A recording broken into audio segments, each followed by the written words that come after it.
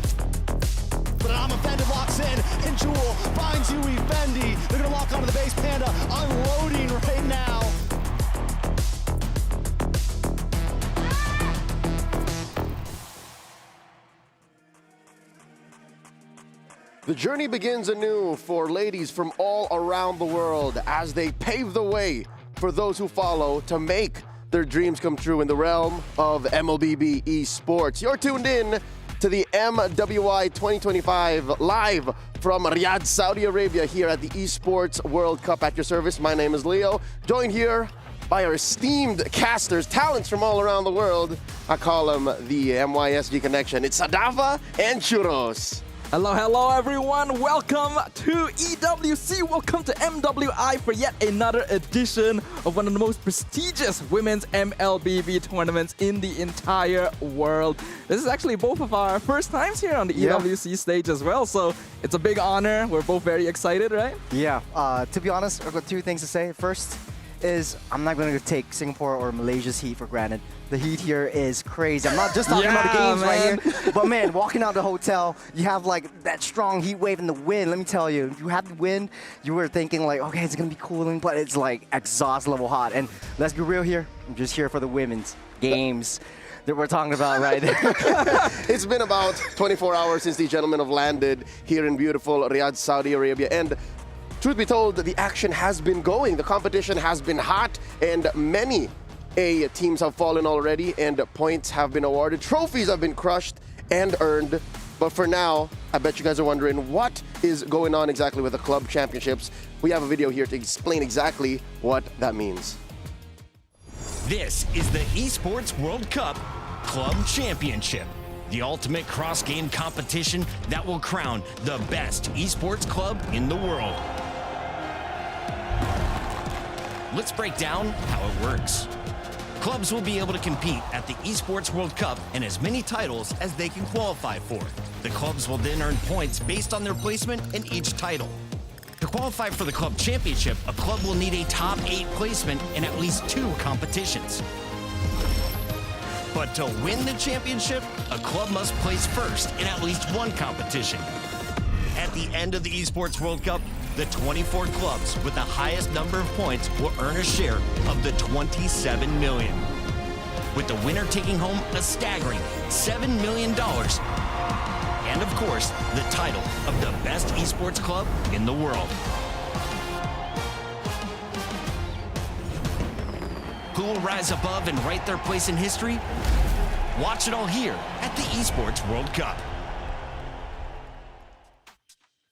More than just a race for glory in the respective esports titles, clubs have already garnered points to become the club champion of the year. Amongst titles such as Valorant, Rensport, Fatal Fury. I think some teams have already made their mark onto that scoreboard. We're about to get the update now. This is brought to you by STC. The top 16 teams ranking so far. Up ahead is Genji Esports, tied with a handful of other teams, while the defending champions team Falcons tightly sitting at 750. Let's not get too far ahead of ourselves. It's still the second week of the EWC. There's still many games to be played, and we're still getting started. Yeah, there's still so much more of the EWC that is going to be approaching, but it is great to see the variety of clubs that are up on this list right now. It goes to show that in our second edition of the Club Championship, this is only ever the second Esports World Cup. Teams, clubs, organizations from all across the world are putting more and more attention into making sure that they can establish themselves as the top esports org in the world. Here in the MWI, Team Falcons, Vertus Pro, Team Vitality, Navi, all in hopes to add to the points they already have in the Club Championship if they make it far. Another big part of the Esports World Cup are the trophies. From macro to micro, the Club Championship is run through points. But in every title, teams have a trophy to call their own, and that is their pass to move on from round to round. And the eventual winners, well, I think we have a video to explain exactly what is going on through that, because I think it's an integral part. It's one of the things that make the EWC what it is. It absolutely is, right? This is the thing that many teams, many players, many viewers tune in for. And being our first times here in person as well, we're really excited to actually get to see it happen. That's right. We have a quick video to watch exactly to introduce you guys in case you're unfamiliar to the trophy system here at the Esports World Cup. Check this out. No competition is as ruthless as the Esports World Cup. Its trophy system is no exception. The Club Championship Trophy, awarded to the one club that rose above the rest and reigned supreme across all EWC games. The Game Trophy, when a competitor closes their eyes, it's all they see, and it's not complete until it's sealed with a champion's key. Every participant earns a key engraved with their name. That's their right to compete. This year, returning champions hold a key unlike any other. Only one can place their key into the Game Trophy and become an EWC champion. The frame of the champion's key is embedded into the totem, a stone marker of legacy displaying every champion of the year. The keys of the eliminated will be crushed. The champions select 3 broken keys as a personal token, a reminder of who they have humbled. Beneath the totem, a resin block holds the remaining keys, a graveyard of fallen contenders. Will your dreams be broken or your name carved in gold and stone? At EWC, nothing is granted, everything is earned. Welcome to the Esports World Cup, the pinnacle of esports competition, waged over 7 action-packed weeks, featuring the world's best players competing in the best games for a chance to take home a share of our life-changing prize pool. There's a ton of money on the line, so let's break it down. $44 million will be split across game championships, qualifiers, and achievements, with the remaining $27 million reserved for the best performing clubs across all tournaments in the Club Championship, where we'll crown the best esports club in the world. However, earning that title will be no easy feat. Throughout the Esports World Cup, clubs will earn points based on their placement in each title.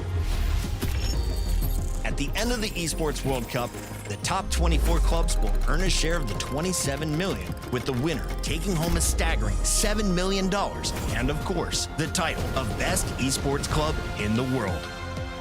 And it doesn't stop there. For these 7 weeks, Riyadh Boulevard transforms into the ultimate gaming festival, featuring everything from heart-pounding community tournaments and creator meet and greets to all-star show matches and live performances from global music icons. Bigger, bolder, and better than ever before, all kicking off with a jaw-dropping opening ceremony. Who will rise above and write their place in history? Watch it all here at the Esports World Cup. Very rare is it that a tournament and in pursuit of greatness, the prizes and your dreams become palpable and tangible. Literally, life-changing prize pool and a key to track your progress. Because again, once that's gone, you're out. That's the story of the Esports World Cup. That is what our ladies here at the MWI are going through. Gentlemen, there's 16 teams here, and they're all following the same path. Now, all with one singular goal: to claim that trophy, to become the brand new champion, and to follow in the footsteps of their predecessors or their very own history. It's also not only a competition for money, it's bragging rights. You want to take the heads of your enemies, your fallen enemies, and put it into an acrylic case where they'll be sealed forever. And this is only the second EWC that we've had over the span of our lifetime. So you want to make that mark. Second EWC, whatever you've taken and learned from your losses in the first one, it's time to show the world what you're capable of. 2 years, forever. Time is relative, but for now, I think it's time for us to exactly understand what the MWI means, how the tournament is run with our tournament format explainer. Let's watch this.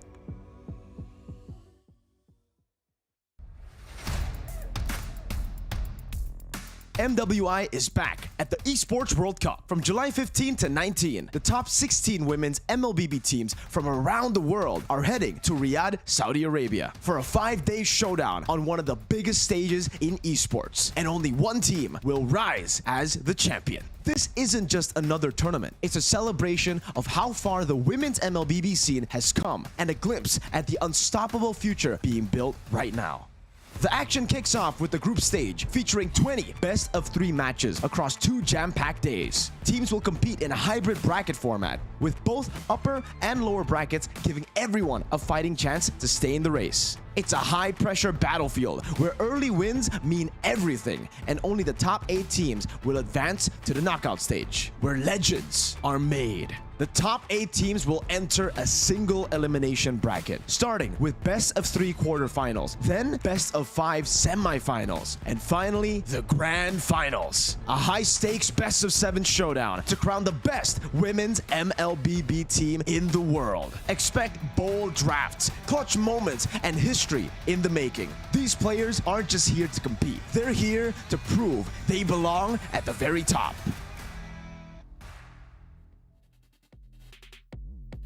In pursuit of being limitless, the MWI format has gotten a shakeup. Compared to last year, I dare say the GSL format makes for quite the run. What do you guys think? We saw a hint of it in the wild card. Are you enjoying the win 2, lose 2 type of deal? Honestly, it makes a lot of sense, right? And it's very direct, very easy to understand. You win 2 games, you go to the next stage, you lose 2 games, you go home, which means that every single team is going to have that one singular life to play around. And while that does give you a little bit of safety, you cannot take that for granted. We have a lot of very strong competitors this year. Very strong, and the ability to adapt to new strategies, to new metas on the fly. You only have one shot with one team. There's no do-overs, there's no rollbacks, as you only get one shot in this. One shot at a grand total of 500,000 US dollars, with the champion taking home 150 G's, 90 for our second place, rolling down to 50, 30, 20, 15, and 10 just for showing up. This is once again and proving yourselves limitless. The MWI 2025 has new faces, a lot of new names, but I'd reckon about 60-70% of these rosters are returning. This is what you can expect here on Stream B. We're opening up with Navi Malaysia versus Gaming Gladiators. Up next, Vertus Pro versus Terror Queens. Then Team Falcons versus WoW GG. And we're closing up with Rising Rage and Foot Esports. Gentlemen, anything you're looking forward to here? To be honest, I'm not looking at just teams. I'm looking at the countries, the teams representing these countries. We see the first match of the day. It's pretty huge match, and I would say this is our match of the day that we have targeted. Navi Malaysia versus Gaming Gladiators. This is Malaysia, North America kind of head-on-head, mano-a-mano. That's right. This is brought to you by SNB. Snafa, it's no secret that Navi MY was under the banner once of Gaming Gladiators when they were known as Gaming Gladiators Homegirls, and they went for quite a deep run in last year's MWI 2024. What's new? What's new here? Why are they suddenly now another threat to behold, going up against the new GG? Well, I think that the MY scene has always been a contender on the MLBB stage, whether it's in the women's scene or the men's scene. While we've definitely had to take some time to really get started, I feel like we have players with a lot of potential and players with a lot of passion and drive to really reach the top. Now that we've had a taste of victory from last year's MSC as well, we have most of the same lineup from previous Gaming Gladiators Homegirls as well, but they've added some new players into the mix to really make things interesting. And what's even more unique about this particular matchup is that one of their previous members, Aria, is actually on the opposite side playing for the American squad. There are layers to this complex matchup, hence why it is our S&B match of the day. But real quick, where do the rest of the teams here in MWI 2025 fall? We have the power rankings brought to us by Aramco to discuss exactly what tiers these teams from all around the world fall into. We have 3, S tier, A tier, and B tier. Gentlemen, we agreed on this. Again, arguably, relatively, we agreed to this. Why the S tier placement for these 4? To be honest, S tier, Navi, MLBB, PH, this is the old Omega Empress. They were crowned the queens of MWI 2024, and now they're back and sealing their fate on the throne yet again. Team Vitality, Onyx, ID, as well as Navi MY, they are the crowd favorites. They have a lot of fans backing them as well. They're also having a long track record in other competitions as well. My eyes are on A tier. There's a lot of promising talent from A tier. I'm looking at Vertus Pro. I'm looking at Terror Queens. They were definite threats last year. TLG out of the Chinese server, like they were. I fell in love when Chokes played the Bane. Like I'm a big Bane fan. So I see. Maybe this year. Maybe this year. B though, tier B. These are new names to the MWI. They're coming out. Any favorites? Ooh, that's a tricky question to ask. I personally have not actually had a lot of chance to witness the women's leagues. I'm gonna be completely honest with you and everyone watching right now. I do not have a lot of information on these squads. A lot of it came from just the research I did for this tournament itself. So I will say I don't have any direct favorites just yet. I am going to watch. I'm going to observe. I feel like a lot of the teams, not just A and B tier, but in A tier, have dark horse potential. There's a lot of new faces that are making their debut on the international stage for the first time. So I am just going to keep an eager eye out in this case. Hey, box of chocolates, right? Glass half full. Churros, do you have any favorites out of Group B? Tier B, that is. Tier B. Actually looking towards Rising Rage. And I got a really good reason for that. Is watching a lot of the different strategies that these countries bring up and coming into the international stage and see whether, I mean, as we all know, Southeast Asia is always the ones that are rising up on top. They're always the ones that every other team are looking at. But the EECA region, they're actually coming up strong with a lot of interesting picks into the meta, into the composition as well, and I'm glad to see. I'm excited to see a lot of these new heroes that are coming up to play, and not just like, oh, I'm just gonna pick up some of the main meta heroes. I want to see new flavors, new seasonings coming in. They are quite the force to be reckoned with. They swept Rora Avalanche in their qualifiers. But real quick, let's lock in to our first matchup of the day, the best of 3 between Gaming Gladiators and Navi MY. Let's bring up that first lineup. Navi MY, once again, formerly known as GGHG. Yeah, they were homegirls. Here we have the squad: Sha, Rina, Hani, Fafao, and a new face. That's their ID import, Raymond.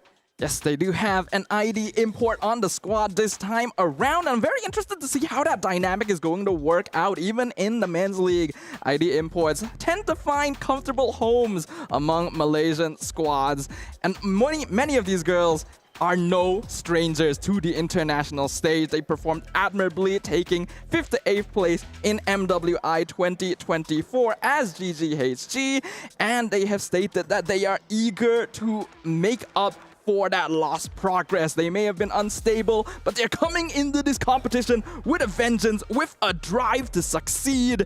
And I am very excited to see how much they have improved since their previous appearance. There's a reason why Navi MY is and up against GG is one of the match of the day.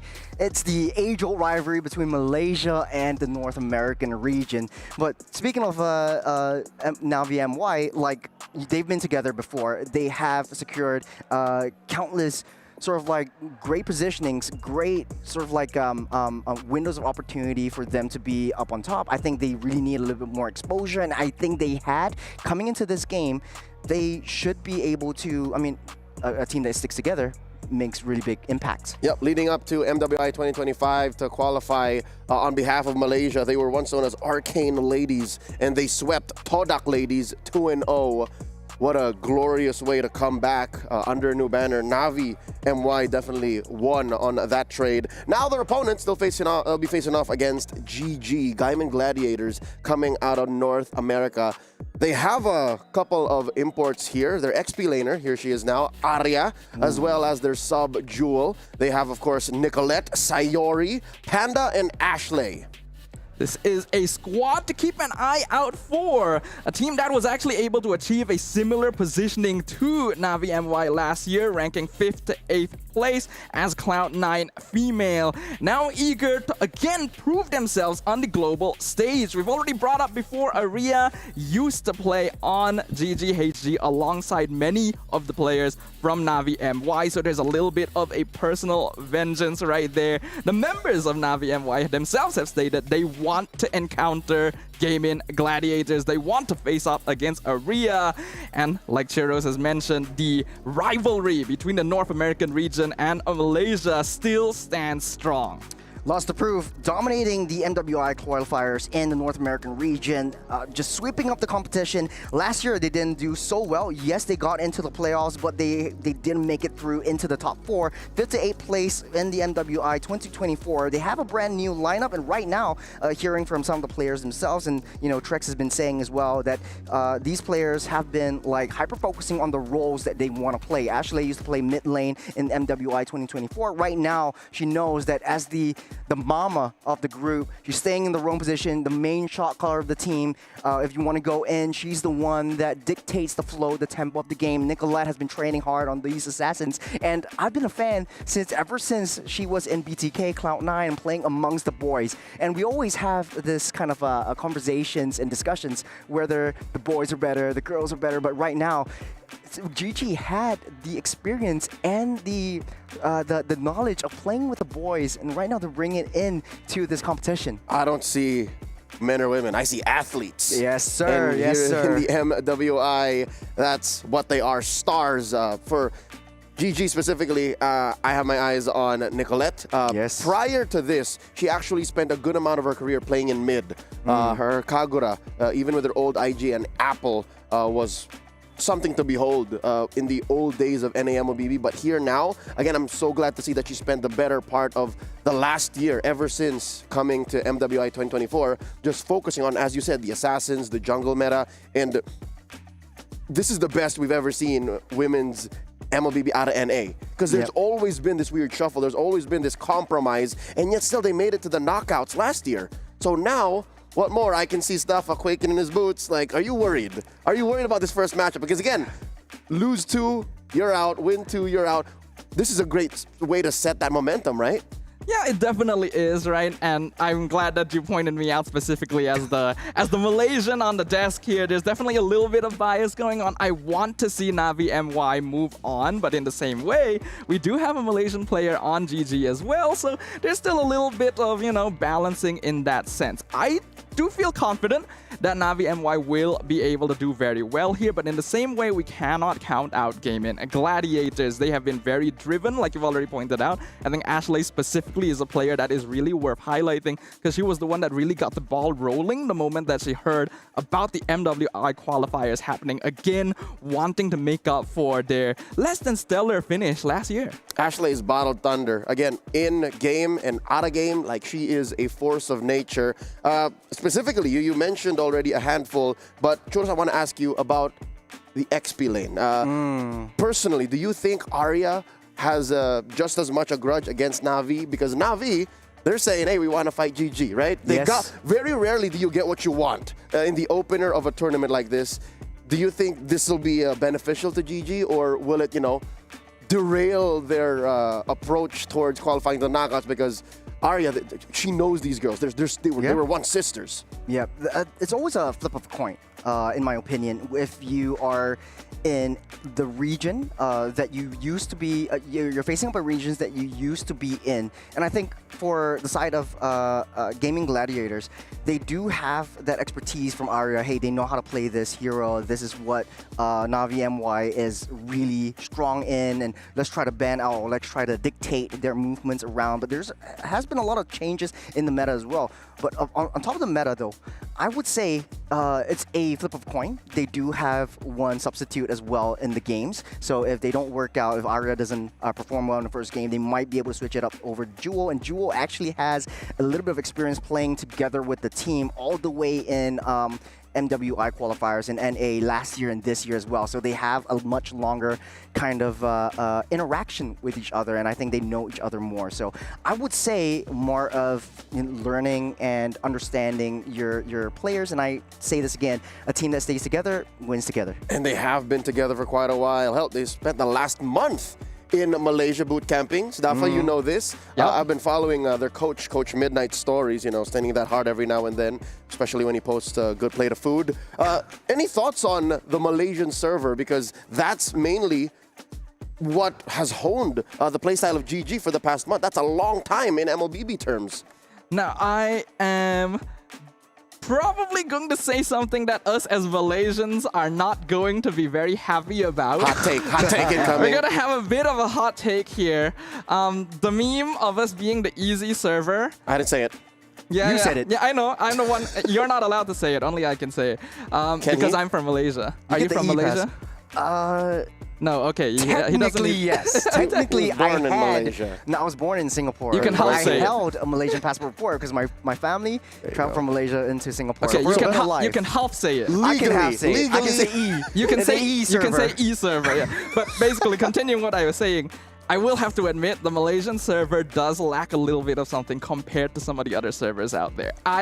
Obviously I don't play at the highest level, but from the rank that I have done in pubs myself, I always hope I get Malaysia server rather than PH server, for examples. Just to There's a good reason why a lot of teams, especially for their run here in the EWC, the other big tournament in the MLBB esports scene being the MSC Mid-Season Cup, they also boot camped in Malaysia. So there's got to be a good reason, right? It can't just be a one-off thing of just GG saying, yeah, let's send the girls over there. Ooh, we have the connect, we have the people we know. Your thoughts on this? I feel like there is a certain kind of gusto that the Malaysian server actually brings out. Individually, and a lot of players also agree with me, the Malaysians are very micro-heavy. They know the heroes' ins and outs. I think they do want to test their mettle on the lane-to-lane matchup, so that's something that I do want to see, whether the EXP lane, like you said earlier on, will match up with Navi MY's EXP lane and see how that pans out as well. But also, the NA region, or Gaming Gladiators in particular, they are very much focused on the macro gameplay. So that might be their trump card, or that might be their ace in their sleeves. Yeah, their macro should be on point. Again, even if they are boot camping in Malaysia, they have a Filipino coach. Yes, Coach sir. Robert Neal, Midnight de Guzman. He's taking care of them. On the other side, though, you have Coach Aish. Coach Aish taking care of Navi MY. Their play style, what Coach Aish has allowed. Staff, have you heard of this? They once played Bane in the Gold. Yeah, that was definitely a strategy that existed at one point. We have not seen a lot of it in recent days, but if you think back to like many seasons ago, a past era of MLBB, Bane Gold Lane as a way to split push and just provide macro control genuinely was not a bad idea. It was a way to force out pressure onto one's half of the map and basically distract your opponents using a hero that they typically wouldn't be the most prepared for. Do I think we're going to see it under this current meta? I think it's a little bit unlikely. But I feel like this is also a stage that is going to facilitate a lot of very interesting sort of metas, a lot of interesting hero picks, and I'm really hoping to get to see it. You mentioned the M word, and I think that's gotten Churros excited. The meta. Yes, Let's talk about it now. Churros, you got so giddy. One thing that I want to point out was not only the girls team, but the boys team. They're bringing out new, interesting, the men's team, bringing out new, interesting kinds of heroes into the fray. I remember the last MPL MY, Todak was actually bringing out the Harleys, and they're testing things around. And I think the first game could be interesting to play things out a little bit, test their mettle a little bit, and put their toes in the water to see how gaming gladiators like to react. And I guess I know why, because Malaysia is a server that likes to test their opponents. If they are too hyper-focused on the meta, they bring out something that is totally out of meta. They haven't played against it before, and they find themselves struggling and choking out themselves in water. So they're threading onto like the cold water in the end. Well, I do agree in that sense, but there's definitely benefits to playing heroes that may not necessarily be meta in the first place, right? I do admit this is kind of a potential downside to our server, where we do just like playing our mains. We like playing specific heroes rather than adjusting the draft based on what is needed. The meta just seems to be a suggestion. Yeah, but that results in situations where players are heavily focused on micro, as you guys have already pointed out, right? A very heavy practice towards making sure they play this hero as best as possible. They know every single matchup. They know how to negate potentially bad matchups and figure out where on the map they can be most effective, even on a hero that may not necessarily be the most optimal pick. As we set up for the match, we do have confirmation that the ladies have taken to their battle stations. Y'all can open up a new tab, check out the statistics and the drafts that went down at the wildcard just about 48 hours ago. We gave over a trophy. They have earned their trophy. Vertus Pro joining the top 16 teams going into the Mid-Season Cup. That was a meta that was established, but there's a good chunk of us amongst the talents, amongst analysts, pundits in the MLBB scene saying the meta we saw there isn't exactly what it might be come the next few weeks. Is there a wish list of heroes you gentlemen want to see coming up into today's matches? Again, that's 4 best of 3s. We can't just be seeing over and over again Farsa, Kimi, Zetian, Zushin, Angela, Baksha, Uranus, Yusun, shit. I can go on forever. That's pretty much all the heroes. I can go on forever. Any one of these names, or names I did not mention, you want to see come up suddenly today? Well, my favorite hero has always been Ruby. So I would just love to see Ruby gameplay. Very universal hero, very safe pick, very good under the sustain meta in the first place. And I'm gonna be honest, I actually don't like healer meta. I like sustain meta. I don't like healer meta. This guy is just churning out hot takes today. That's your second hot take. Okay, here's the big hot take from me right now. Again, I don't like Ube. What? What's wrong with Ube? What's wrong with Ube? I hate Are you allergic? Oh. I hate playing against it. Oh. No, so you hate playing against it. I also don't like eating it, yeah. But then it becomes effective because it's successful in taking you down. Yeah, but not in a way I want to be taken down. So I'm Malaysian through and I want to be beaten mano a mano. I don't want to talk about the way you want to get taken down, all right? Like we're talking about... We can talk about that the later. meta right now. Not on air. So there is... You're talking about a non-wish list. Because Ruby already showed up. We've seen Ruby in the gold lane, played by Influence Rage, one of the Latam teams. So, Ruby, but where? Honestly, I'm fine anywhere, really. You could play Ruby jungle. I would be a happy man. That's why we don't get what we want, all right? Are you a jungle main? Let me ask you this question. I'm just joshing with you. Don't trigger. I won't trigger him. I won't trigger him. Okay, but I'm a jungle main. So. I'm a jungle main too. Okay. But that's besides the point. Wish list. There is one hero that I really want to see resurge, especially with the women's team. It's Rafaela. It's reworked. Not a single Rafaela. Not a single Rafaela. Came reworked with the built-in Immortal, but you can choose which hero to bring up. You can revive. You can revive your allies and your opponents. On demand. What? Your opponents? Your allies. There you go. Hey, why I don't know not? what I'm saying. May as well, right? Revive your opponents too. But that means, okay, so the sustain meta is coming up. In order to build one up around the sustain meta, is you put in an enchanter or a healer, and Rafaela might be a very viable option. I don't know why it's not picked so far. It's kind of new to this meta as well. She's the most mobile enchanter. She's the most mobile healer because you're looking at Estes, he literally walks around with a big book. You have Angela, who just has to jump into someone. Vision control with the skill 1 as global, well. yeah, she's fine. You have Florin, also global, but if anybody finds you like a Rogue Hayabusa or a Lancelot, a Yushin, you're dead. So yeah, no, of all of these names, yeah, I'm wondering as well why Rafaela hasn't shown up. Maybe today, maybe in the next few days here in the MWI, finally, we complete the...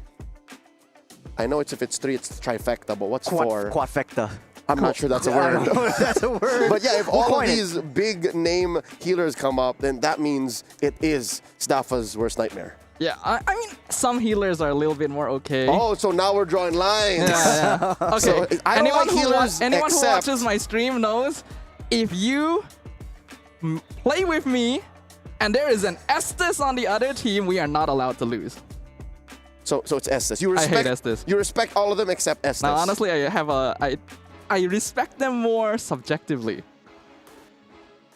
Okay, you know what? What I'm wondering is, in the absence of certain heroes and picks made impossible to fight against when you have a healer meta ongoing, gentlemen, what do you think about the absence and the again, unexplained disappearance of Selena? She just disappeared.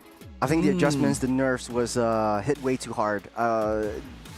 Before the patch, she could shoot 2 arrows, 1 arrow, reset into her other form, and then reset again and shoot another arrow. And I think a lot of pro players, they like that kind of flexibility. Run and gun. Yeah.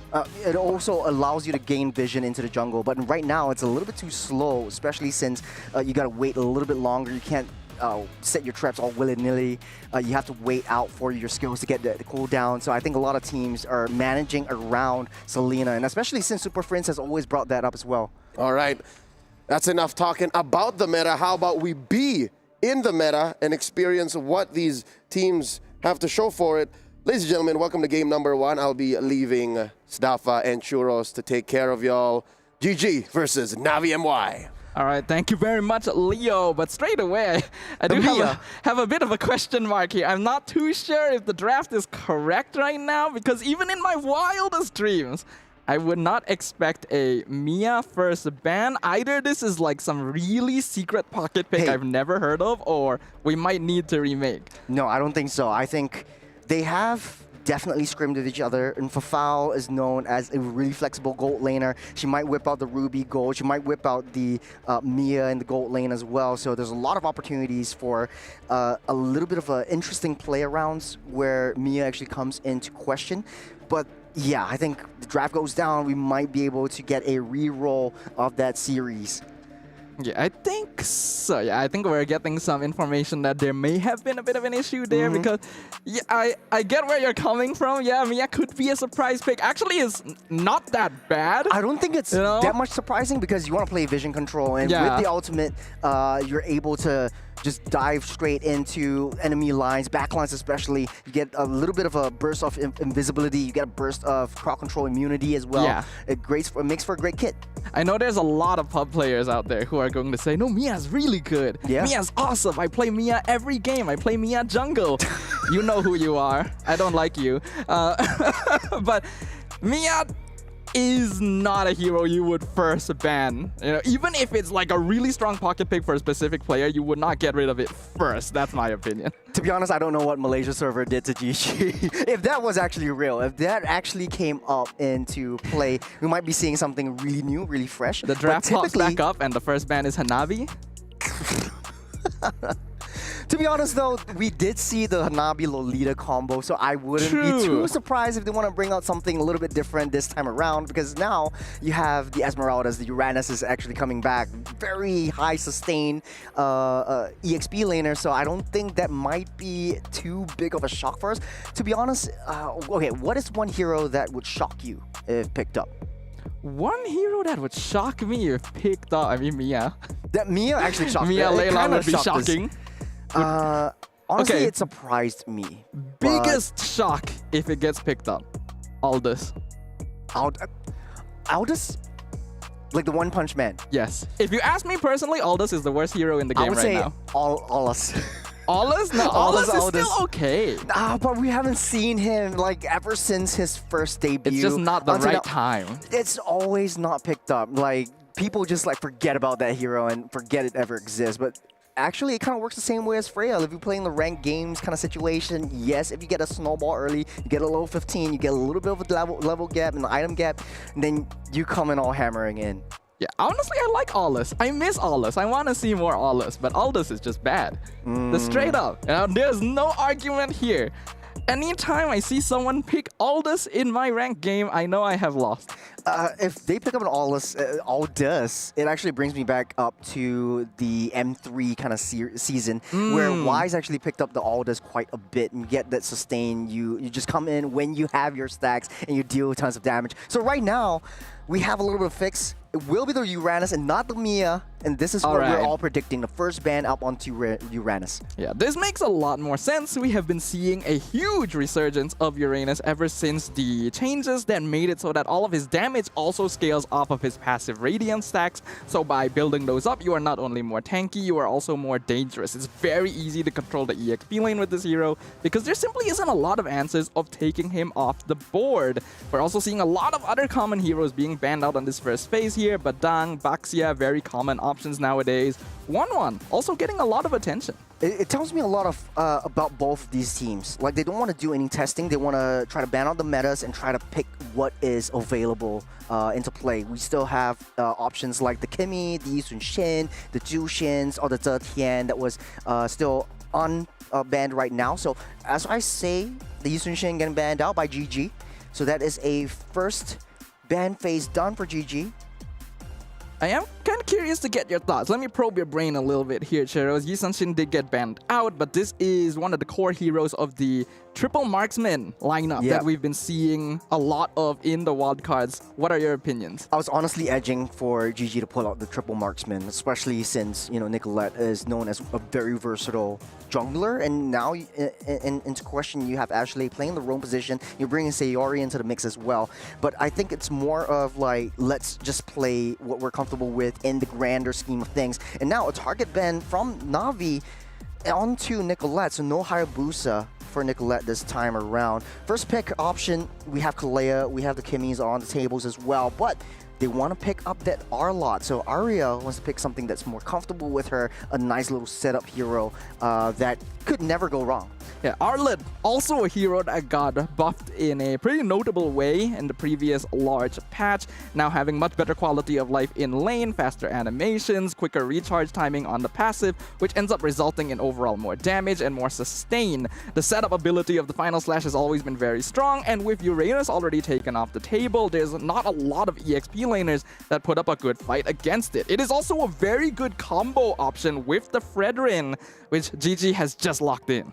To be honest, in this meta, I'm not really looking into deep on the lane-to-lane matchup, but yeah, like you said, can definitely hold himself up against more of these sustained kind of EXP laners. We teased about the Lapu Lapu as well, because it has a lot of new backswing animation reductions, as well as higher damage reduction from the passive stacks when you get from the Bravest Fighter as well. So Na'Vi will choose to pick up that Farsa and the Gato-Kacha. GG responds with the Fredrin as well as the Kimi, so a little bit more late game centric for gaming Gladiators. I think they do have a plan for the second phase of the pick, but for Na'Vi though, they're more towards like, let's get zonal control, let's get something that is more annoying to Panda, let's take her out of the ball game and not let her be able to play her game as comfortable as possible. Yeah, from what I can see already from the first half of the draft, Na'Vi MY is putting a lot of focus onto lane priority, getting that Farsa as early as possible, and then the CC showing up to make sure it doesn't get banned out, to make sure that they're able to control the EXP lane against a very powerful pick in that Arlott.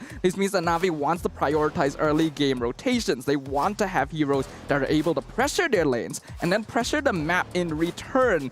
Jungle invasion is not something you typically consider against a hero like Fredrin, but if you are able to do so, it already limits a lot of his ability because he needs to get those first couple items before becoming a mid-game monster. Yeah.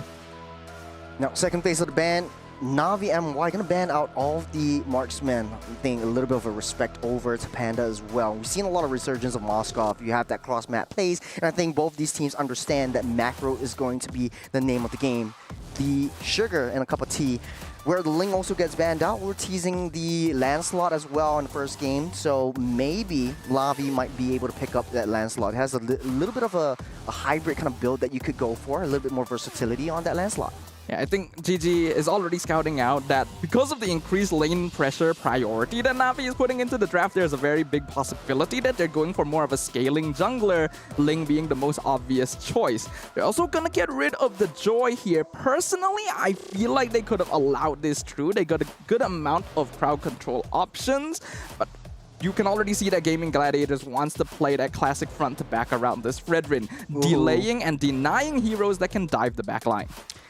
You know what this is? I think that GG is playing that composition that you hate the most. It's kind of looking like Ube, not gonna lie. I'm a little worried about that. That's why Navi even banned out the Matilda, right? Yeah, because you're being biased. You like Navi MY. So Lancelot getting picked up right here for Navi MY. I do like that odds. You have a little bit of lane control in the side lane. You have that pressure in the late game as well. So the Lancelot really needs those minion stacks, but I don't doubt Rina from playing that Lancelot as well. Yeah, Lancelot is actually a very good option here.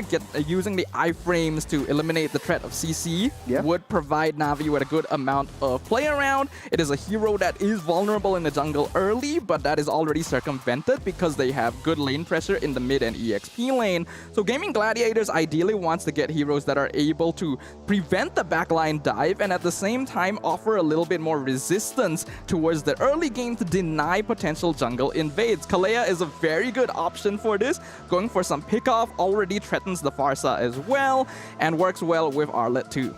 Ooh, okay, very good lineup from GG. They do have a lot of crowd controls. They have single target pickoffs. They have a tanky front line as well in the form of Arlok, Kalea, as well as Fredrin. And you have backline heroes. The only threat that GG has to deal with is that Lancelot and the Gato just diving straight into their backlines. Maybe you have the potential to deal with the CC as well. It might take a little bit of time to try to disrupt the CC from getting into the backline, but a traditional front to back for GG might work out well in favor for objective takes. But for Navi though, they don't really need to care about objectives since they have that zone of control from the AOG as well as the Predator Airstrike with that Farsa. If they want to continue going for early lane pressure, then you want a gold laner that can take care of themselves fairly well against the Irritel and can also protect themselves from Kalea later on.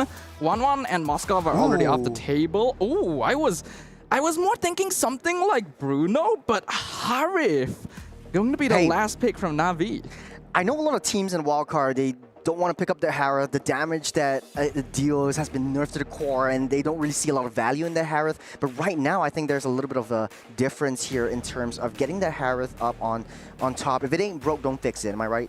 I don't know. I feel like Harif is kind of broke. That's the issue that we've been dealing with, right? Ever since the Starleo Scythe nerf, this hero has not been having as much success. Hey, it ain't the hero, it's the player. So if a foul is comfortable with the Harith, we'll see how they play around this. And I think for Harith on a lane-to-lane matchup against the Irithel, it's easier for Harith to get in closer to the Irithel to deny a lot of the burst damage and the physical damage reduction coming in from the first skill as well. I don't know, even in the past when Harif was strong, Irritel was still a pretty 50-50 matchup, but we will see. Ladies and gentlemen, let us jump into the Land of Dawn for the very first game of MWI 2025 Gaming Gladiators versus Navi MY. We'll start things off strong, a lot of damage taken by Ramoon, able to walk out of the way with the Revitalize. But now Navi MY showing that they're getting pushed back. GG starting things strong, starting things very aggressively. That's what you get when you have a Sayori with a Kimi in that mid lane and Ashley taking control of the momentum in the early game. Yeah, this Kalea makes a big difference actually. We already talked about how the early Farsa pick was for Navi to make sure they had mid lane priority, but the Kimi-Kalea combination just does so much damage at level 1, and then the Kalea passive offers you much better trading, means that Gaming Gladiators has actually regained control over that part of the map. This makes early jungle invades impossible and gives Nicolette a bit more space to play around Rina. Yeah, we're talking about late game. Look at the level difference so far from the Lancelot and the Fredrin. Rina got the level 3 much earlier than the Fredrin, so Nicolette has to buy some time, play towards the late game, try to go towards the objectives. You don't want to play lane to lane kind of aggressions and as well as clashes. So I think for Navi MY, try to play more passively, try to deny that late game potential that Gaming Gladiators can bring up. Taking a look at emblems, is there anything that speaks out to you, Sadafa? Looking at the emblem setup overall, there's nothing too unusual. Weakness Finder on Sayori means that they are leaning more towards late game scaling. Otherwise, it would be Quantum Charge to take advantage of more mid-game pressure. We also have Sprint on Panda, so not going for that Purify since Gaming Gladiators know they are much more superior in terms of crowd control, even forcing 2 Purify takes on Na'Vi instead. First turn of the game, Nicolette's already in position. Aria level 4, waiting to use that final slash. They will knock up 2 members. Ramoon is actually knocked up to the sky for airstrike to zone Nicolette out of the way. Won't be able to take her out as Gaming Gladiators take 1 kill, and Navi MY secures the turtle. Fairly 50-50 there. Trading first blood for the turtle is not too bad either way, but Gaming Gladiators definitely had a better positioning overall. I think Raymond was hoping to be able to just buy time for Rina to get the turtle, but Lancelot early really doesn't do all that much damage, so it took longer than expected. And now looks like we are going to be jumping into a very quick pause to resolve some technical difficulties. Yeah. To be honest though, I think Gaming Gladiators was not actually looking for the objective takes, because right now it's more of like, let's trade for kills, let's trade for turrets, and I think for Gaming Gladiators in the late game, that's going to be a huge problem, especially since you have sort of like a better scaling on that Lancelot for damage-wise, and you have the passive rework that Lancelot enables Lancelot to just dash around as and when she wants. So this time around, for Navi, are they looking to set up the aggression? Will they look for more kills and try to deny Nicolette from getting that late game Fredrin intimidation? In one word, yes. Looking at the way these compositions interact, Navi MY is the team that requires a little bit more overall initiative.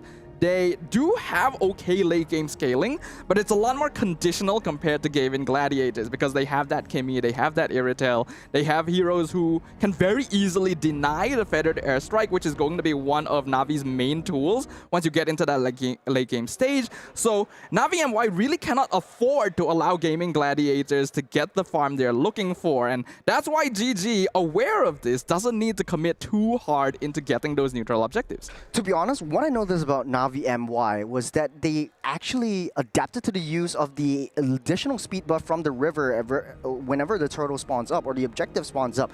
With the Farsa, with the Gacha, they're able to just get into position much faster than what Gaming Gladiators can do. And Nicolette slowly picking up the pace, and I'm looking at that jungle clear speed, especially from Navi MY. You already have level 5, so Nicolette's actually really holding up well against that Lancelot.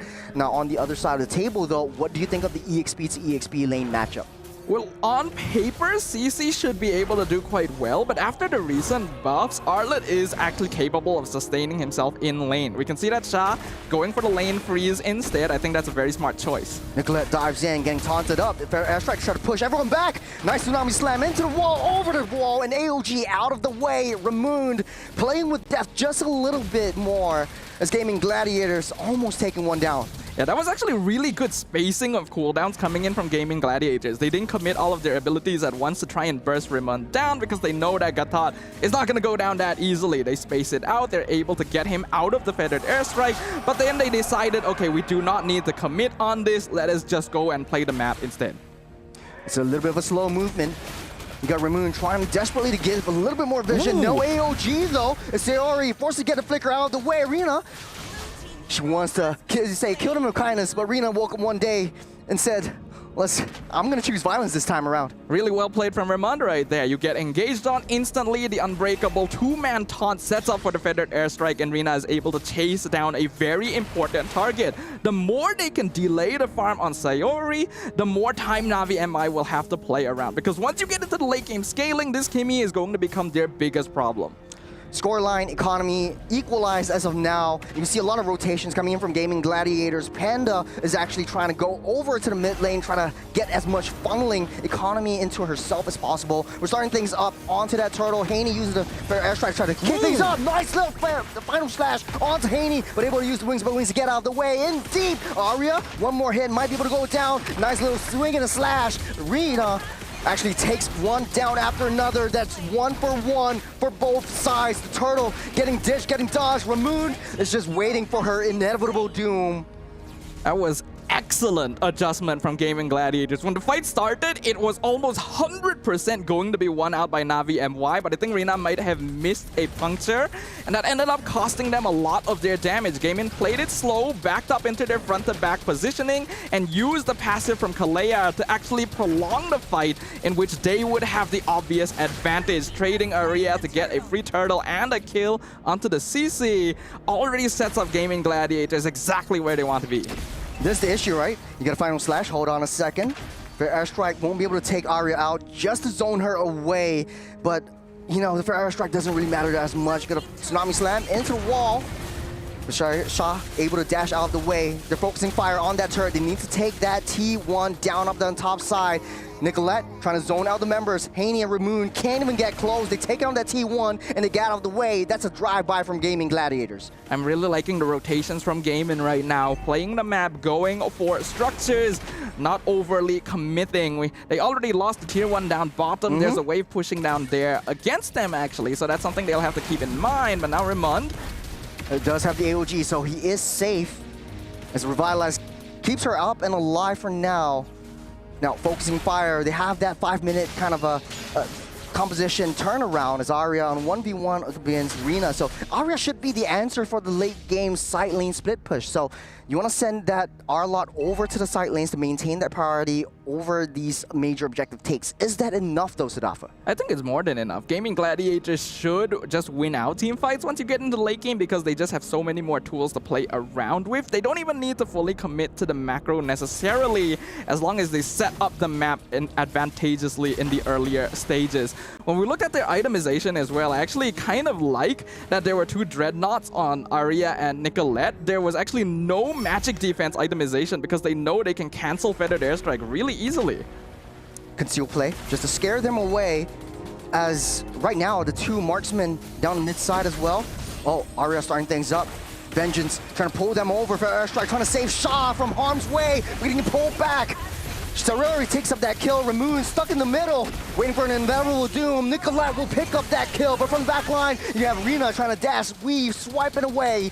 Will not get any kills whatsoever. Gaming Gladiators still up on top. Sayori down low, almost taken out as they win out on another trade. But here's the kicker though, and Na'Vi MY still ahead in terms of economy. What's happening, Sadafa? And they're still farming the map pretty well because we have to know Gaming Gladiators have a lot of tools, but that also means that their heroes need multiple members around to make use of those tools. The fact that they're rotating together quite closely means that they're not farming the map quite as effectively. I imagine Fao Fao actually has quite a lot of gold at this point because this Harif has just chosen not to participate in any engagement. Oh, coming in, Haney doesn't have the wings by wings, able to walk and prance out of the way. Nicolette taking a little bit damage, but they are not targeting onto that turtle. Arya getting ganked on by 2, down the bottom side. Shah trying his best, but Arya actually gets away from harm's way.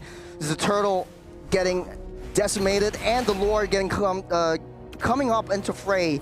Na'Vi MY able to zone out into this one. Gaming Gladiators, what is their play?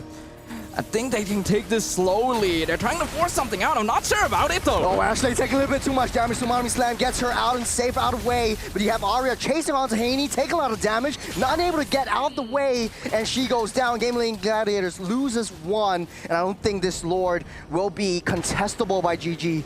And literally right after I said it, slow it down. You do not need to force things out. Gaming has tools to pick off members of Na'Vi, but they basically walked into the artillery line there. Feathered Airstrike comes down, they're all grouped up together, and then Arya tries to force herself into the backline to get some sort of pick-off when the rest of GG is already backing up.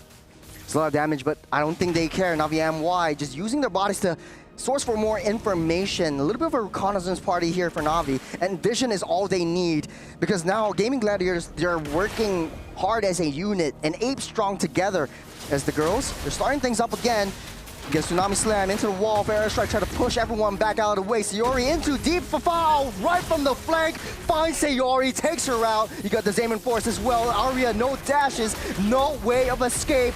Down they go. 2 members down for GG, and they're sounding the alarm, pulling the trigger. Ashley just delaying her inevitable doom. No more Tsunami Slam, and she goes slam into the graveyard. No, that is not how you want to take the fight right now as Gaming Gladiators. They're not following their front-to-back lineup. They're trying to force things out. I'm honestly seeing some gaps in communication here, where some players are trying to make things happen, but the rest of the team isn't actually following up on it. Are they making the call? Are they just not prepared? Either way, it is costing them dearly, and Na'Vi MWI have now built up a pretty sizable gold lead. They have a Lord on their side. Gaming cannot afford to make mistakes like that anymore. Fafao is actually coming up online. 2-0-3 for this Harif. We all thought that, you know, it's a gone case for Harif because of the adjustments in the previous patch. But right now, Fafao is actually showing us that Harith is still relevant whenever she comes into the team fights. That is it. I don't think it's also like the main damage from the Harith itself, but also the way that she positions herself. She doesn't show herself up until she knows that she can secure a kill. Taking a look at the mid-game itemizations, what are your thoughts, Adafa? I think it's very greedy of Sayori to go for a Sky Piercer second item when they're not really that much in the lead. Hani has not actually died yet, already has the Genius Wand. We do see the Brute Force Breastplate, so Lancelot going for more of the Semi-Bruiser build, and that is allowing Na'Vi to really prolong these fights even though they are dealing with a Kalea. You can really see the healing nerf come in.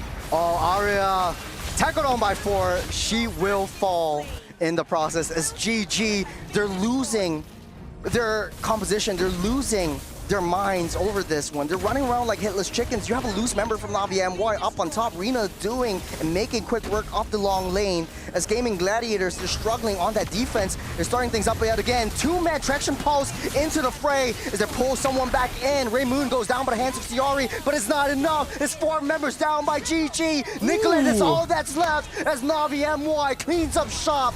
Aria comes back out, but I don't think it's enough. You got a minion waves coming in. Na'Vi MWI might just end this off. The final slash might look pretty, but it's not enough as the throne will get taken out. Na'Vi MWI, that's a first victory.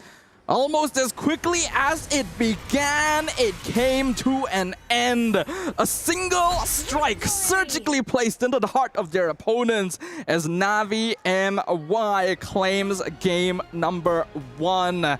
Definitely some things that needed to be worked on by Gaming Gladiators there. The start of the game looked really good, looked really clean, but they found it difficult to adapt as the game went on, and the flexibility coming out of Na'Vi was what won them out in the end. Let's go ahead and bring Mr. Leo back onto the desk. What did you think about game 1, sir? Oh, is he back yet? One day. And that day's today. You gotta have an epic entrance. How was your nap, Leo? I did not nap. I'm just kidding. I watched the game. You know I was close to you like your shadow. I would say GG had a great draft. Yes. Very rarely do you get the likes of an Arlette, a Kalia, a Kimmy, a Fredrin. I'm just naming all the heroes, right? On the same lineup, but here, all right, we're going to be seeing the highlights in just a bit, right? Yep. I think on paper, what was happening was they just did not know how to use their resources, and Na'Vi punished them hard for that. Yeah, I agree with you, because in these first few fights, Gaming Gladiators was doing a great job. They were taking fights slowly, adapting to the situation, spacing out their crowd control to pick off members. But then as the game went on, there was a sort of unnecessary desperation to make something happen on the map, even though they could arguably wait and scale. Yep, they put a lot of pressure on Redmond. And how many times was that they killed Redmond? Like 3 or 4 times? How many more times did Redmond get away with it? And I think that's where the frustration builds up, which eventually leads to them being scattered on the map. And I get how they got to this position. I watched it minute by minute, beat by beat. This is not looking good for GG, and Na'Vi They just know how to punish hard. They knew how to slip between the cracks and end quickly. What was that? Less than 12? Yeah, think it was like it was 13 minutes. The first Lord, anyways. About It was 13? around Around 13 minutes. Yeah, sleeping is a 14-minute. But I do have to say there are some patterns that Gaming Gladiators actually brought out. The first is that they work better if they are in a defensive position. If Navi MY goes in deep into their own jungles, they have what it takes to get a defensive play and try to win on some kills. The second is that Arlott was just way too committal. You know that Arya is going to go for Haney down onto the back lines, but when she does, there's no means of escape. It's do or die. And this is what I alluded to earlier. Remember when I said, hey, yo, Arya used to be teammates with these ladies from Navi. Would this maybe be a detrimental factor to their approach? Because one might say, oh, this is just misplaced. She was just misplaced, right? Yeah. Or she was just too forward. But what if it was aggression? What if it was just like, What if it was just personal? we fight now! There's like a personal issue happening. No, You know I what don't mean? think so. Bole, we fight now! I'm gonna be honest, I don't actually think that is the case, as funny as it might be. I feel like the issue for GG this game was that they went into every fight with a checklist. I think they set up a checklist when the draft concluded, where it's Kalea catches the first person in front, Traction pulls him in, locks him down. Arya goes to the backline, cancels feathered airstrike. Every single fight, the goal is to do these things. And if none of these things happen, nothing happens. Pretty much. The problem is they were going out of their way to make them happen. Yep. Right? The Arlet was always too far back to cancel feathered airstrike. Quite physically. They Yes. were going out of their way, and it was evident. Folks, when I mentioned that they were not using the resources to the best, I think we would better understand this if we checked out the gold distribution. You'll see that the reason why possibly the Harith got away with so much and got bank in him is because of how they played this game, how they managed to put enough pressure on Sayori so that they questioned their mid lane rotations, how they managed to, again, whether it be Arya's fault or Navi's fault to put Arya in such a weird position, led to them missing the roamer for most of the fights. And then that just naturally led to, the subpar gold laner in Harith showing up and, again, uncannily beating the Irithel. Because right now, I think Irithel is number one. Like, if you get an Yes. Irithel to farm up, she is bar none the best gold laner. Like, some would pick her over 1-1. Some would pick her over Granger. But here, Harith shows I up. think we can set this up very simply. Gaming Gladiators has Fredrin, they have Arlet, they have Kalea. So much crowd control. And it felt like Falfao didn't need to use Purify the whole game. Right? Isn't that an issue? That feels like a problem. They were using Because she so doesn't many show things. herself. She doesn't show herself until the 10th minute Yeah. mark, until the first lore of the game, and then they just win it. I think it's less that she didn't show herself. GG was dealing with this checklist. They Yes, were right. going exactly. for the checklist, and the checklist never happened near the gold lane. Yeah. It was always just around, like mid, towards the river, but Falfa was never in trouble. Like, I think that's one of the main reasons. It was like, they were so focused on this specific set of things that they needed to do, they didn't get to do that. Next thing they know, it's too late. Falfa's online. And even worse, if they do that, they don't have any resources left for them anyway, right? Because you're using all your big ultimates, all your catches on the front line or canceling the Farsa. Yep. What do you have left for the Harith, right? And even if you use the Purified, then you need something else. You have so much crowd control, but you're not distributing it the correct way. Yep, well, we'll check out in the highlights once more what this exactly means, how it translates in-game as we run through this very, very swift matchup. Game 1 was, 13 minutes, you reckon? I think so. Okay. Yeah. It's around 13 minutes. Arya actually had nice plays, but she's only used very sacrificially as a setup. There are some nice escapes from Arya, but she's not a main target as well. And the fact of the matter is, for Navi MY, they layered in their heroes very well. Rina only came in at the last minute. You have Fafao only coming in at the last minute. But for GG, they're throwing everything onto the three members. That's Shaw, right. Haney, Ramoon was always there in any of the clashes. So take a look at this. Sariori goes in without any vision onto the back line, and when Arya actually commits that dash, there's no means of escape. Yep. They were basically proposing on the first date. Yeah. Just look at how awkward. Literally, look at how awkward they're standing back there thinking, what do we do? Do we enter? Do we back off? Do we... Like, there's question marks happening over the heads of GG, and as the game kept going, they kept trying to do the same thing or forcefully attempting something different, which wasn't necessarily something they were prepared for. If y'all were to name an MVP, like just off the top, who would it be? Navi MY. I'm gonna I think either Rina or Fafal. But Okay. I'd say it's Rina. You say Rina? I'd say it's Rina. It's very straightforward for Fafal to get to that point. Because Rina gave her that space. Exactly. Rina was hunting down Sayori. Rina was compromising Ashley's entry because just in the highlights, what was that, twice now? You saw Ashley overextend, try to get somebody good, but it always just ends up being Remund. And Remund was doing her job well, just like, just get me, just get me. Pull out all the resources, taunting even more, and then the last second, AOG out of here. I think Genius. many members of Navi were honestly doing a good job. Raymond was great. You know, Gatot is specifically very good for these situations. You get caught, you AOG out. I would give it to Rina, but there were actually some Lancelot plays in the first few minutes that I felt like were a bit sloppy. Hey, so she's just getting warmed up. What are you yeah, saying, that's man? true. But That's did she possible. die, though? She didn't die. She didn't die. So we'll still give it to that. I would personally pick Hani, actually. I think the Farsa, the feathered airstrikes, forcing them out of position every single time, even though it didn't do the most damage, made a big impact. All right, so definitely these are must-watches for GG as we go into the draft. I had gotten word that the draft is nearly upon us. I do see the ladies back to their battle stations. So Coach Rexvin, Coach Aish are going to be playing once again a game of chess to set these ladies up for combat.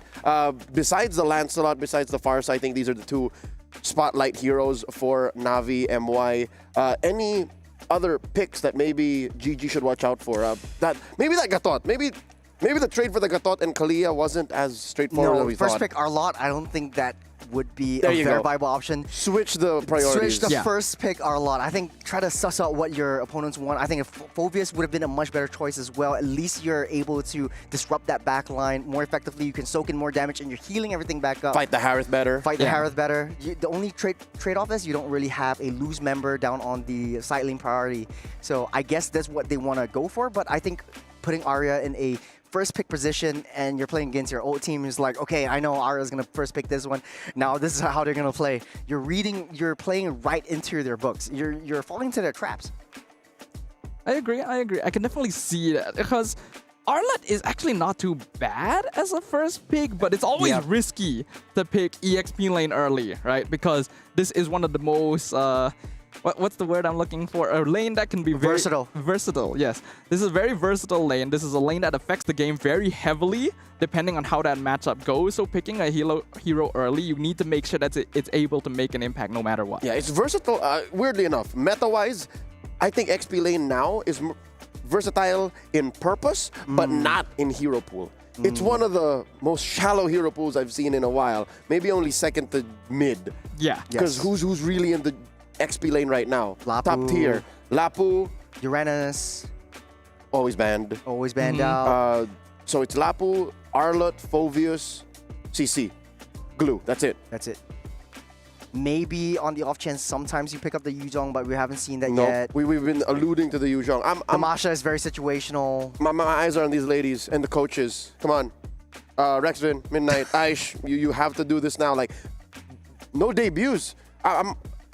I wish that was an actual Mia ban. Like, I was hoping that was real. It's like, what do they know about the Mia? We don't. Yeah. I mean, they've been scrimming in the Malaysian server, so they've definitely met a couple of times before the EWC main stage. So, if Mia is actually banned out, I wouldn't be shocked. I wouldn't be surprised. I wouldn't be shocked. I would be like, oh, it's kind of interesting. I would be shocked. I know you would be. I think I would be pretty shocked. And I see Mia in all my pubs games. What rank are we playing exactly? That's dangerous. I'm worried for you than anything else. But folks, do let us know exactly who you think is going to be winning. Wherever you're watching Stream B from, welcome. Once again, we are smack dab in the middle of this best of three, the opener to the MWI 2025. This is a Group B matchup between Navi Malaysia and Gaiman Gladiators. Again, just a quick refresher on the format. There are 4 groups. GSL format each, and the top 2, meaning they won 2 series, regardless of how many losses, makes it through to the knockouts. Anybody who loses 2 is knocked out. So this is what? Navi MY 1 game away from being halfway there to qualifying for the knockout stage. Yeah, but Honestly, though, we talked about this backstage. This is a match of the day for a reason, and I'm actually gunning to see 2-1s coming up from both teams. Maybe the first game is like, I just woke up, there's a little bit of a time difference, and I'm adjusting to my jet lag, and I think this might be coming through. It has been about 48 hours since these ladies have landed, but that's more than enough time to make up for it, given that Game 2 is upon us. Here we go. Churros, Staffa, take care of business. Thank you, sir. We will catch up with Leo after this game. Will it be the end of the series, or will we be going to a game number 3? Game in Gladiators now under the spotlight to see whether or not they can adjust their strategies to deal with Navi Malaysia. They have swapped sides, so they're going to be on the opposite sides of the draft this time around. Navi going to be banning out the Badang, the Gatot themselves, as well as the 1-1, whereas the Uranus and Yisun Shin will be taken out on the red side. Apart from the heroes, pretty much similar from the first game. But take a look at the girls on both sides of the table. You have Navi, MY actually feeling very confident, very calm and composed, but you have a lot of focus, very locked in kind of phases coming in from GG. So from both these two teams, I guess they have a different way of locking in. For Navi MY, it's just another game. It's just another game. But okay, coming back to the draft, GG actually bans out that R-Lot. Possible EXP shallow pick, but now the Boxia getting first pick up by Navi. So take a look at a lot of the Enchanter and support heroes for the side of GG. And you want to deny that from coming in. Granger getting picked up here by Panda as well. Very interesting choice to go for the Granger here. Still an okay goal lane pick, but definitely not nearly as strong as before. Though we've already been proven that strength of the hero doesn't really play the biggest role, since Navi already won game 1 with a Harif, which we all thought was just out of the meta entirely at this stage. Granger will provide some good poking potential and is a good way of whittling down a hero like Baxia from afar, but you're still going to need a solid front line to be able to stop it, and I don't know if I agree on Kalea. Actually, GG likes to just play that front-to-back, that traditional front-to-back kind of composition. So we talked about Selena as well. Navi MY actually picking that up for the mid lane, but might be flexed up into maybe even the jungle, because you still have the buff from the previous patch where Selena can play in the jungle. So a little bit more flexibility there. You might even throw Selena in the roam position. It might be a possibility as well. But they are going to pick up the Irithel. And like Leo said, I do agree with him where Irithel is one of the better marksmen to pick in this meta, just because of how mobile she is. You can dash away from the Death Sonata as well, so it makes it harder for Panda to deal her shots. And it's a very greedy lineup right now with Hayabusa and the Granger coming to play from GG. Both of them actually need so much more farms to come online. Ooh, this is this is risky here. Like you mentioned, Churros, Haya and Granger both need items, both need farm to really start making things happen. Granger can afford to play a little bit safer, but Hayabusa needs early snowballing, and the Baxia is not an easy target for you to take down. Selena could be an option, but part of the reason why the hero was good before was also because of the map vision that it's able to provide you with those abyssal traps, right? You just set them up around, you make sure that you always have vision over where your opponents are going to be. Right now, I'm not too sure how I feel about Gaming Gladiators draft, but we will see how it comes as we jump into the second phase of bans. GG banning out the Ling as well as the CC. You don't want to deal with that up on the EXP side, but on the side of Navi MY, taking out the Jusin, I think the Zetian hasn't seen the light of day just as of yet. They might think of taking it out, and then you play a little bit more vision, because right now you're facing up against the Selena. Once you have the Selena traps around you, give your team a little bit more vision control, and I think Zetian would be a viable possibility to pick up just to deny that vision play. I can see that. Right now, I'm very curious about the CC ban. Banning CC here indicates that GG probably wants to lock in their EXP lane as the 4th pick after the bans conclude. But what hero would really be prioritized here? Farsa. You got Farsa wide and open, creates a lot of pressure in space, but then it's vulnerable to Selena and three Baxia, vulnerable though. Heroes. Yeah. Like, banning out CC. Usually you'd ban out CC against Uranus. Uranus is already banned. Phoveus, but not very good against Navi right now. Glue, but also not very... Lapu is probably the most likely EXP option, but if GG wants it, they need to lock it in now because That's there's a chance Na'Vi steals it away. They go for Zetian? Yeah. It's more of a passive play, doesn't do a lot of damage, and we talked about this yesterday as well when we were like discussing about the viability of Zetian. It's basically used as a utility mage. You want to give a little bit more vision on the Fury of the Phoenix, but as well as maybe try to set things up together when Ashley goes in with a Kalea, you throw down your Fury of the Phoenix, maybe you can get a little bit more burst damage when you have that Venn diagram, the circles coming in and integrating it together. So Lancelot will be picked up once again. Right now, I think much easier target onto this Granger, but then chasing Granger is not what you want to be. Yeah, I mean, it's not ideal, but it's still something that you can do, especially now when you look at GG's draft. They have a lot of backline, right? Zetian and Granger are generally going to be quite vulnerable since most of the time, Kalea is going to be trying to set up for a pickoff in the first place. So they would be quite vulnerable to a hero like Lancelot, especially when you also consider the lack of crowd control on GG right now. They need CC, they need a strong hero that can form a secondary front line that can protect the Granger and the Zetian if the Kalea goes in front. The glue already going to be taken away by Na'Vi as well, a hero that's very good at diving. And this is just straight up a dive comp from Na'Vi, which is exactly what they need. It's easier for them to layer it in onto the Zetian as well. Baxia rolls himself in, tries to break that the passive shield, and then Rena just comes right in from that flank, tries to swoop her up from the back. So I think that might be a little bit of a risky situation that they have to play around, but they go back to basics and Terizla getting picked up. Terizla. Alright, I can see that being quite good. It is a very strong matchup into the glue as well, since you are going to be able to lifesteal off of all the individual goos, but also a very slow and bulky hero. Not to mention penalty zone is not the strongest form of crowd control in the game. It's easier to dash out of penalty zone as well. There are so many heroes on Na'Vi's side that can just completely ignore Terizla and dive their backline. So what is the thought process here for GG? They do have two greedy heroes, a utility mage, not a lot of damage in the early game. Do they play late game? Is there a way for Nicolette to hyper-focus onto a main target? And who is the main target?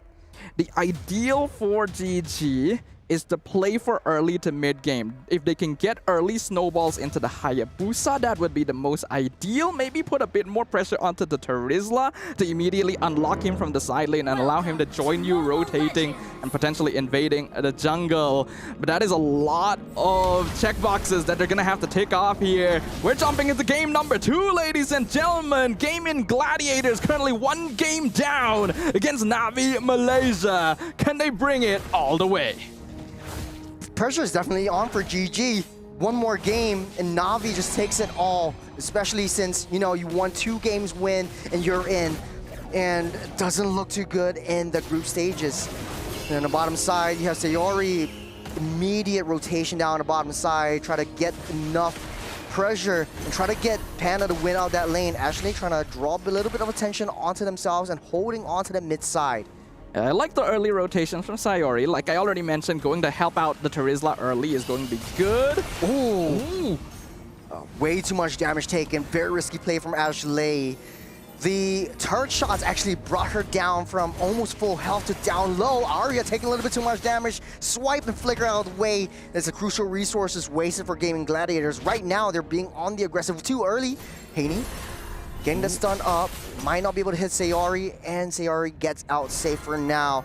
But you can tell, totally tell that a lot of aggression coming in from gaming Gladiators. Is that how they want to play against Na'Vi? I think it is, but you ideally need a bit more lane control before you're able to do it. The goal is to get as many kills onto Nicolette as possible, because that's going to be this... Oh, hold on, goal lane. A 1v1 Panda will not be able to finish the job. The turret minion's still there, but able to push Fafal back onto play. That buys her some time onto the goal lane.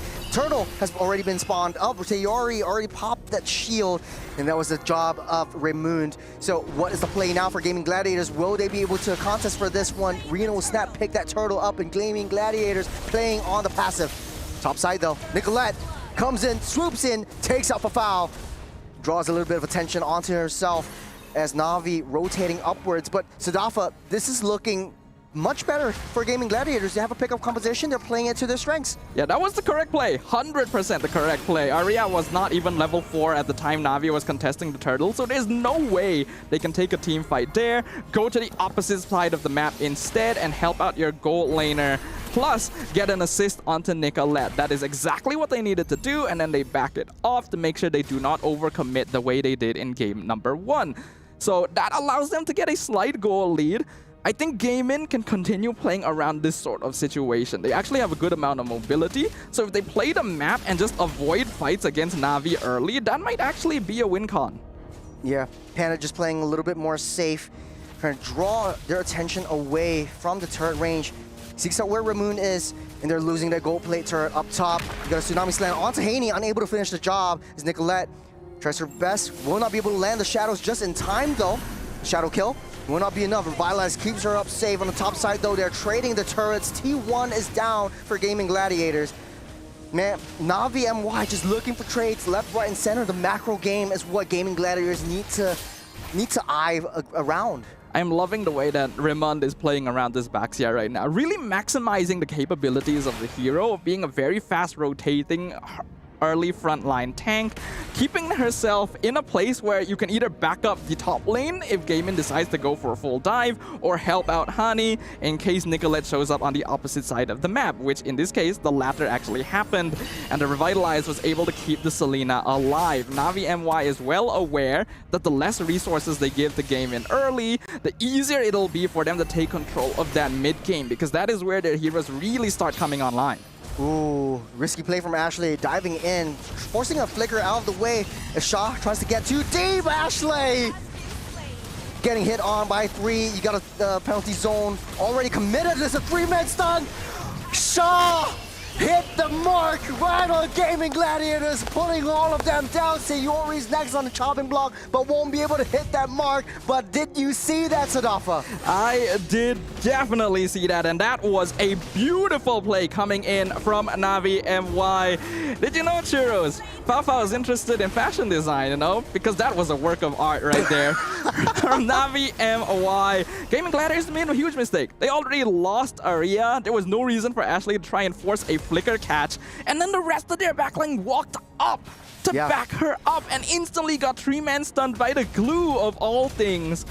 They cannot keep doing this, Churros. It was 4-man, and Sayori already popped that shield because Ramoon was actually on her back. And Sayori needs to be able to find a way to play a little bit more passively. Right now, you don't really have a lot of damage. Over the wall they go. You got Rena actually dashing, weaving, bopping away. As Gaming Gladiators are falling. Sayori goes down as Rena tries to come in for the counter-attack. Zarya next to fall as Ashley unable to watch her children stay alive in this small little skirmish. And as I said, Gaming Gladiators, they had a much better round in the early game, but they are struggling when it comes down to the mid. Nicolette able to dash and weave, bop out of the way. It's Na'Vi MY ramping up the aggression onto GG. Honestly, though, I feel like we are starting to see this game go down the exact same path as before. We can see here in the instant replay, they tried to go in on the lance, but look at how much damage the Twin Rose does, and then the instant Abyssal Arrow follow-up. The communication from Na'Vi MY is on point, and when Panda's already backing off, the rest of GG is just hovering there very awkwardly. They need to decide. Another Abyssal Arrow. Zarya taking a little bit too much damage. She will fall, but hands off a foul. It's just feeding the Earthel up so much. 5,000 gold lead for Na'Vi MY, and they're looking for all these turret trades. Nicolette versus Rena is 1v1. Able to dash out of the way, though, is Nicolette. Use their shadows, though. But Na'Vi MY, they have their eyes set on these turrets. Looking at the items right now, there is a very clear advantage going over to Na'Vi. They're already at nearly a 5k gold lead, and TQ is going to be the first item for Sha. Very wise choice, since most of the damage coming in from Gaming Gladiators is going to be physical. Only Hunter Strike completed so far on both Nicolette and Panda. Even trying to go for that Sky Piercer, second item on the Granger. It is a key item build, but not sure if this is the right game to go for it. I also might dislike the War Axe first choice for Arya. You need bulkiness now. That damage is not going to help you. So Dafa, if you're GG, what is your game plan right now? Do you go for the team fights? Do you try to play more defensively or passively, try to just let that give up all of their turrets? They do have a little bit of high ground, especially from Panda and Sayori, so it might not hurt them for them to stay huddled and turtled up on their base. You literally have no choice but to either turtle or try and play risky to go for map farm. And it looks like they are going for the latter, sending Panda down bottom to get minions. They can't take out the T1 bottom Navi side. is just rushing the base. Okay. Aria taking a little bit too much damage, able to force that flicker out of the way. Sorori comes in for a backup, try to push them out of the way. Gaming Gladiators is able to zone Navi out just for now. Abyssal Arrow misses by a hair. They might not want to go for this counter re-engage. Not a lot of damage from the shadow kills. Nicolette dashes out with the shadows. As Gaming Gladiators, they're struggling to keep up. We have reached the point of the game where Gaming Gladiators just straight up has no damage. They do nothing to the members of Navi MWI unless they're somehow able to jump on Hani. Otherwise, you are going to tickle Sha and Ramon most of the time, and Navi MY is more than aware of this. It's so easy for them to dive. And we talked about this during the draft, right? There's a lot of heroes on Navi that can just ignore the Terizla and go for the backline, but they're so farmed at this point that the Terizla is basically a pebble on their path that they're kicking aside. They don't need to ignore him because to them, Aria no longer exists. Ooh. Nice Abyssal Arrow. They might not be able to have that damage to follow up. It's Ashley getting possessed on by that stick. Oh man, Sha will be able to stop her in her tracks and take her down the way. Gaming Gladiator still up on 1 kill. Nicolette has that Shadows to dash out of the way, but they're waiting by that Shadows. They don't know that Nicolette is running away, but they're making a beeline for it. There's a silver arrow and there's a huge red mark at the back as Nicolette slowly walking and prancing out the way as Rina, oh man, that's 2 levels ahead. I don't think she'll be able to survive this. Even on Rina, you can see the Yogi Shadow Kill barely does anything. Even though Nicolette is buying a lot of time, there's not enough map control for the rest of Gaming Gladiators to do anything with the space created. Nicolette goes down. Somehow they pick up Aria as well, who's hovering around the Lord Pit. Very dire situation from Gaming Gladiators. Now they don't have their jungle. They can't contest for this Lord. It's Navi MY taking full control of game number 2. Messy. I am seeing a lot of messy plays. Really, no reason for Aria to be that far out. Your jungler is getting chased down across half the map, and the rest of your team is not going to be able to back you up. Give up the Lord. Try to get farm wherever you can. And the more and more we see, the worse and worse it gets. We are looking at an 8,000 goal lead for Navi MY. 3 items now concluded on Faufa with that Berserker's Fury holding up the rear. Brute Force Breastplate allowing Rina to be more tanky. Rayman once again focusing on that Dreadnought armor just to make it even more difficult for the Haya and Granger to actually make any sort of impact. All of the members of Navi, they're at least 1 level ahead. You got Abyssal Arrow already stuck in. Sha trying to go in with the stick and split onto the fray. As Aria goes down once again. Gaming Gladiators has to deal with the Lord on the top side as well as the skirmish down the mid side. As everything goes wild, it's chaos in the land of Zion, especially in the home of GG. There's nothing they can do. But they're going to play more defensively as they don't have that damage to take anyone down. I'm sorry, Gaming Gladiators. This game is over. There is literally nothing you can do anymore at this point. You have no damage. They're gonna make you eat your words. There is no chance. Be careful. It literally is no chance. I'll tell you right now. I would normally say you need a miracle to happen for this to turn around. This has gone beyond that point, in my opinion. 11,000 goal lead, It is that dire. Not looking so good for Gaming Gladiators. Don't really have that damage to get on that defense. I think the only silver lining is only if Gaming Gladiators turtle down for at least another 10 more minutes, try to equalize the level difference that Navi MY has ahead of Gaming Gladiators. Out of all of this, the only kill that they had was Nicolette down on that top side. Yeah, this is very, very difficult. This composition required very specific conditions to be met in order to be effective, and they've not found that. You're the Phoenix already committed. Rina able to dash out of the way, but they cannot finish the job. On the top side, though, they're trying to buy some time as Nicolette tries to use their Shadow Kill, try to push everyone out of the way, but with 1 cannon minion and 1 for foul right on that base. That is a huge chunk of damage that has already been taken out from that T3 on that bottom side. Na'Vi MY showing the world right now how much they have improved since their last stint in MWI. This is really clean macro. The decision making is so effective. When they saw Arena getting jumped by 3 members up top, the instant decision is to go for the push down bottom, maybe pick off Nicolette if they're lucky. They weren't, but they still are able to create the pressure they're looking for. And now there is lane manipulation happening to maybe bait GG out in advance as the Lord is going to respawn. They're playing on the opposite side of the map though. Lord spawning up in 3 seconds as Gaming Gladiators tries to get enough priority over their own jungle, picking up all that scraps. It doesn't look like they want a contest for this Lord. They can't, and this is the 12-minute Lord that we're talking about, Sadafa. Gaming Gladiators turtling up once again. Shaw is actually keeping them busy, getting a little bit more vision, tries to get herself latched on to Ashley. Might be able to do that. Fear of the Phoenix will miss all of their targets though, as Aria goes in deep with the penalty zone, forcing to use that flicker out of the way again, as Ashley getting possessed onto it. Some foul will take Ashley out of the game. Aria gonna be picked off as well. Mega kill going over to Rina as Hani chases down Nicolette. 1v1 monster kill. 5 members of Na'Vi MY rush down the crystal of GG. Up against 2, there's no way that GG will be able to defend against this rush in the battle of Malaysia versus North America. Malaysia takes this not as a game, but as a statement. A statement has been made, has been published, has been edited, and put out in full blast for the world to see. Na'Vi MY are here as contenders, eager for the throne of MWI, and this is only the first step on that journey. But what a huge step it is for these ladies up on stage right now. A clean sweep against their rivals, Gaming Gladiators. First game, I would say, pretty close from both teams. I thought GG had some fight in them, but the second game, after that first blood kill onto the top side, onto Fafao, it kind of seems like Na'Vi MY, they're all locked in and ready to go. They're like, not anymore. Don't take out my Fafao. I'm going to take you all out. But man, what a series this has been for both teams. A lot of high hopes for both these two teams as well. It's just been an incredible performance, honestly. There was some messiness from their gameplay early in game number 1, but you said it was a warm-up. You said it was a warm-up. It was a warm-up. I think you were right. It was more of a warm-up for Na'Vi MY. Is like, okay, we made some mistakes, let's just change it, and they were dominant in the second game.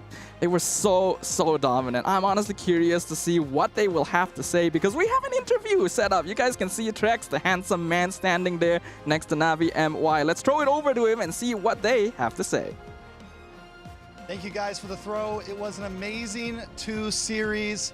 And right here I am joined with Finna, the jungler. Rina, the jungler of Na'Vi MY. Now, a lot of us kind of thought you were the MVP for those 2 games. I don't know what the final call is going to be, but before we get to that, quick formalities. How do you like Riyadh so far? So far, so good, but it's just a little bit hard, yeah. Definitely a little bit toasty.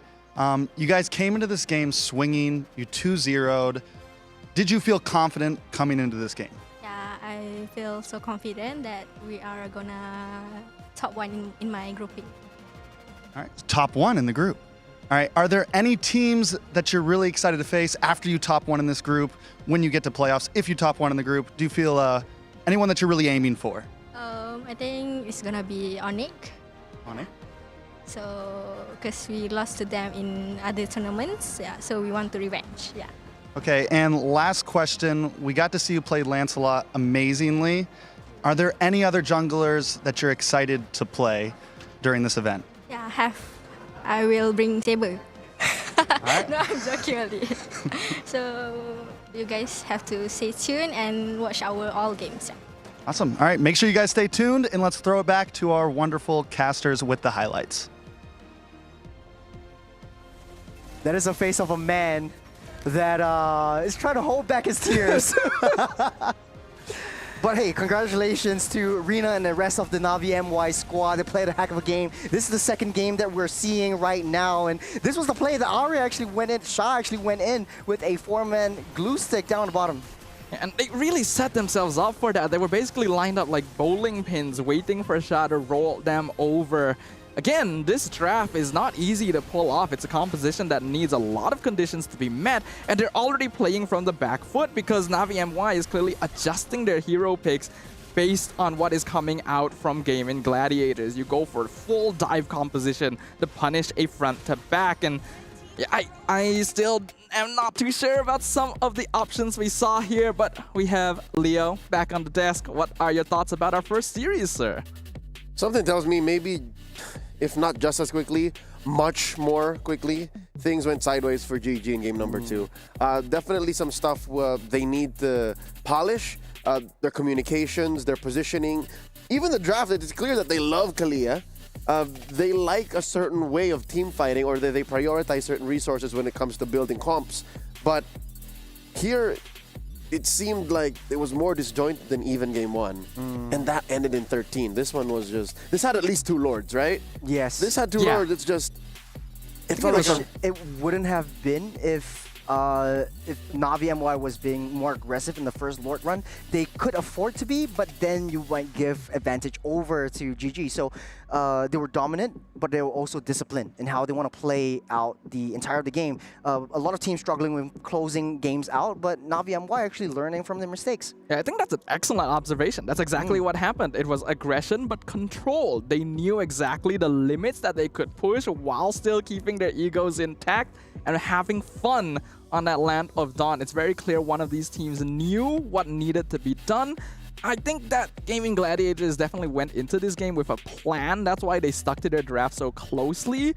But it's already difficult to have to execute that kind of plan against a full team of counters. And I feel like even from game 1, there was some miscommunication that needed to be fixed. Yeah, what exactly that looks like translated into the game, we're going to go and take a peek once more at game 2's replays here. Run through this base defense, which was, again, as soon as I saw a majority of the ult spent, I think, what was that? Sadafa, you said this, like, yeah, it's over. I don't think there's anything left for GG. And Churros, as much as you'd like for Sadafa to eat his own words, it's the reality situation. The math checks out. Rina was just a little too much. I'd say even Hani was a little too much. And we were looking for the Selena pre-draft, yeah? Pre-game, pre-match. And here, Hani brings it out. I think this was a much easier game, even for Remun, compared to game 1. I think so. All the Baksha has to do is run herself into 2 or 3 members, and now she has help from Sha, and then you just rinse and repeat. I have to note, we didn't like get to point this out in the game very much, but Rimon was so comfortable that I think she went for a Guardian Helm, second item. Oh yeah, I'm staying. This is my house now. Yeah, just dealing a little bit more damage over time as well for the roam. Just to get a little bit more damage, but not only that, like you have 12,000 gold lead by the end of the entire series. All-time high. All-time high. I mean, it's the first series on Stream B. First series, one first could game. only wonder what the gold lead was like for our first match on Stream A. Yeah. But to think it might be 12, higher than that. But to be honest, though, I would say it all boiled down to the draft. I think GG just drafted themselves for failure. Easy to jump out of the Fury of the Phoenix. It's easy to jump out of the penalty zone. There was no way where Navi MY was in a position where they got caught because they were always out of the way. We saw that one replay where the Fury of the Phoenix was activated. Everyone was actually just walking out of the circles, and they weren't stunned at all. And then Arya read Panda actually read everything differently, and she actually went in. So that was a very high-risk play from GG, and they don't know their power spike difference from that level difference as well. So I think, oh man, if I could turn back time, I wish that it would have been done differently for GG. Yeah, they had such promise. We could not turn back time. We can only move forward. Coming up next is a matchup, another best of 3 between Vertus Pro of the Mekong region facing off against Terror Queens of Myanmar. Ladies and gentlemen, you're watching the Stream B of the MWI 2025 live from the Esports World Cup here in Riyadh, Saudi Arabia. We'll be right back.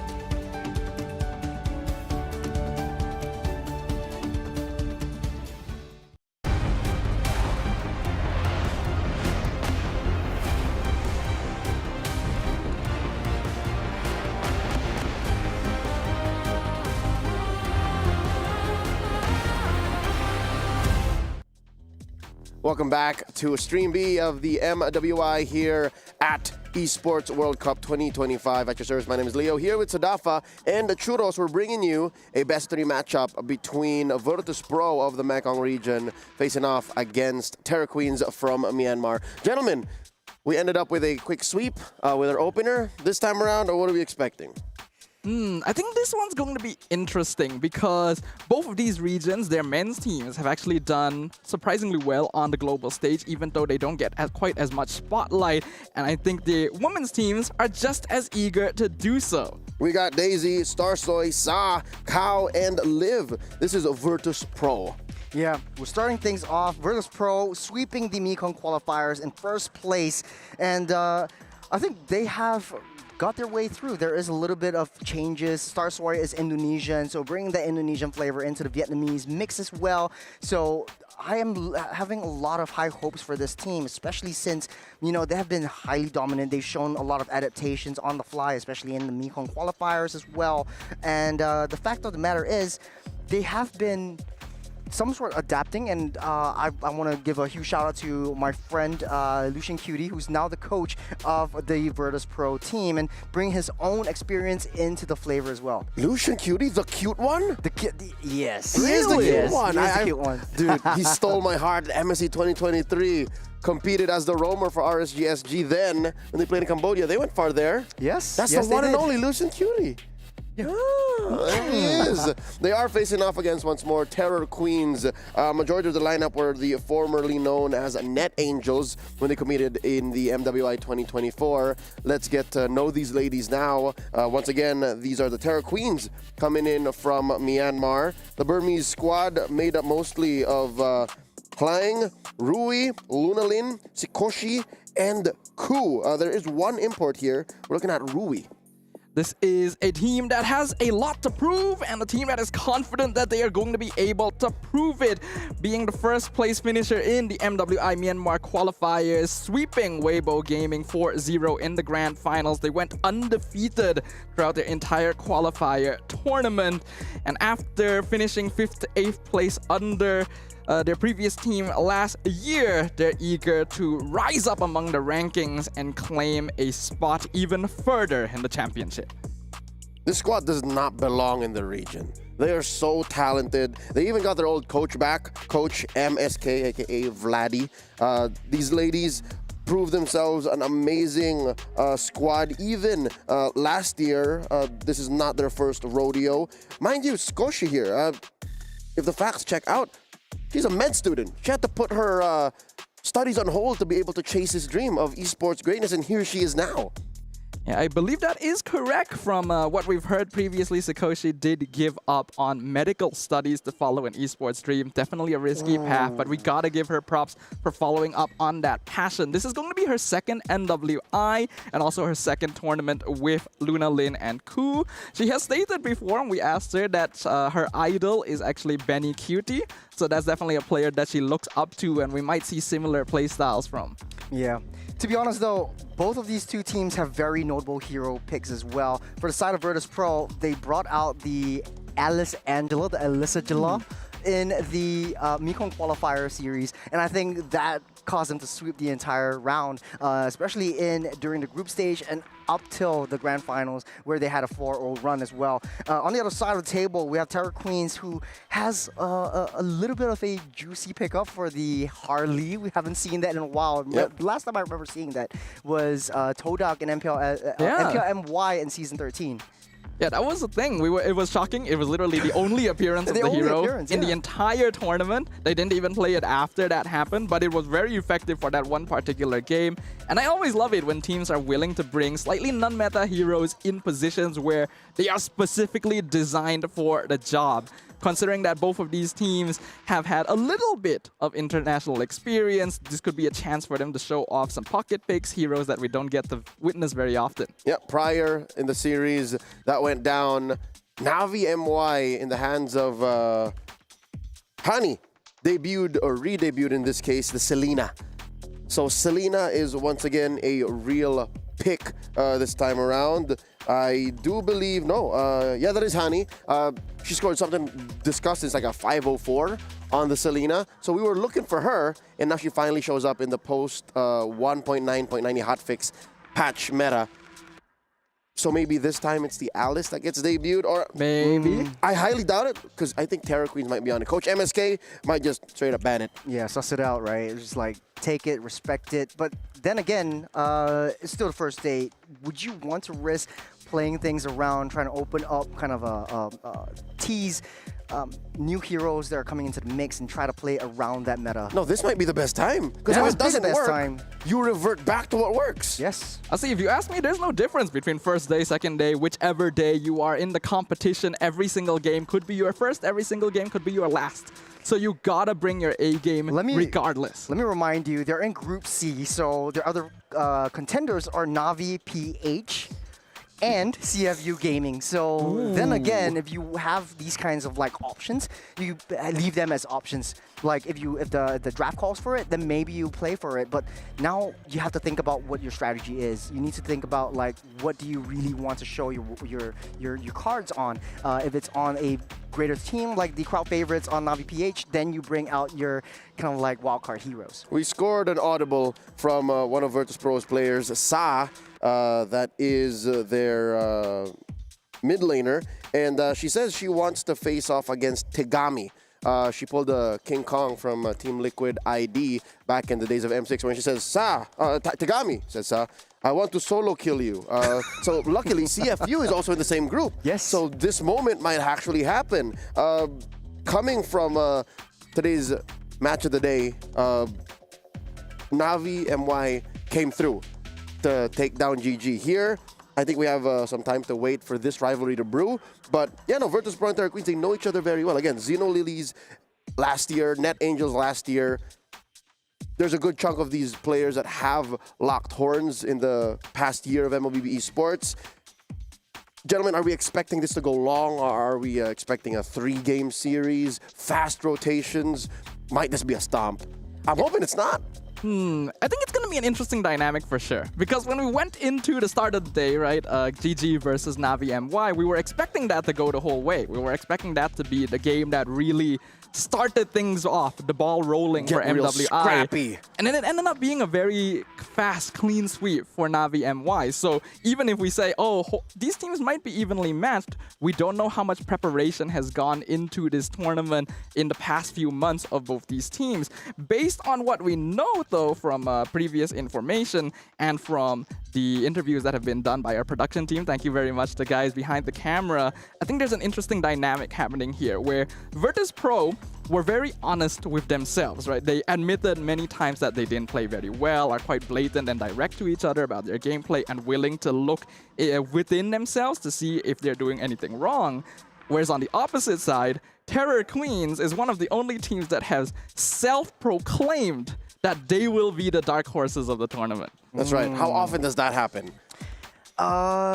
Humility versus pride in this kind of setting. But I think it's quite exciting to see like the top of the Mekong qualifiers up against the top of the Myanmar qualifiers, which should be pretty much in the same region, so to speak. They're all in Southeast Asia. They run through the Mekong region.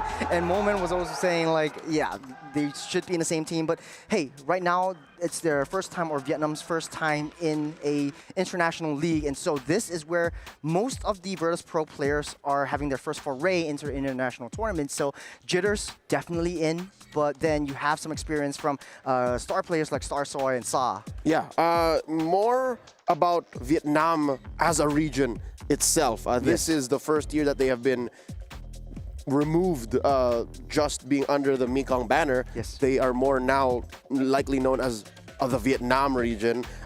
They are 3 out of 5 Vietnamese, correct? Yes. But I'm looking at Star Soy too.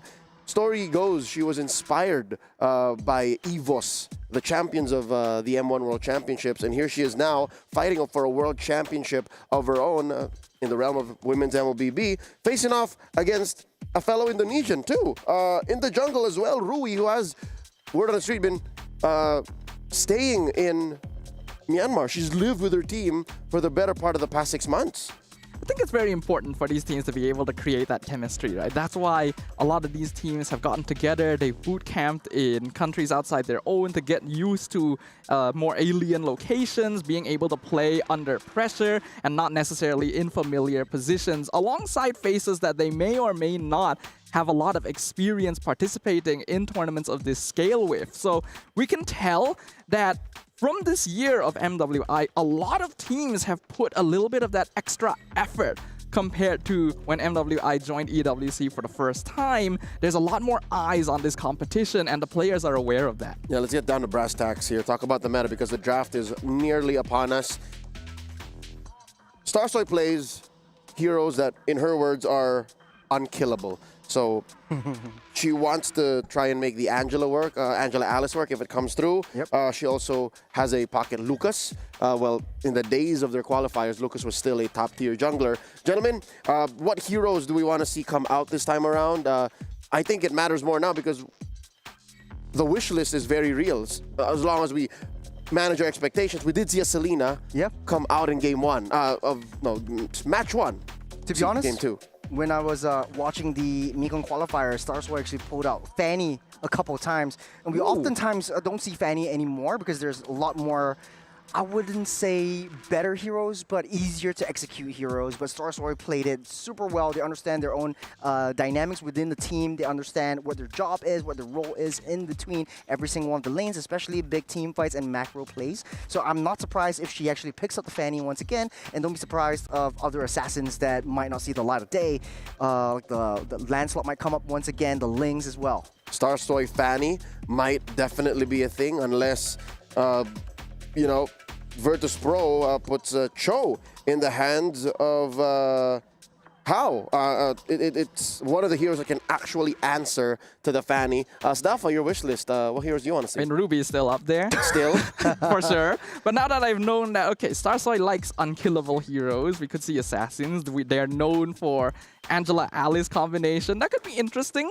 Another option, if you want like a unkillable jungler, could be Julian. Right? We saw a lot of that hero beforehand, playing around the enhanced sword, becoming just a pain in the butt to get rid of, especially during the Rose Gold Meteor meta. No longer quite as strong as before, but could be something. Infinite iframes. Yep. One could assume. I hate it. I know you also do not like healers. There's a certain kind of type lineup you want to see, but healers, does Kalia count? Is Kalia part of that? I give a pass to Kalea and Minotaur because they're kind of, mixed. And I'm actually okay with Angela purely from my own bias because she just heals one person. And I want that person to be me. Actually, it's not usually the case. It's like an when you have AoE your up hard front. waves. Yeah, Yes. it's an AoE up front. If you Not hit in the my skill pub shots, games. yeah. Well, again, what rank are you playing on? Hey, don't I'm not gonna reveal that to the We're not world. doxing. Don't We're not dox You him. guys don't need to know. Top level, right? Top level, right, guys? Top level gameplay. There's a My reason, fans watching at home, you guys know, right? There's a reason why he's a caster. Yeah, We'll leave it at that. I personally would like to see Rafaela. Again, Yes. cannot be said enough. In the first match today, I was hoping that some way, somehow, either Navi or GG would bring it out. But here, why not?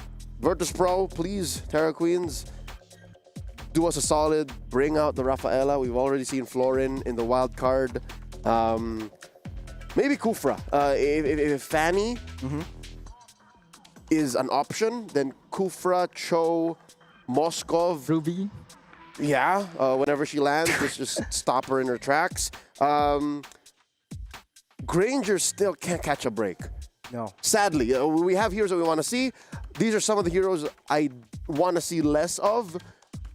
I hate that Granger took an L while Harith got a dub. Like, it doesn't paint the meta game in a good light because we're going left and right here. We're pulling and pushing and pulling and pushing. Yeah, but there's a certain kind of composition that you want to play around a Granger. I think GG in the previous game actually experimented on that, bringing up the Arlot as well as the Terizla, heroes that were kind of lost in the meta. And so I think both of these two teams, especially for Daisy in Vertus Pro, who is known for a little bit more adaptive play styles, she's able to bring out Benedettas into the mix as well. I think the long-lost burst damage kind of EXP laners has not seen the light of day in a long while. So right now, I think it might be a good time for them to experiment on different kinds of heroes being pulled out If as we're well. going down that line, besides Ruby, I really miss Paquito. Paquito brings Yeah, I miss Paquito. a certain do. amount of burst in the EXP lane that has not been replicated. No, I don't think there's anyone out of the EXP lane that bursts as quite as quickly as Paquito. It's just that he's not bulky enough nowadays, right? When you compare, like, it would be way better to go like Lapu Lapu, because he does a good amount of damage, but it's so difficult to kill in return that Paquito is basically relegated to jungle, and even then you're going to have way better options in assassins that have iframes built in. So I'm really sad because Paquito is one of my favorites, and he just has disappeared for so long. Yeah, Paquito I don't think counts as an assassin, although he does assassinate certain Yes. heroes, but one of People the do build assassin emblems on him as yeah, well. but one of the most prolific times in Paquito's time in the limelight, I think, is when he was punishing Ling. Yep. He was Yeah. punishing Ling. Ling lands, you're dead. Yes. Paquito's hunting you down. If you find the Ling, you're dead. So Maybe- Ling has been bubbling up. Ling has been, around here, behind the Hayabusa, behind the behind the Lancelot. Yep. Maybe So- Paquito just needs to pick up a knife. I don't think boxing works like that. You gotta do what you gotta do, man. Some heroes already have knives. But Exactly, right? You can't bring fist to a knife fight. we're hoping to see maybe True. a Benedetta, because if the Enchanter metagame further progresses, Yep. then the Benedetta is one of your solid answers. Definitely works. Besides because you have Baksha. Uranuses, who are always proxying the wave. What leave 'em. other EXP laners to counter this? Not really counter, but to go mano a mano, head to head against this Uranus would be either Esmeralda, the Yeah. Benedettas, like before. Try to clear up the waves and try to join in the team fights as effectively and fast as possible. So I think this would be some of the things that I'm looking out for, especially from Vertus Pro. Now on the other side of the table, we also see Terra Queens who have quite a bit of solid pickups and wildcard picks. So we were talking about like the Alduses and the Auluses that were coming into fray as well. I don't think in this match the jungle Yeah, might probably change. not. But with the Harley in question or as an option for Terra Queens, what other interesting jungles might you think you might pick up, especially from Rui? Well, we've already brought up the Julian as an option. Paquito, Daemon maybe. Paquito moving I would up. love it.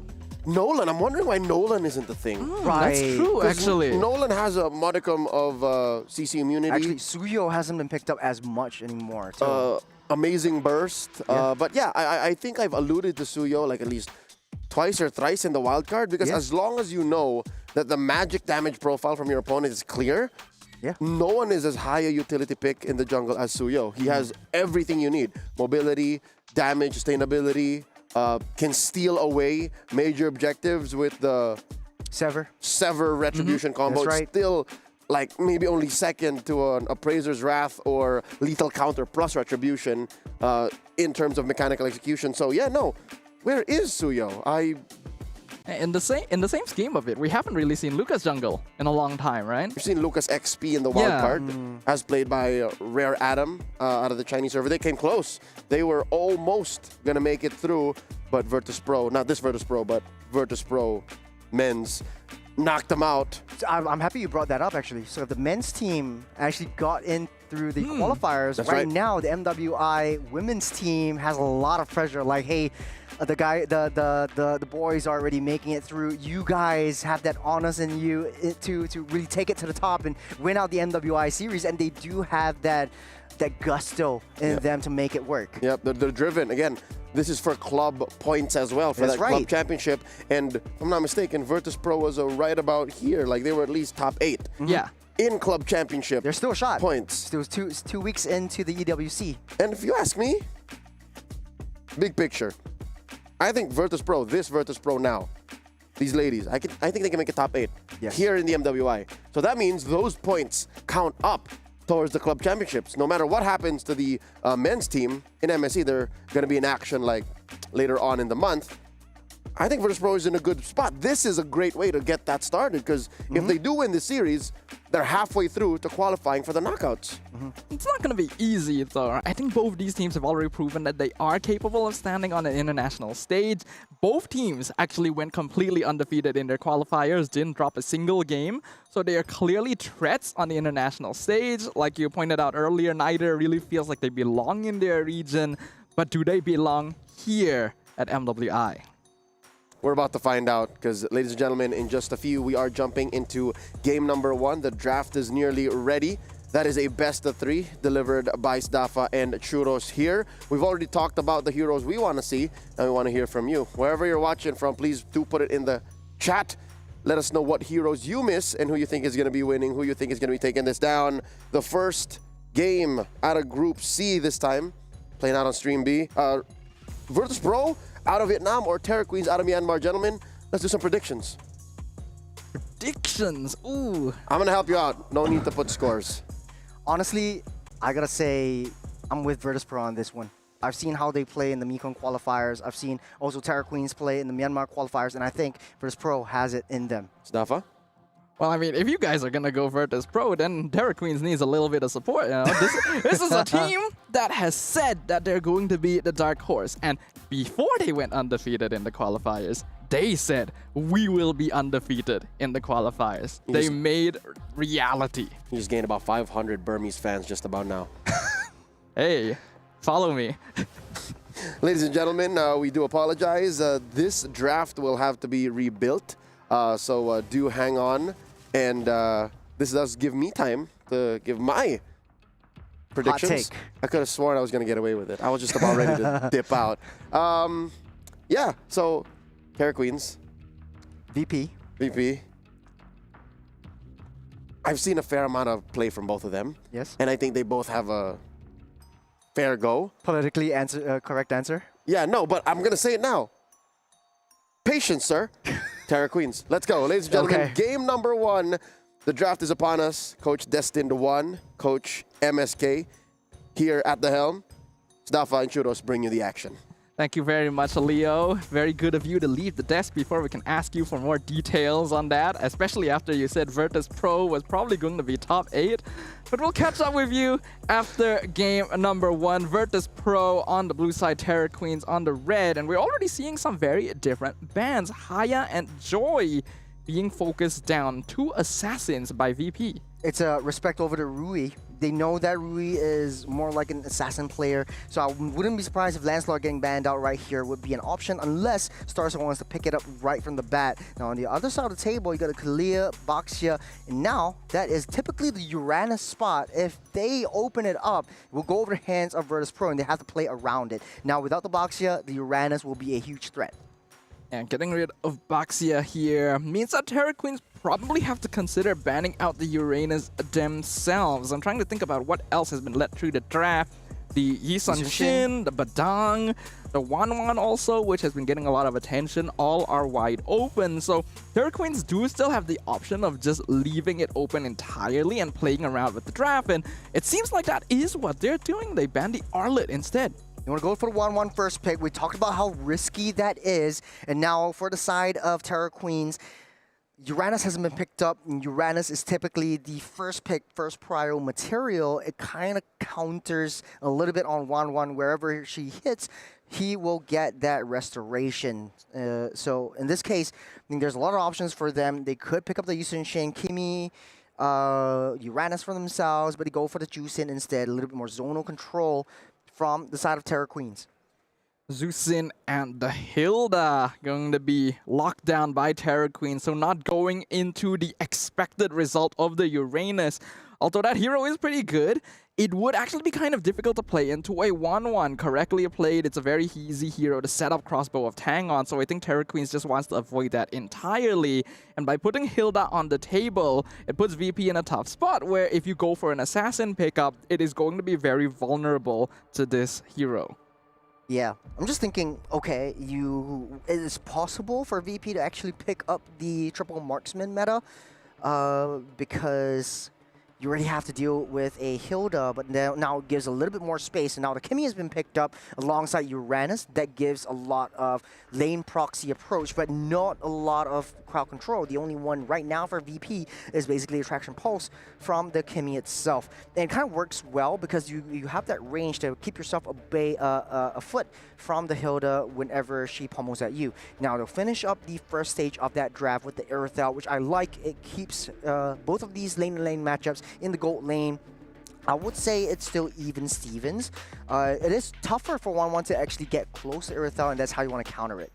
Yeah, that's why it's going to be interesting. I think it's a pretty 50-50 matchup. It's not an obvious victory for either gold laner, but Terror Queens do decide to ban out the Angela, which is very interesting because I actually feel like they are in a better position to pick it up for themselves as with that the force pick. Angela combo. Like, literally every hero on this lineup works well with Angela. Airtel, Zusin, Hilda are all very solid.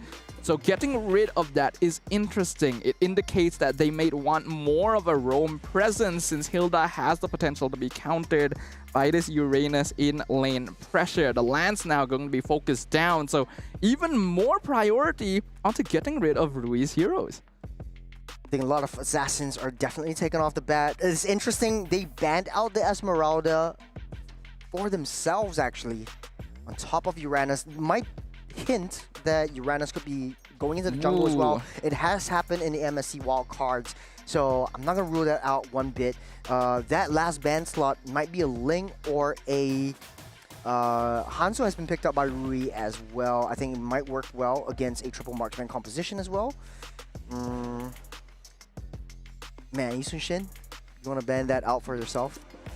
I think if it's possible, Vertus Pro would probably want to get the Yisun Shin. It's a little risky since there's a Hilda on the opposite side, but as long as you have a solid enough roamer at the end, it's still possible. But they do decide to get rid of it. So it's unlikely to be a triple marksman because you do need a Yisun Shin to actually make that work. Now we see what Terror Queens will prioritize for their fourth pick.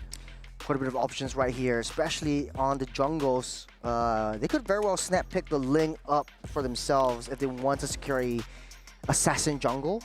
But then again, Vertus Pro has ways to deal with assassin jungles because Starsoil is a strong assassin player herself.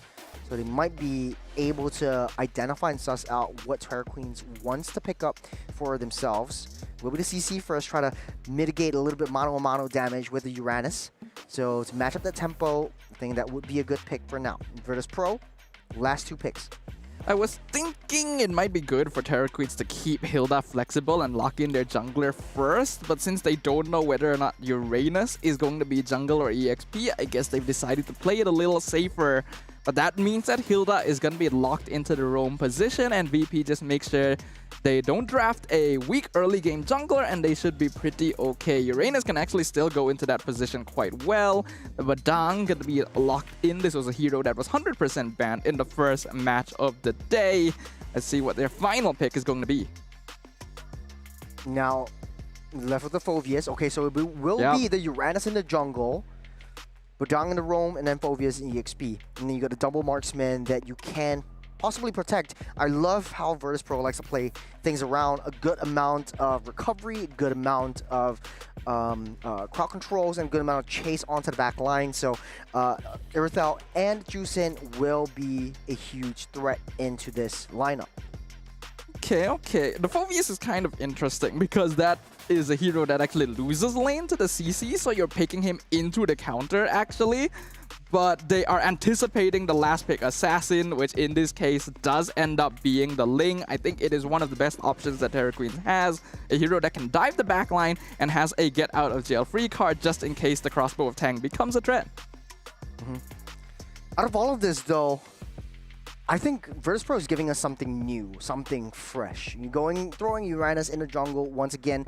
I believe that this is not their first foray into Uranus jungle, but then there comes the question of Uranus actually being a holding on to the Retribution versus holding on to either Revitalize or the Vengeance itself, and that changes how you want to play things, especially in team fights. But then therein also comes where is the Uranus much faster than the Ling in terms of jungle farming, and how impactful is the Uranus within a lot of these objective takes? Well, we'll get to see the answer to every single one of those questions as we jump into the Land of Dawn for game number 1 of our second match of MWI. Will it be the Virtues of Mekong or the Terrors of Myanmar that secure victory in game number 1?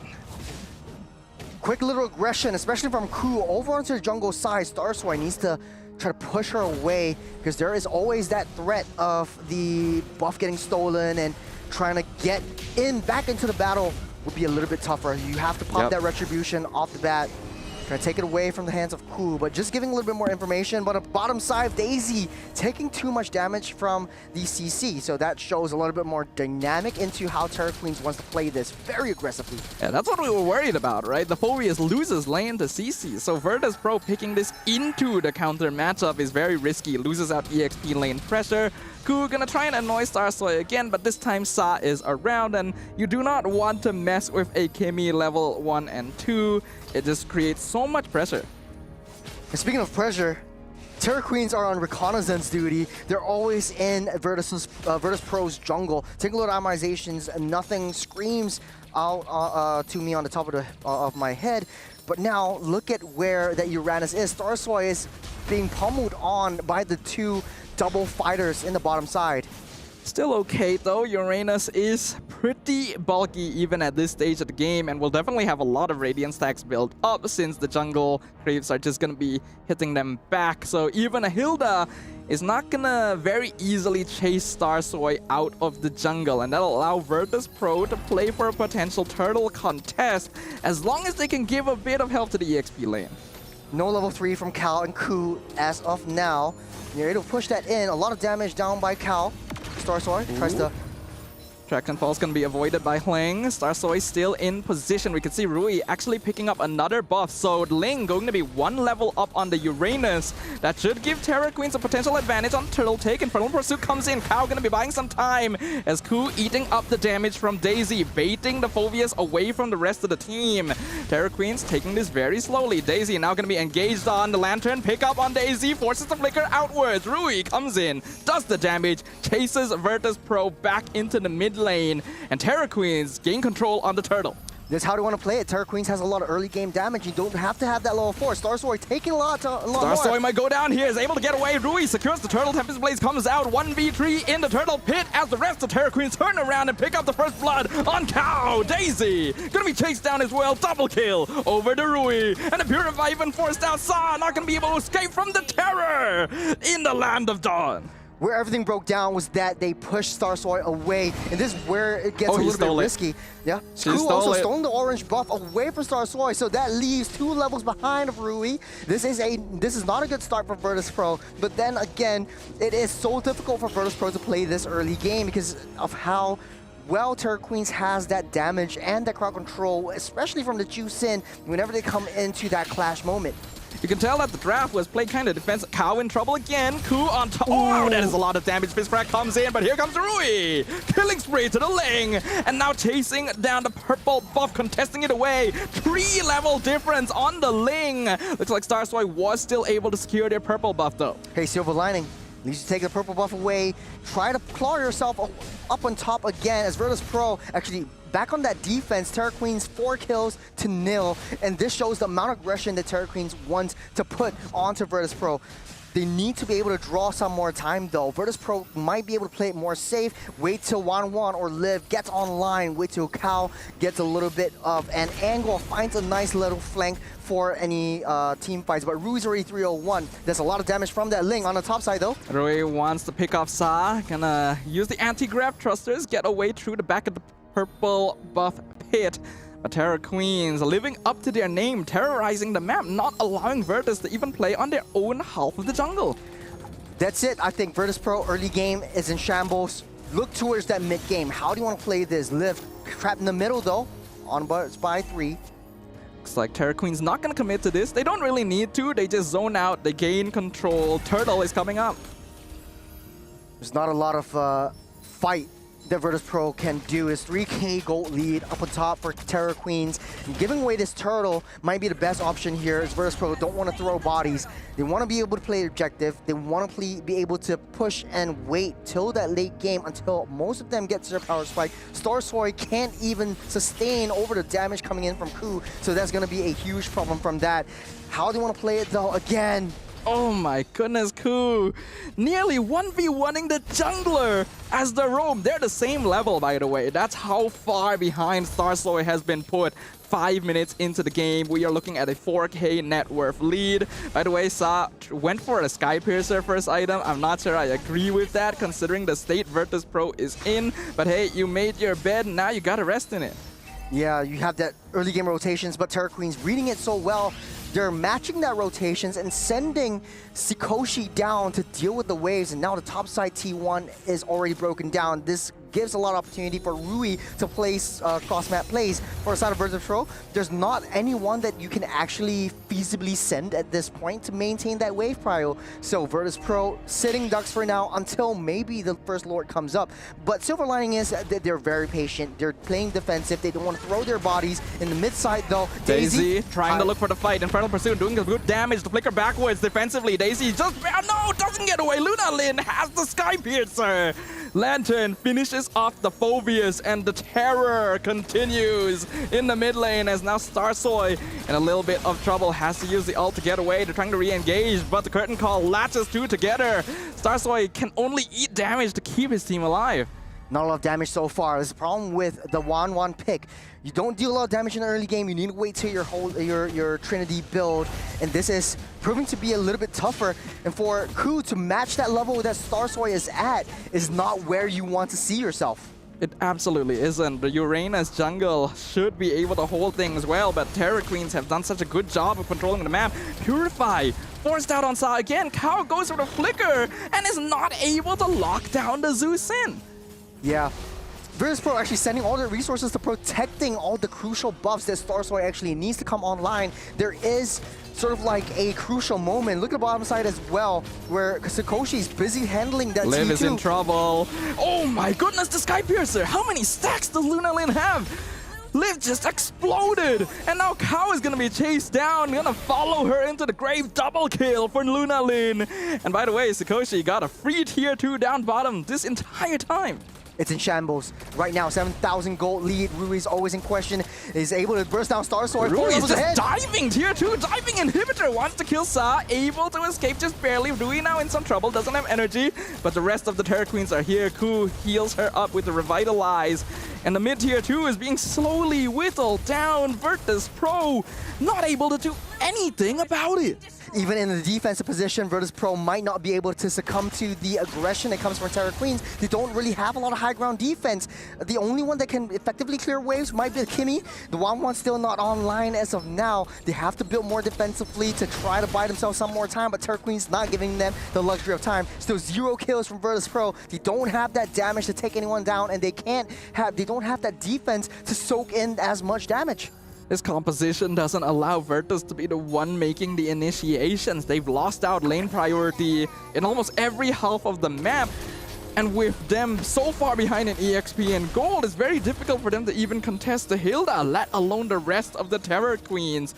We are 9 minutes in. The gold difference is already 9,000. We are reaching the point of no return. That's a fat stack and a half, if I could say so myself, as they're trying to get a little bit more silver lining, deal a little bit more damage, try to test the waters a little bit, but this is where things get a little bit more tricky for Vertus Pro. If Terror Queens is able to take that Lord away, they take down all of the T3s, that leaves Vertus Pro wide and open. They don't really have a lot of defense. Starsoy gets picked up, just barely gets away. Tempest Blades also going to be used. Traction Pulse completely whiffs it as Lunalin uses the ult to dash out to safety.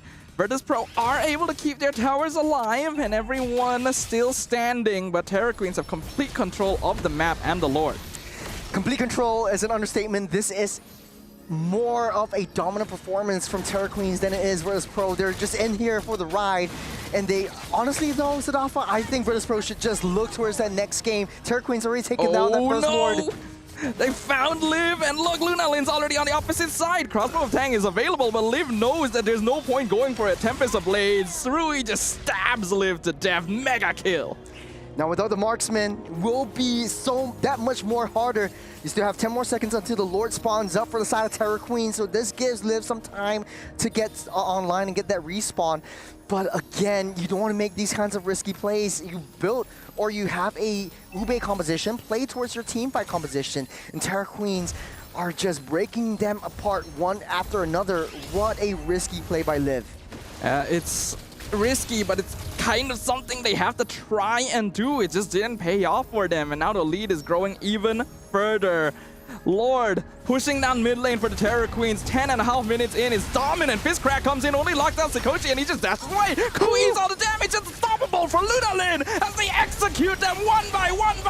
The bowling pins fall right before the eyes of the Terror Queens. Triple kill to Lunalin, and the crystal is wide open as the Terror Queens prove their confidence is not unfounded and take the victory in game number 1. This wasn't just Terror Queens as a team. This was basically a ballistic missile, homing missile, and targeting the face of Vertus Pro. There was basically nothing they could do. Even with the Fist Crack at the last moment, it wasn't enough damage. And if you have a Ryu Ranus, what you want to do is soak in that damage. You want to take that damage. But you take a couple hits, you can't even... You just can't. Sadafa, man, this has been such a... The emotions running high. You can see there's a lot of passion in the game right now. Terror Queens feeling very, very happy and comfortable about what they've achieved here. But Vertus Pro feeling the impact of the damage that has been done. The series is not over, but this might affect their performance going into the next game. I'll say, get the resets going on. I think there is definitely a lot of emotions running high, especially for Vertus Pro. But it's still the first game. There's always ways to come back in. But we talked way too much. Let's bring Leo into the fray and talk about the highlights that we see here. Gentlemen, I think you talked the right amount. But I would love to. Thank you so much for looping me back into the conversation.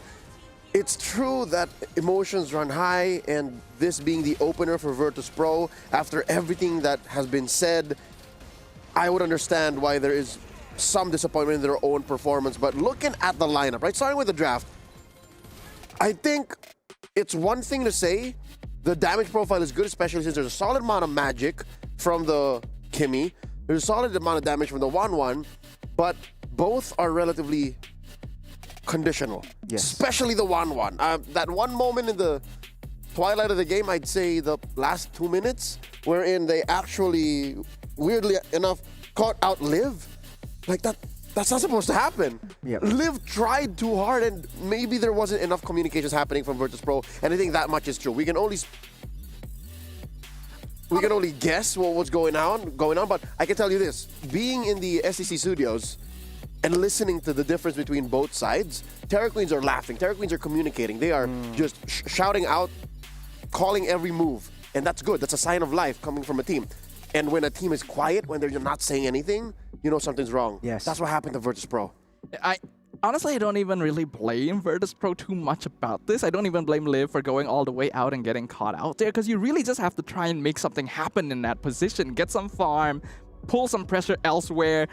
She actually almost made the recall back home. It was just like a fraction of a second off, but I think that this draft did not do them any favors. You take one look at it and you can instantly identify every single hero on the Vertus Pro lineup needs items to do something. To be honest though, I don't think it's the draft. Like both teams, I think Vertus Pro had a very interesting draft, and it was just down to, I wouldn't say execution as well. It's just Terror Queens read their draft so well with the Hilda and the CC, and Starsoy not even getting freedom of her own farm, her own economy. That shows a lot of harm coming their way. But she didn't need it. That's the thing. Even if you are the Uranus, down 2,500 gold, 3,000 gold from the Ling, you don't care because you're still building tank items. I think the problem was not what you got, but how you used it. And I think Vertus Pro, again, for the lack of a better term, their breakdown in communications led to their lineup that needed to farm up some items where it mattered. Again, you needed it on the Kimmy, you needed it on the 1-1. Hell, I think the Phoveus needed a little bit of farm too. Plus the fact that Terror Queens were so comfortable. They were just so, they were flowing. Again, some teams you just watch them and you know that they're flowing. You know that what they're doing is according to their plan. That was just the perfect mix of Virtus Pro not getting anywhere with their lineup, especially with the Uranus jungle. The Uranus jungle was such a key strat for their counterparts in the men's division to do so well. And Doryu got 5 heroes banned away. Their new jungler, the Filipino import, got 5 bans away, and then they're like, we still have a Uranus. So without an Angela, mind you. But here, it was a swerve. Like, here's the thing, they didn't even need to swerve. They didn't swerve. Honestly, I feel like they put too much stock in the Uranus. They went into this draft believing Uranus jungle will handle the Hilda one-on-one, no problem. That didn't exactly go according to plan. And then if you need someone to help the Uranus, it's already kind of bad because Uranus is supposed to create space. You're not supposed to have other heroes create space for the Uranus, and that was what was happening. Even worse than that was that they didn't have any heroes to create that space because Badang can't do anything to Hilda early on, and the Phoveus was losing lane. They picked it into a losing matchup. Yeah. It's a combination of these factors that made a bad situation worse for Virtus Pro. And for Terra Queens, again, even if they did end up playing a Roam Hilda, which is, again, less than ideal most times, the fact that Virtus Pro didn't have solid ground to stand on made it passable, made it even excellent in some cases. Yeah. What I want to point out is from the first second of the game, Ku, the Hilda, as well as the CC. Flying Rina. What? Flying Rina. Flying Rina? Flying Rina. She was she was flying last year, and we know her as such. We loved her, but she's like Flying Rina now. To be honest, though, they predicted where Uranus was because there's 2 options that you can go for with the Uranus. They throw all their bids into the orange buff, where Starsoy actually was in the jungle. She struggled minute 1. Struggled minute 1. Struggled minute 1. You see Ku immediately making a beeline for the orange buff, trying to roll that dice, and they actually hit the nail right on the spot. 1 of 50-50. Yes. I mean, the thing about Hilda, though, is that you don't really have to predict where your opponent is because you're following them the entire time. Yeah, no, but the opener is that's true. What impressed Churros, like, what if they did not do that? What if they did not do that? And they're just wasting their time. At least the CC was proxying a wave and pushing Phoveus away because in the early game, CC has a lot of damage over Phoveus. You have faster rotations, faster momentum building, and you could still potentially try to aggress against the purple buff, but then it's much faster if it's in the orange buff. I think Starsoy just read it a little bit wrong for how they want to play this. So what you're saying basically is that if Starsoy had started on purple instead, it might be a different story. It might be a different game. Yeah. Or the other way around, if Flying Rina and Ku went to the purple and read the rotation there. Yes. So it was, again, it was a destiny. It was serendipity for these 2 stars aligned. Yeah, these 2 major decisions in the early game, the opener of this game 1, to lead to this. But again, that could have been just amplifying the fact that maybe Virtus Pro weren't in any good shape to take those kinds of fights anyways. You know, like the whole compromising the Uranus to start. It's a huge thing. It's a game changer, yes, but what would they have done with that extra space? Like, would they have done better if, let's say, Starsoy had a good 5 minutes in? Because again, you're right. What do you do with that space? Yeah. Even if you do make space,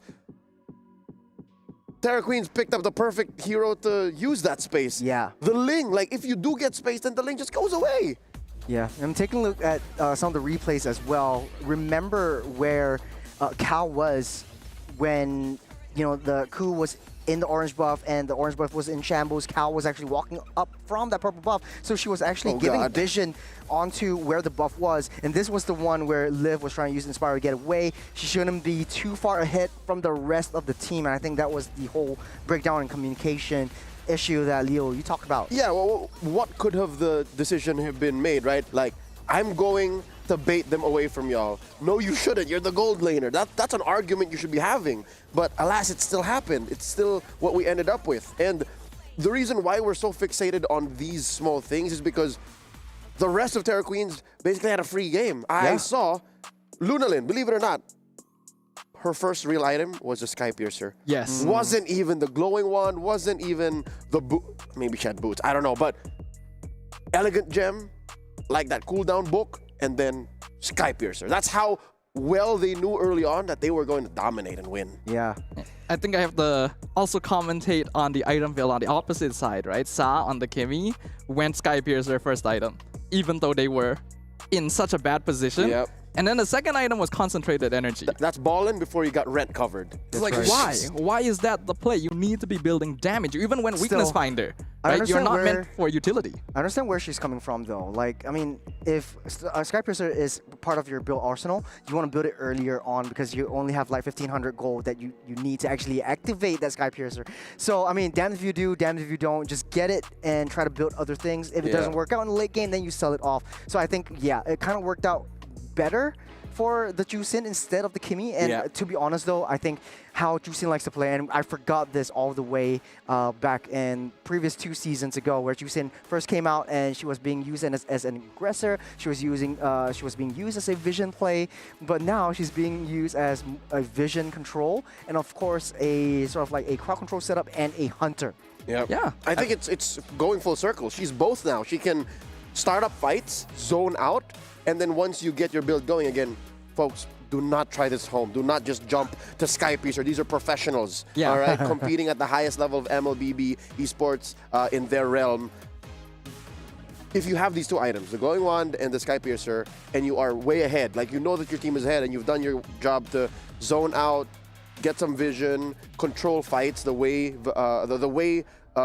teams go in and out, then yes. But as it is, that's all just spilled milk. Vertus Pro have to put on their big girl pants and say it's go time once again as we go into game number 2.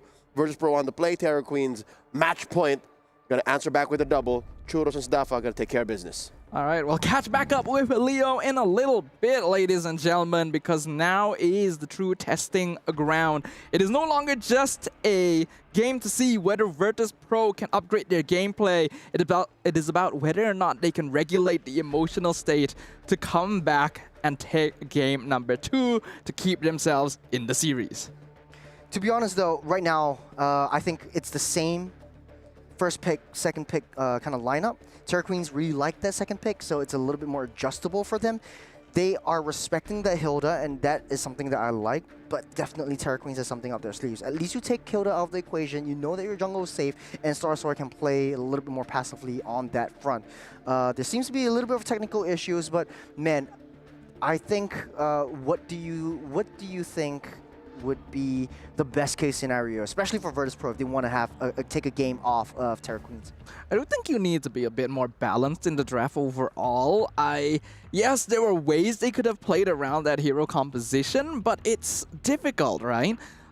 You need items. You ideally don't want to be disrupted too heavily by the Hilda early on. And if that doesn't work out, then you just end up as a fish in the water, right? So having a composition that's a little bit more balanced, I think especially they need to have some sort of early game pressure. You gotta be able to draft and make sure that your lane is at least even. You cannot draft, especially EXP lane, you cannot draft into a losing lane. When the Phobius couldn't do anything against the CC, it already made things way more difficult. Yeah. Then again, I do have another question to ask you. Is there another hero that could fill the shoes of what Hilda could do if that is the game plan for Terror Queens? I remember it used to be like either the Hilda or either the Jawhead or Khalid. Yeah. That was the main aggressor heroes. Does this work around the composition that Terror Queens might want to pick up? I think it's possible. With Hilda already gone, you could definitely still go. Oh, well. Yeah, that's okay, a Khalid getting wow. banned out. Okay, I'm a little concerned about that. Getting rid of the Hilda, all right, makes sense. But I feel like if you're banning Hilda and Khalid, you are leaving yourself very vulnerable to some of the meta picks in the meta right now. And if you are this unconfident about dealing with picks like this, like you could call them cheese picks, then other teams know that that is a weapon that can be used against you. I think there is still quite a bit of options. Terror Queens might not ban out the Uranus right here because they know the power of the Uranus and how to deal with that. So that was just basically their testing ground into how they want to play around a Uranus build. Typically it used to be Prio, but right now Terror Queens don't give a flying fish of what Vertus Pro wants to pick up if it was that Uranus pick. Now, do you want to force Star Sword in an assassin role this time around? I think that would be a much better option right here. But then again, knowing how Terror Queens likes to be more aggressive, that could be the Achilles heel that breaks Vertus Pro down? I think you still want to stick to comfort somewhat. You don't want to put yourself too out there. But having a more universal hero as a first pick would probably be best. They went 1-1 as their first pick in the previous game, which put them in a really vulnerable spot. They're going to go for the Farsa this time around, which I think fits into a lot of compositions. Yeah. But you have to be a little bit afraid when you pick this hero so early, because instantly Terra Queens knows we just draft CC, we draft backline counters. Yeah, it could be the Gatot right here. The Badang will be their hero of choice, but it could go into the Gatot as well. It might not be shoved away from the table again. This time around will be the Joy though. Ooh. So in the first game, Vertus Pro actually hyper-focused on respecting Rui's heroes and taking out all of the assassins. Now, what can you do with that Joy in Vertus Pro's eyes? There seems to be all the assassins wide open. Starsoy might pick up a Ling, or it used to be the Suyo going head-to-head with the Joy as well. They might try to pull that out of the way if everything else goes south. Joy is already pretty scary. It's a very good answer towards the Farsa, and you just need to have crowd control on your side to deal with it. Ruby, one of my preferences, is definitely out there. The classic counters to Joy would be things like Belleric or Tigreal, but we haven't seen a lot of that recently.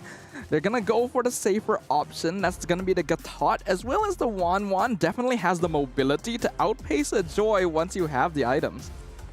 I don't know why they wanted to play around the 1-1 twice in the game. And up against the Irithel, no less. I think Irithel would have been a much better option. I have to agree with Leo. We talked about this before, that Irithel does have a little bit more flexibility to play around. And you don't need to wait till you have a Trinity build in order to deal that much damage. From level 1, you have, once you throw out your combos, you can burst your opponent, lane opponent down and basically push them away from any of that gold. So it still has that dominance factor in the lane.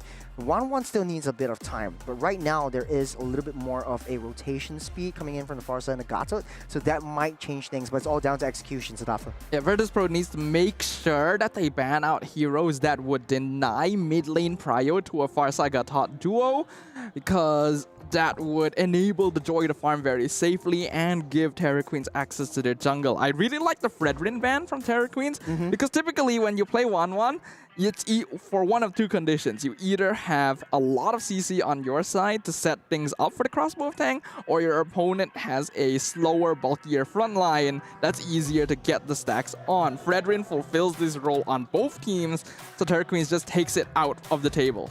Zertian has also been taken out by Vertus Pro over the side of Terra Queen, so you don't want to have that range-to-range matchup for that Farsa, giving Sa an easier time in the mid side. For now, though, Matilda getting taken out by Terra Queens as well. I think they want to try to take out all of the Enchanter heroes. I think for Terra Queens, they need an EXP lane as well as either a roam or a mid. EXP or roam or mid. I do think that Badang is typically more comfortable in roam nowadays, especially, so it is probably EXP mid. You would want to go mid here first for Terra Queen, since you already know their mid lane matchup. That is the Farsa. Vertus Pro get rid of the CC. I would say CC is a very good ban. In the previous game, that CC was just running circles around Vertus Pro. Now you take that out of the equation, and you're not dealing with the same heroes that you are before. I think if the Badang is put in the roam position and Terra Queens basically play to their own modus operandi and just going headfirst into the jungle, if they make the right call and they suss out where Starsoy is, it might be a little bit different for Terra Queens in how they want to react to this, because Badang generally doesn't have a lot of damage in the early game. What would be good here for Terra Queens in their mid lane? Kimmy is still Zusin open. has been banned. Yeah, Kimmy could be an option. Selena once again. Okay, of course. Against the Farsa, Selena going to be a very good choice. Is risky, because if you're not able to land those arrows, then it becomes very difficult to play with. And against the 1-1 especially, is a difficult hero to execute on, but we've already seen it done to a very effective degree by Navi MY in our first match of the day, so I'm excited. Yeah, I do have to agree with you. I think Navi MWI played the Selena very well, but therein comes several factors that you want to throw out there. There is the primary engager and then the secondary engager. Typically, the Selena comes in with the Abyssal Arrow as a secondary engager, so you're throwing all your eggs into one basket with the Badang, trying to set up with a fist crack. So I think that would be the condition that Terra Queen wants to play around. And speaking of your checklist, I think it kind of ticks all the boxes, right? You have a little bit more vision play, but then again, Vertus Pro responds with the Yisun Shin Phobia's pickup. I do like the Yisun Shin to understand a little bit more vision play, but then now it becomes a little bit more vulnerable because you're an assassin marksman in the jungle. Yeah, Yisun Shin has the potential to be vulnerable to a Joy later on in the game as well. It really is a skill-based matchup. The Phobius is going to help alleviate some of that pressure since it is the direct counter to the Joy.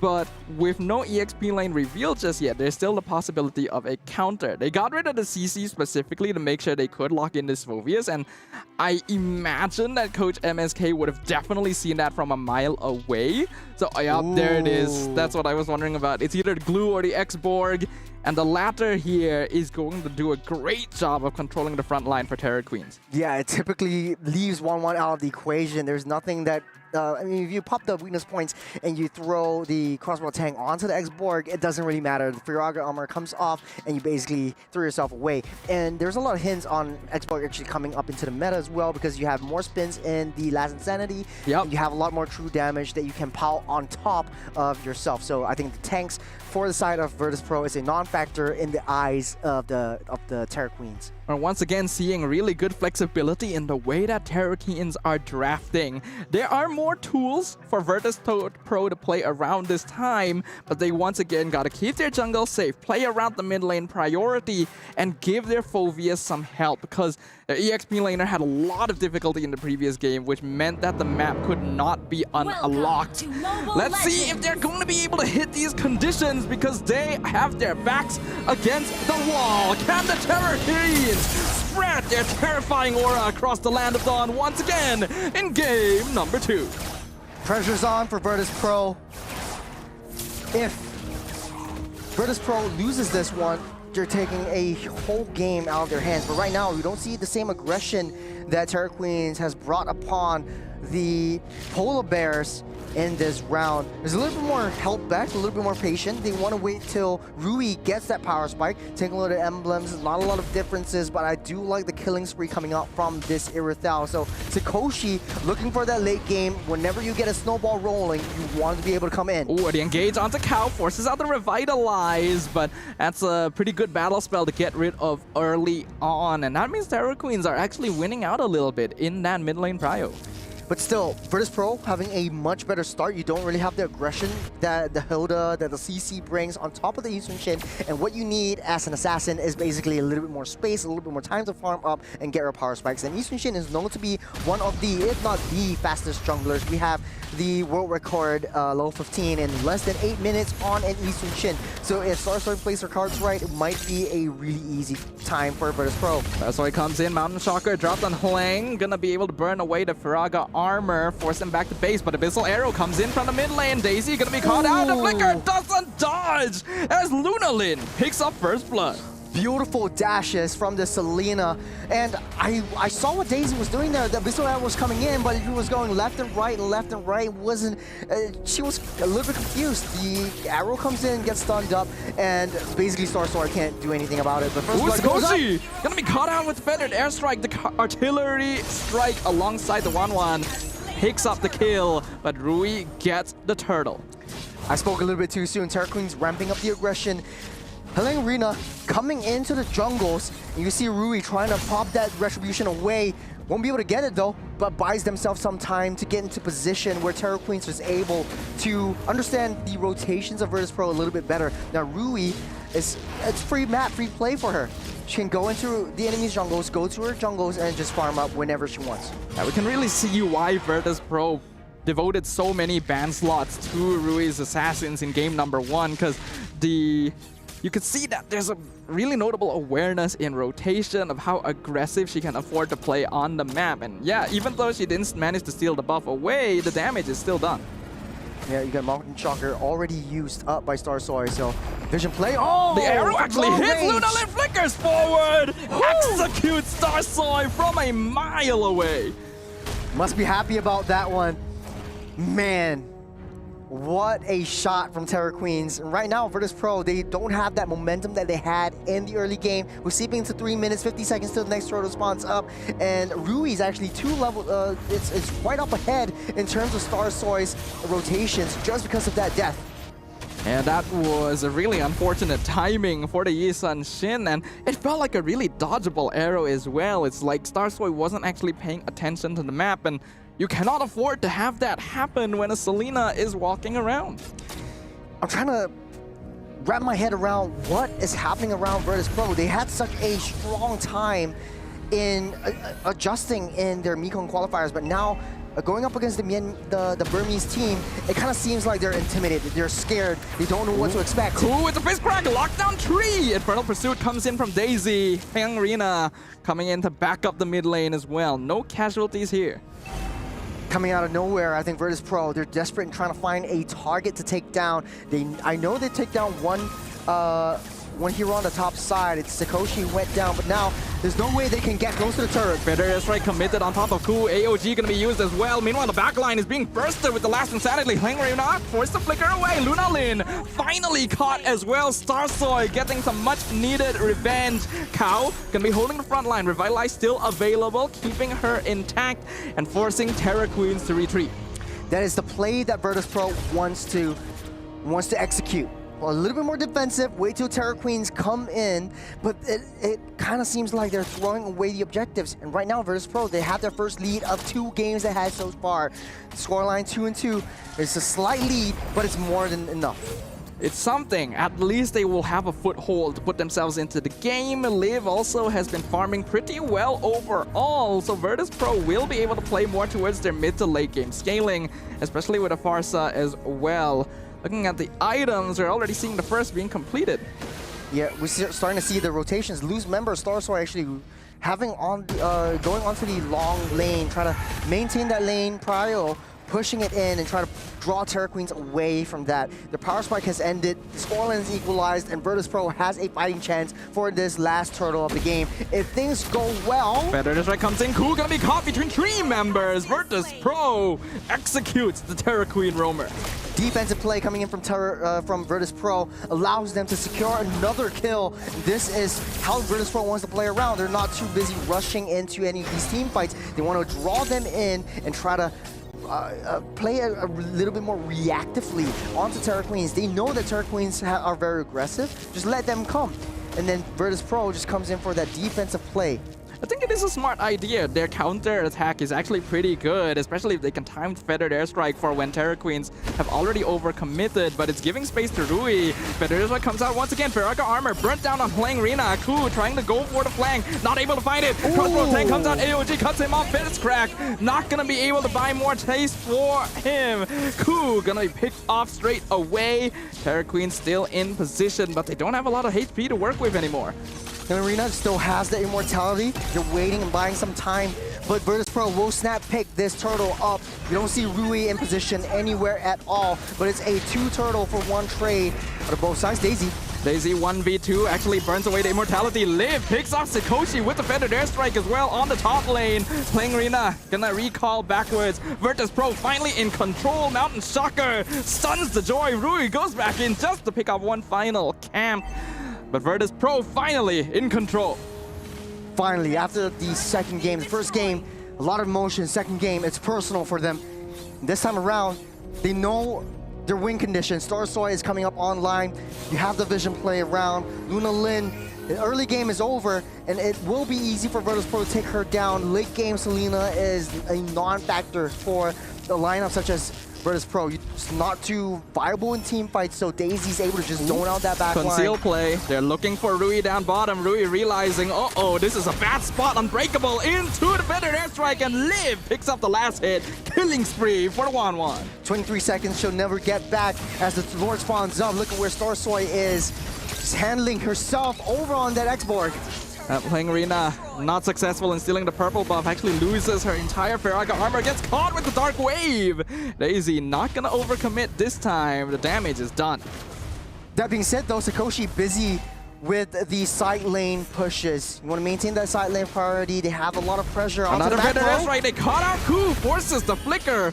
Badang gonna survive, but no battle spell for the next 2 minutes. 8 minutes on the clock, 30 seconds until the Lord spawns up. Vertus Pro moving as a unit. Terraqueen splitting all of themselves up.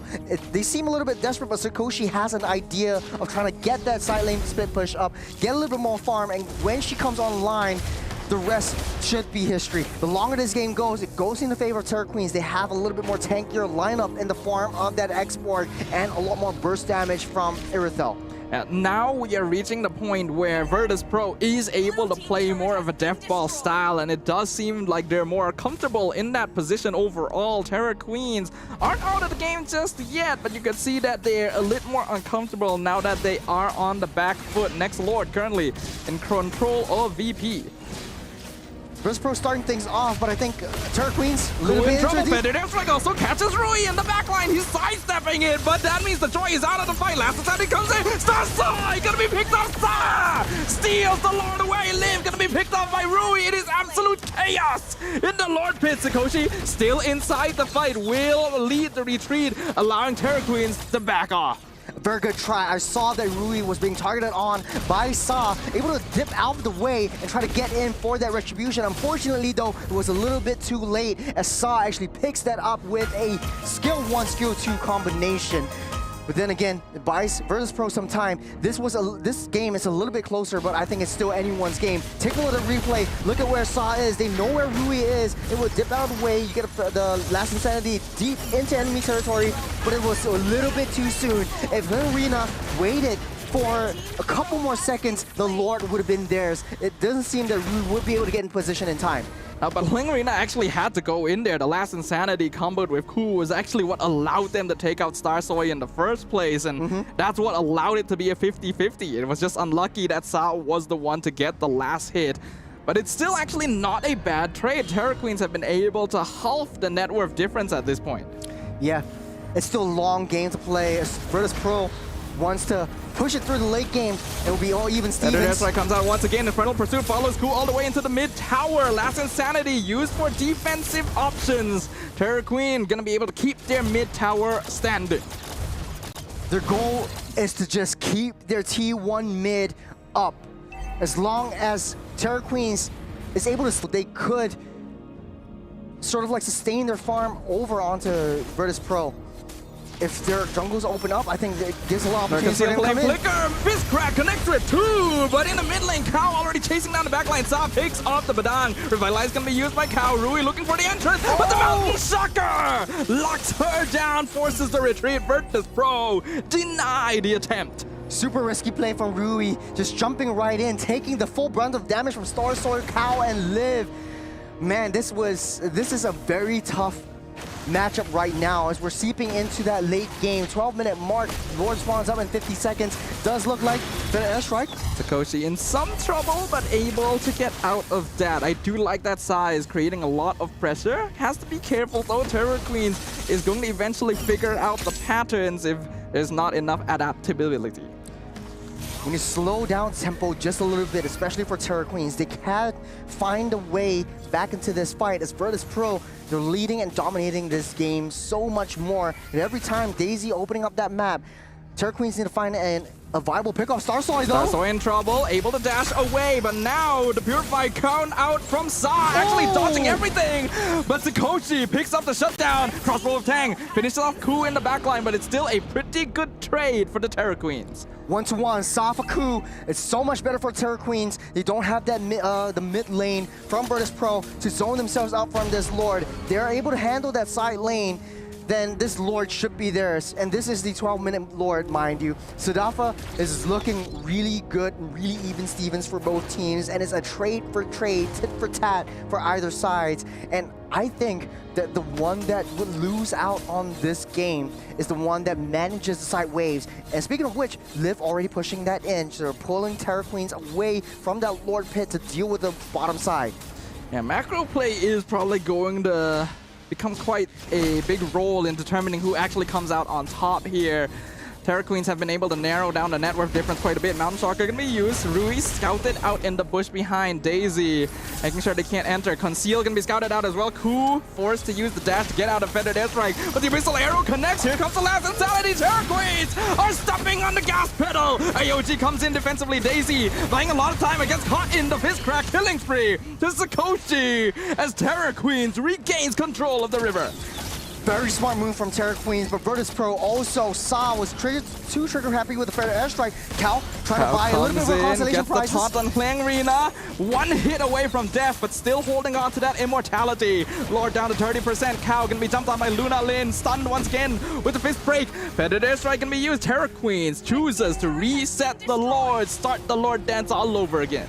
Again, even with a low cooldown, Terra Queens, they understand the window of opportunity where Sa uses the Feather Airstrike. Ku misses the fist crack. Sarsoy gets away. Last Insanity comes out, but Ku goes down. Immortality burnt on Hlangrina. And now being chased down. X-Borg will survive.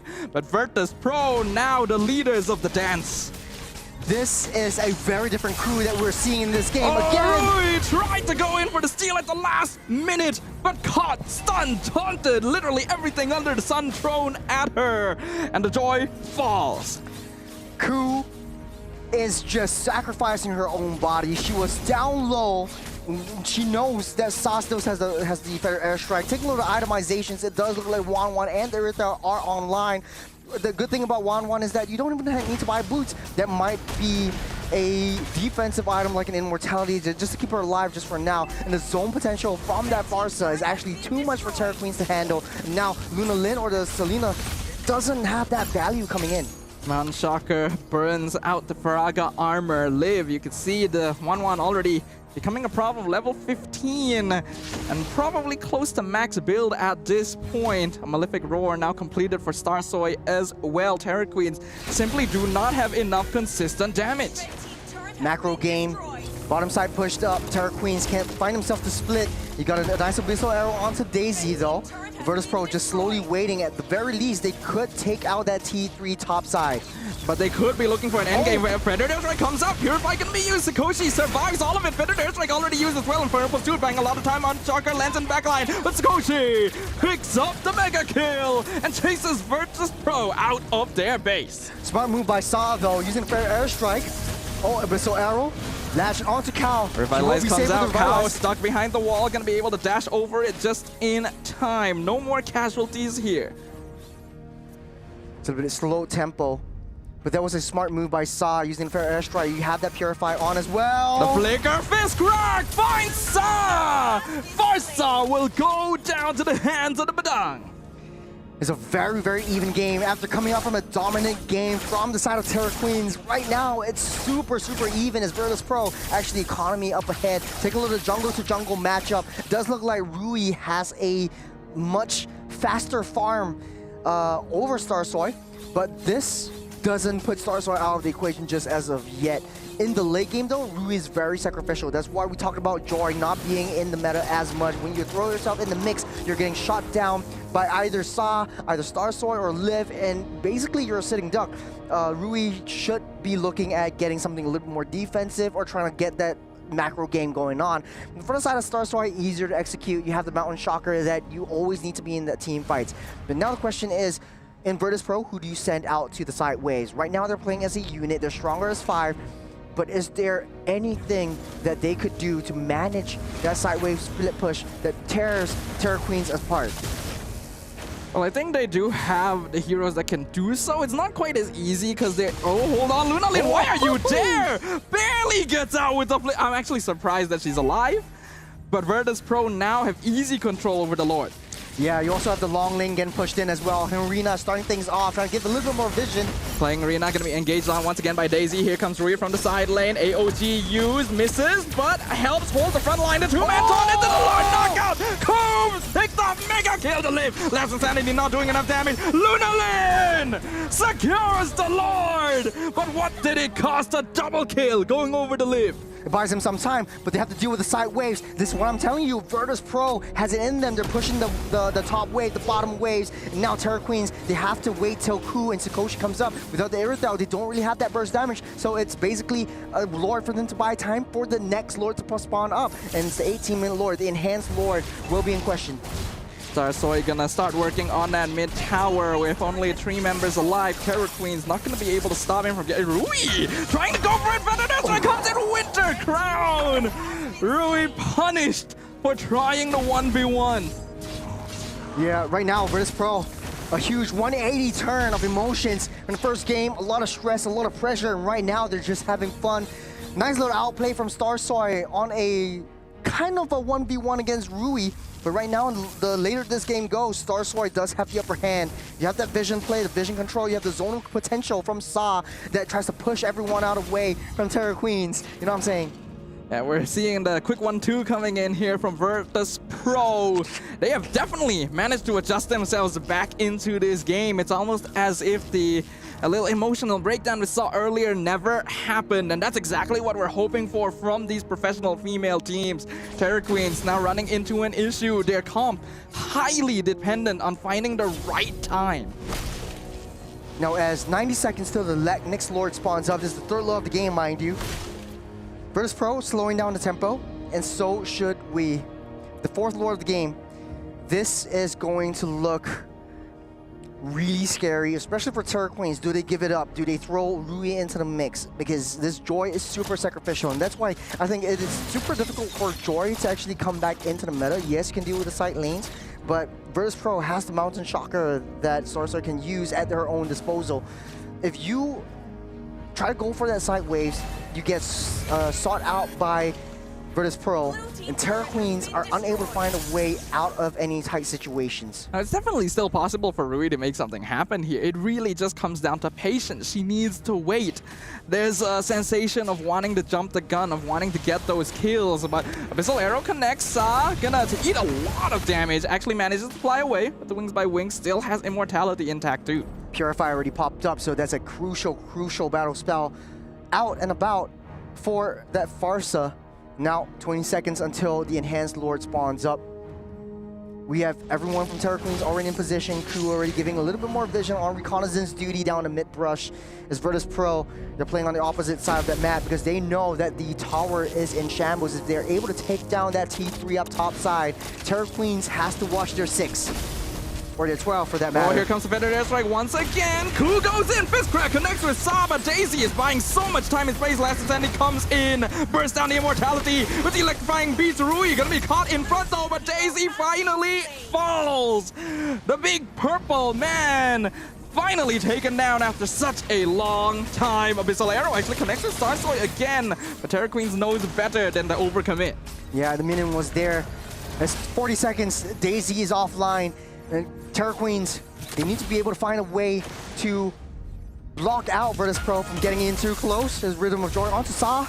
Feather Airstrike forced out. Rui eats a lot of damage, but will survive and dash away to fight another day. Mountain Shocker, though, gonna scout out the entirety of Terror Queens.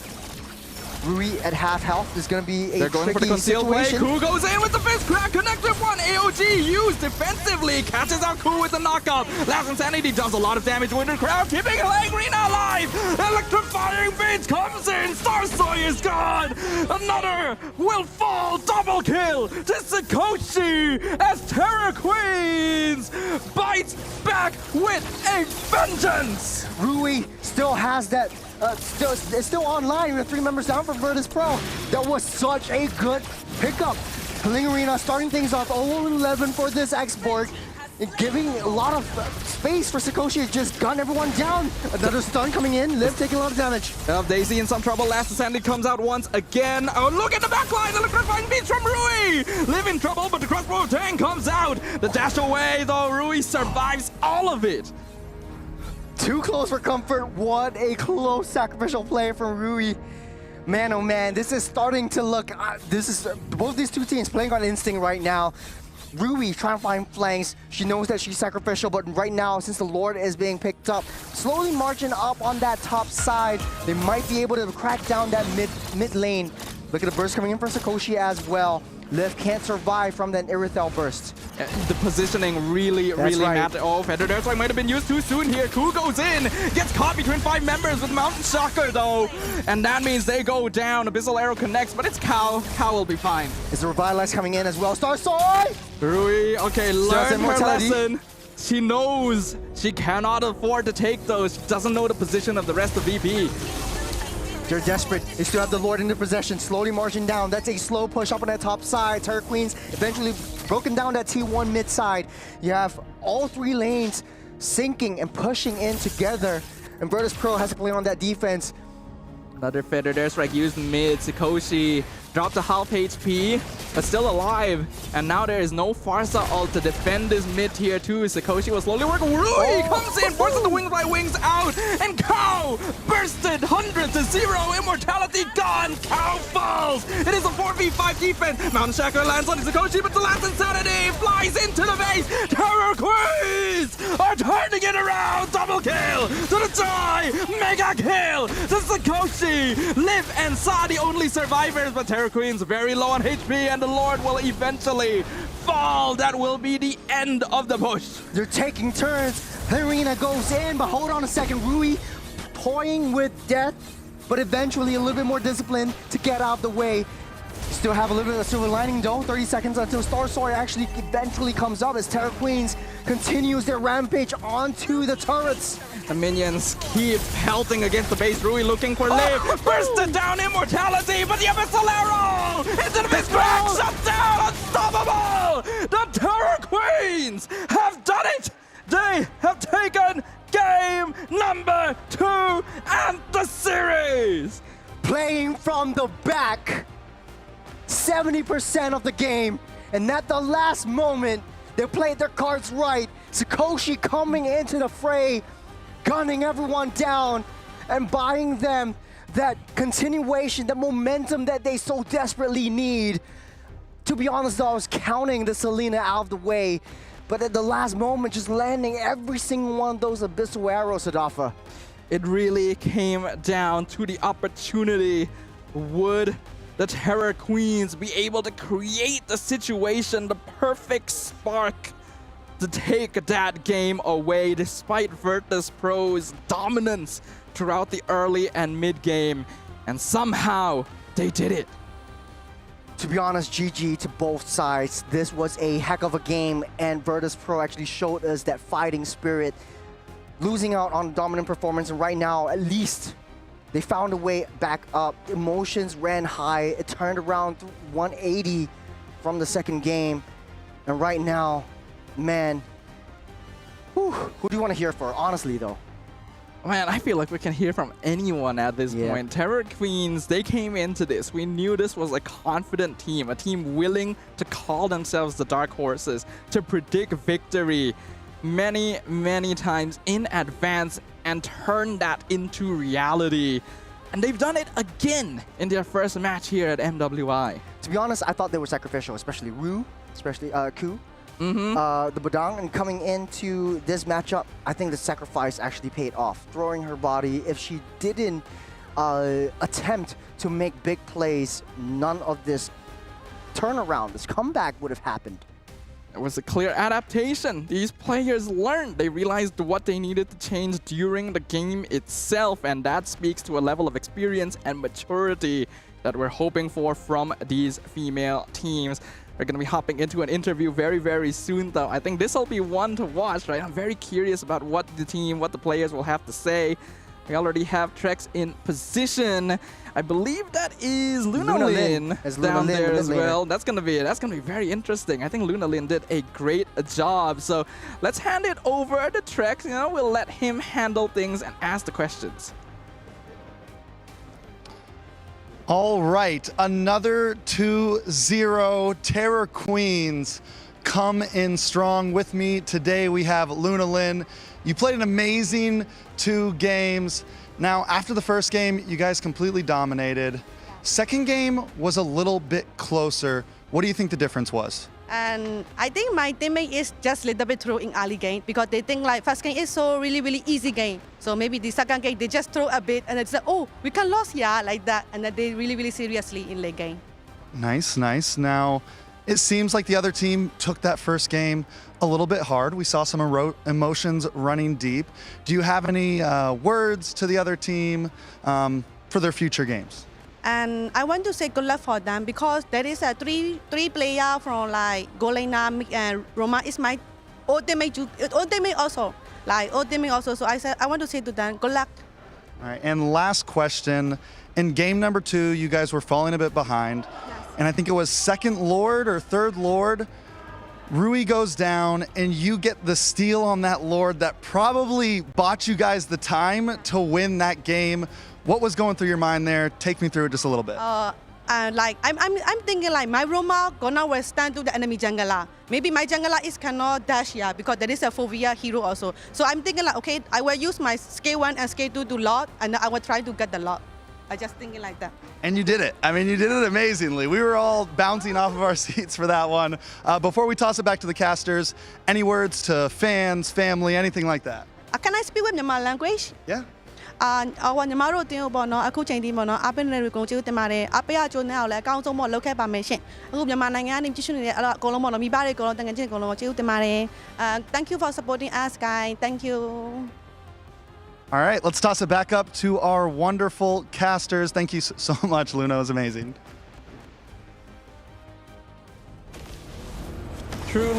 Truly incredible performance and a great interview as well. That speaks to the experience and the thought processes of this very important player.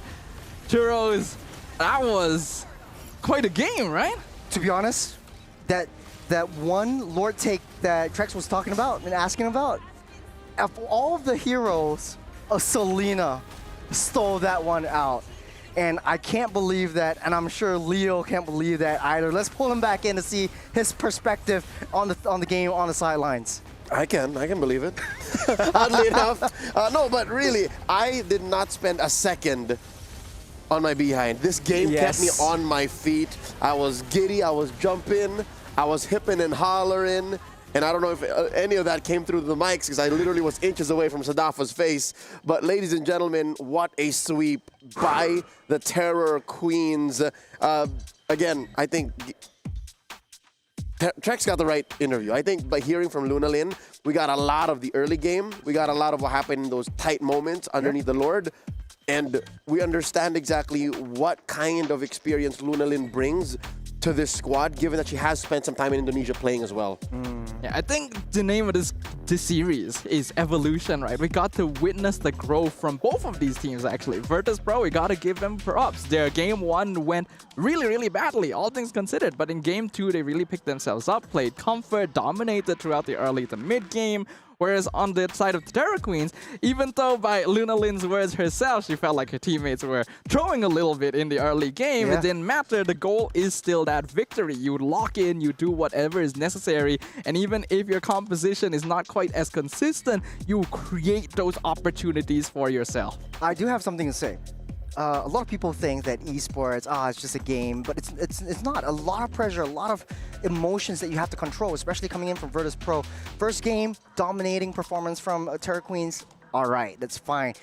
They were able to, just contain their emotions and really play their hearts out for the second game, giving us a really close moment like that. And taking a look at all the ways that they're playing around, Leo, man, this was, I know I was jumping, I was boxing the TV and the screens. In case you didn't know, like there's no cameras around here when the game's going on, but yeah, Churros was physically boxing the air as he was calling the match.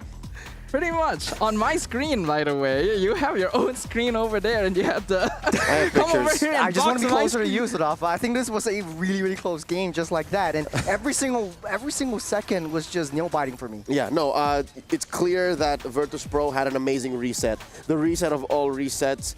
The team that played in Game 1 was very different from the team that played in Game 2, and they were in control of this slobber knocker of a game for about 70-80%, and that 20% is what makes the difference. Look at this, 21 and a half minutes in, and the Terror Queens are still looking for ways to clap back. Mind you, they don't even have a mid lane inhibitor, and they were still aggressively pushing in. This is a team that understands and knows when they're the beatdown. You can tell, right? This is the team that gave the statement that said they would be the dark horses, that said they would go undefeated. That confidence is not unfounded. They have the gusto, the passion, and the skill to be able to represent those words in the land of Dawn itself. And that is amazing to see. I think both these teams have so much more potential than we initially gave them credit for.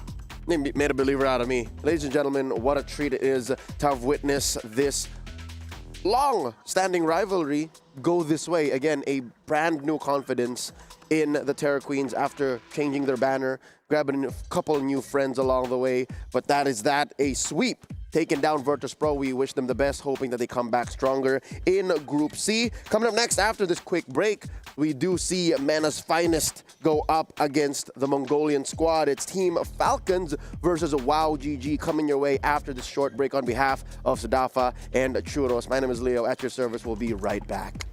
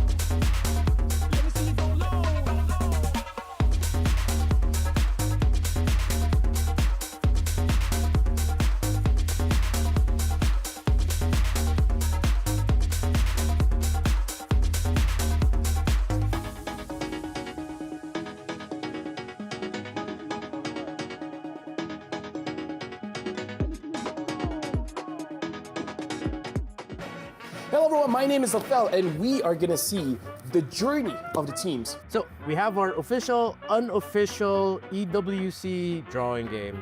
We need you, one of you guys, to draw and another one to guess what is the skill and what hero is it.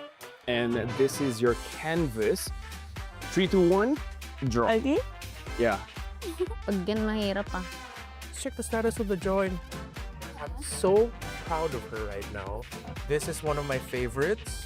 I see the first part of the drawing and I'm already confused. Okay, we're ready? Okay, show the camera. Okay, Kao, guess the skill name. Essa aqui é a skill que ele faz, isso aqui é o que ele faz. Eu entendi, Solon. Que boneco que faz isso aqui? Fica assim. Fica assim. Ah. Weapon? Like knife? That's supposed to be a sword. But I understand why you say it's a knife. Is it Hisashin?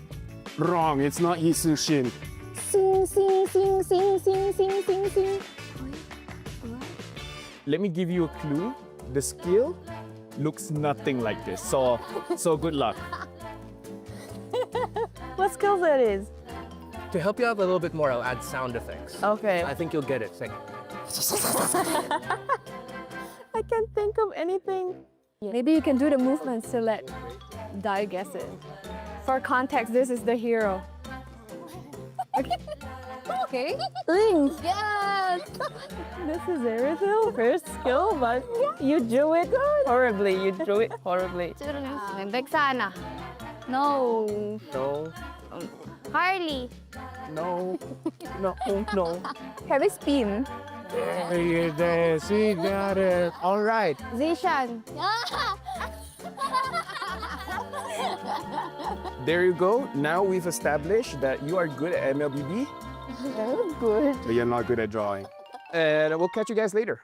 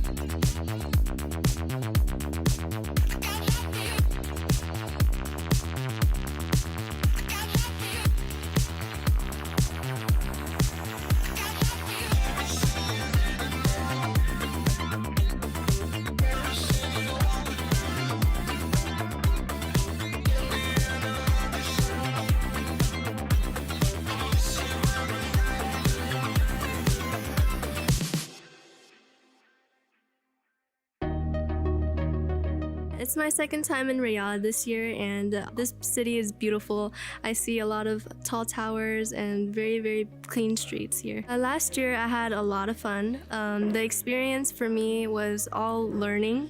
I prioritize just growing out of the experience, and this year is to execute it through winning.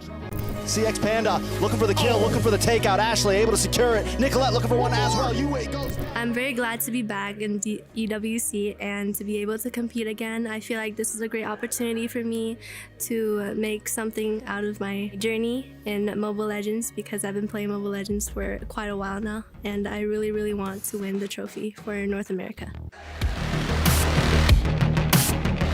My first impression was everything was new. Like, I was surprised to see everything, to see how the things operated around EWC. This year, I am not as surprised. I'm more calmed about it, and the process of going through everything is much smoother. If somebody looks up to me and makes me their role model, then I'll be very, very much inspired, and I want to achieve more greatness for them to look up to and go out and seek and embrace the journey. Gaming Gladiators are committed, driven, and ambitious. I want Gaming Gladiators to be remembered as champions and winners for 2025 MWI.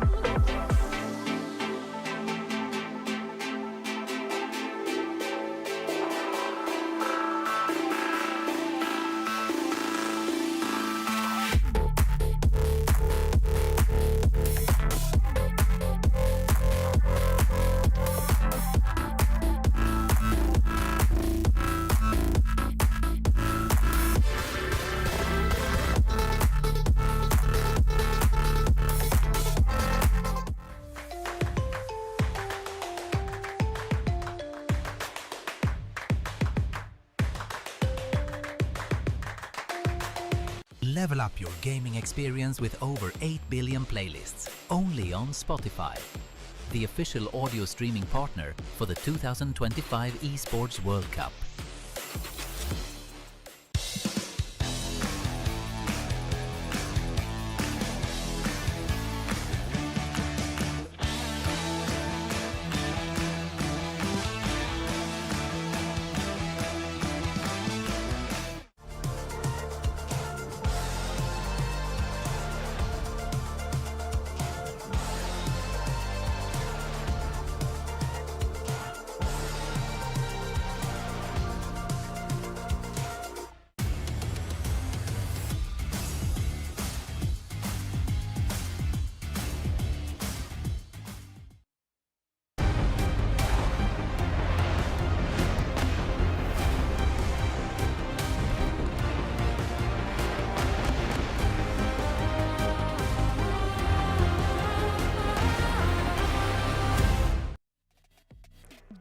The action continues here live, coming at you from Riyadh, Saudi Arabia at the Esports World Cup. You're watching the Women's Invitational for Mobile Legends Bang Bang 2025 at your service. My name is Leo, here with Stafa and this time Trex calling this matchup. We got another best of 3 coming your way, this time featuring Team Falcons Mena Vega from, well, they're representing Africa this time. They qualified through there. Get it right. Going up against WOW GG of Mongolia. Gentlemen. I think this is going to be an interesting one. We've already gotten to see a taste of what MWI is preparing for us this year. A lot of these teams have specially prepared themselves after last year's performance to do even better now that women's MLBB is gaining more traction across the globe. Yeah, I mean, I feel like the past couple games have gotten better and better, and if we continue to track that, it's going to be great. We're approaching Limitless, folks. Let's get to know Team Falcons here.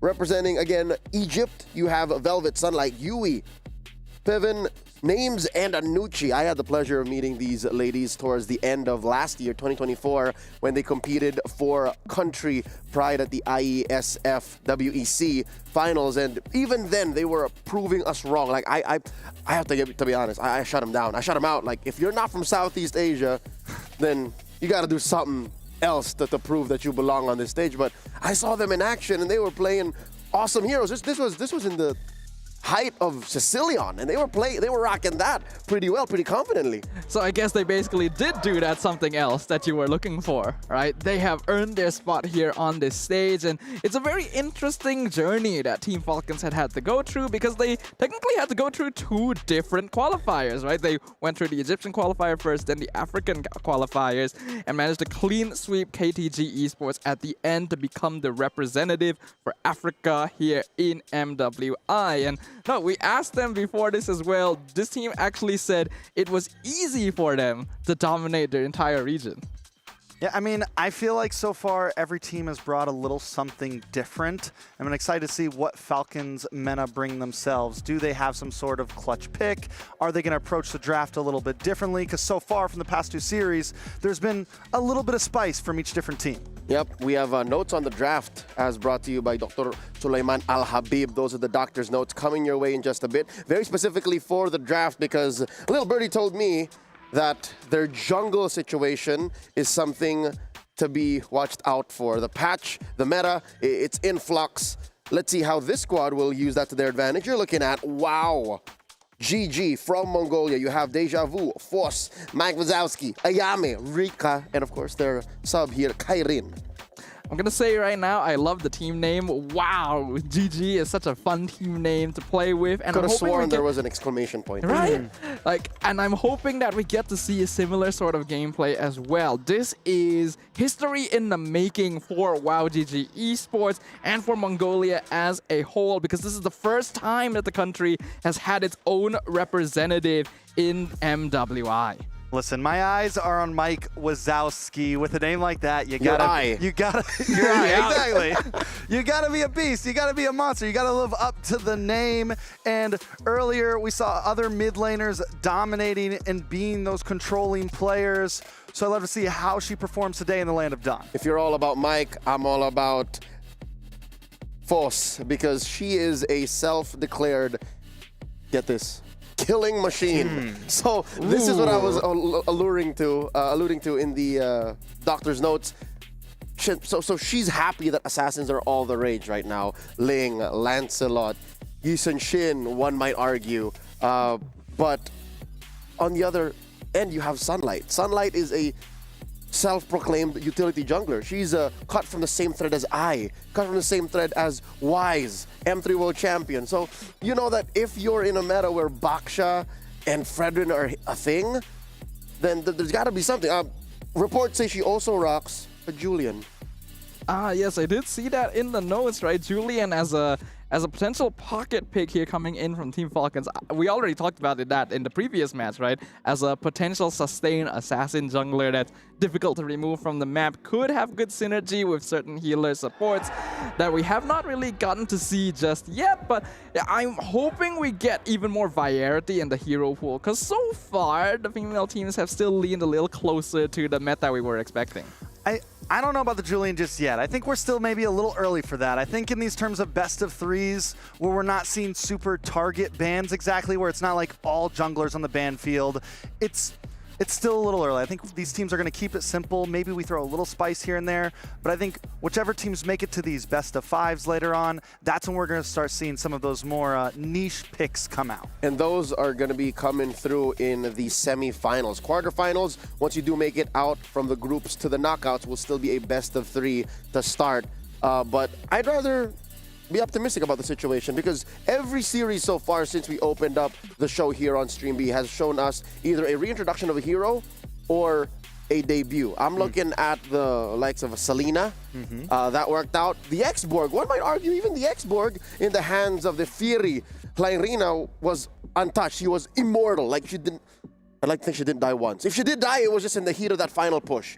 So if those kinds of heroes can come up in the first, 3 or 4 hours of a new tournament such as MWI here at the Esports World Cup, what more in the following matches? Because there's just 2 more best of 3s here today as we prep for this third one. I'm looking at Team Falcons to bring the spice, because knowing WoW GG, knowing the Mongolian metagame, right? We saw a little bit of that coming from the wildcards on the behalf of the Mongols. This is Coach Bebex, who's leading the charge here, formerly IHC, so he's known what it's like to carry the banner of Mongolia on the world stage. He's also employing the help of Nonaxin, the jungler of Mongols Pink, the team that WoW GG felled in the finals 4-2. So there's got to be some level of diversity or some variety that could come in, wherein, okay, I know what you're like to fight against. You could use this. You could introduce this. I'm guessing that's the dynamic. I'm hoping to see that. Yeah, it's an interesting dynamic. It's an interesting chemistry when you see lots of different people come together to make a whole cake, right? And we all love a good cake. Hopefully we get baked a really nice cake right here. Trex loves some in terms cake. of gameplay. You love cake? I love cake as well. We all love cake. And that is what we're hoping for, right? In the land of Dawn, just a really delicious dessert of a game. You know, before you come in, Leo, I have a quick point. You know, you mentioned all hands on deck for the Mongolian team, and from coaches to players from other teams. And I feel like when we look at the MENA team as well, the African team, whatever you want to call them, from what we heard from the lore, from the backstory, it was also all hands on deck for them, from casters helping them get sponsorships, from people behind the scenes. There is a lot of support and love behind both of these teams, and that is something that really excites me. It's not just about the games, it's about the community behind both of them. You're right. From a community standpoint, these players would not be where they are without the help of passionate and very generous individuals willing to pay it forward so that the MENA MLBB women's scene would grow. And here we are now in the middle of Riyadh, Saudi Arabia, hosting an MLBB women's tournament. What more could we ask for? Not to mention the individual stories of some of these ladies who had to fight tooth and nail and prove to their family that to play in a tournament like this, to live this life, to pursue that bread is worth it. Yeah. So far, MWI 2025 has already demonstrated that it is the amalgamation of all that effort, of all that passion, and all the growth that we have witnessed from these players, from just trying out becoming a pro, now playing on international stage, some of these players for the second year in a row. It is really impressive, the achievements that they have accomplished, and just how much we've seen even the teams from earlier today improve so far. A fact that is actually shared by both the teams that are about to face off here as well, right? When we look at Team Falcons, for example, last year in MWI, they ended in 9th to 12th place. Not really the best performance, but then after that, IESF came in, surprised the entire world by getting 3rd place finish. In the same way for WOW GG from Mongolia, as you mentioned, they took down the favorites, the Mongols Pink, which previously was the country's representative, they were and queens. ending their streak across the entire region. Yeah. I agree. I totally agree. I think it's gonna. Are you still? Are you I'm still here? Are you still strung up on what happened to open the day? Yes. Yeah. My mind was still thinking about. You're still shell-shocked. Still shell-shocked. All right, I have some words for Churro later, but we'll see him on the desk later. All right, real quick, as an update before we jump into the draft here to start Game 1 properness best of 3 between Team Falcons and WOW GG. We opened up with a sweep by Navi MY up against Gaming Gladiators from NA, and then we went to another sweep, but that was a little more hard-earned by the Terror Queens, the self-proclaimed dark horses of MWI 2025, as they took down Vertus Pro from Vietnam. So now here we are, another region, well, 2 regions to be reintroduced, and to show what they've got here, to prove that they earn it to make it out of Group A. So this is a Group A matchup. Ooh, okay. Jumping back a little bit. For those of you who don't know, there are actually 4 groups happening with 16 total teams across the MWI, 2 different streams happening at the same time. So if you guys are not catching all of the games, here's a reminder for you guys that 2 games are actually happening at the same time. You do not want to miss any of the action because these ladies are here to play. We don't blame you though if you choose to stay with Stream B. Yeah, we'll just update you. We'll just update you what's happening. Stream A, currently, the defending champions Navi PH swept CFU Gaming. So TLG also lost. It's been an insane Stream A over there. I'm not gonna lie. I was watching you guys from the monitor and me and the other stream on my phone, trying to catch both games at the same time earlier. It was intense. You were cross-eyed trying to. Yeah. But that does mean all series so far across both streams have been sweeps. Ooh, When does it stop? When does it stop? That's the question. Right when here. When does it stop? Trex is here now. It's gonna stop now. You've been hot take. You've been interviewed. We're getting 3 matches right here. Is that your or the effect? next one? One or the other, because you're here for both. Yeah. All right. It's time for us to try and get some predictions in. Is that what you're saying? 3 games, but for who? Are you asking me for my prediction? Yes, sir. You're asking me for That's my where prediction. we are now. Listen, I've kind of been on the Mongolian train for a while. We go way back to even the men's teams and some of the other events. They made it to top 8 once, and we've always kind of seen them fall a little short, but there's always been this hype around them, and I want to believe in the hype. I want to believe that they can show up, and so I'm going to give it to them today. I think they're going to take the win against Falcons Mena. But in 3. 2-1. So it's WOW in 3 for Trex. How about you, Staffa? I would want to pick a different team, but in this case, I actually am gonna put my stocks on WOW as well. I think that Mongolia as a region is always a surprising dark horse, whether it be in the men's or the women's league. This is the first time they have a representative here, so I do want to root a little bit for the newcomers as well, their first ever appearance on the international stage. Also, their name is very fun to say. Wow. Okay. GG. Gentlemen. Oh, did you give a score? Do you see a score? I don't think I can predict a score right now. Okay, I won't put you on the spot. And you know what, Staffa, Trex, it's okay to be wrong sometimes. Because I think Team Falcons are taking WOW down. Ladies and gentlemen, the draft has begun. Here we go. Game number 1, Coach Koba at the lead with Coach Bebex taking care of business from the red side. Staffa, Trex, it's your turn.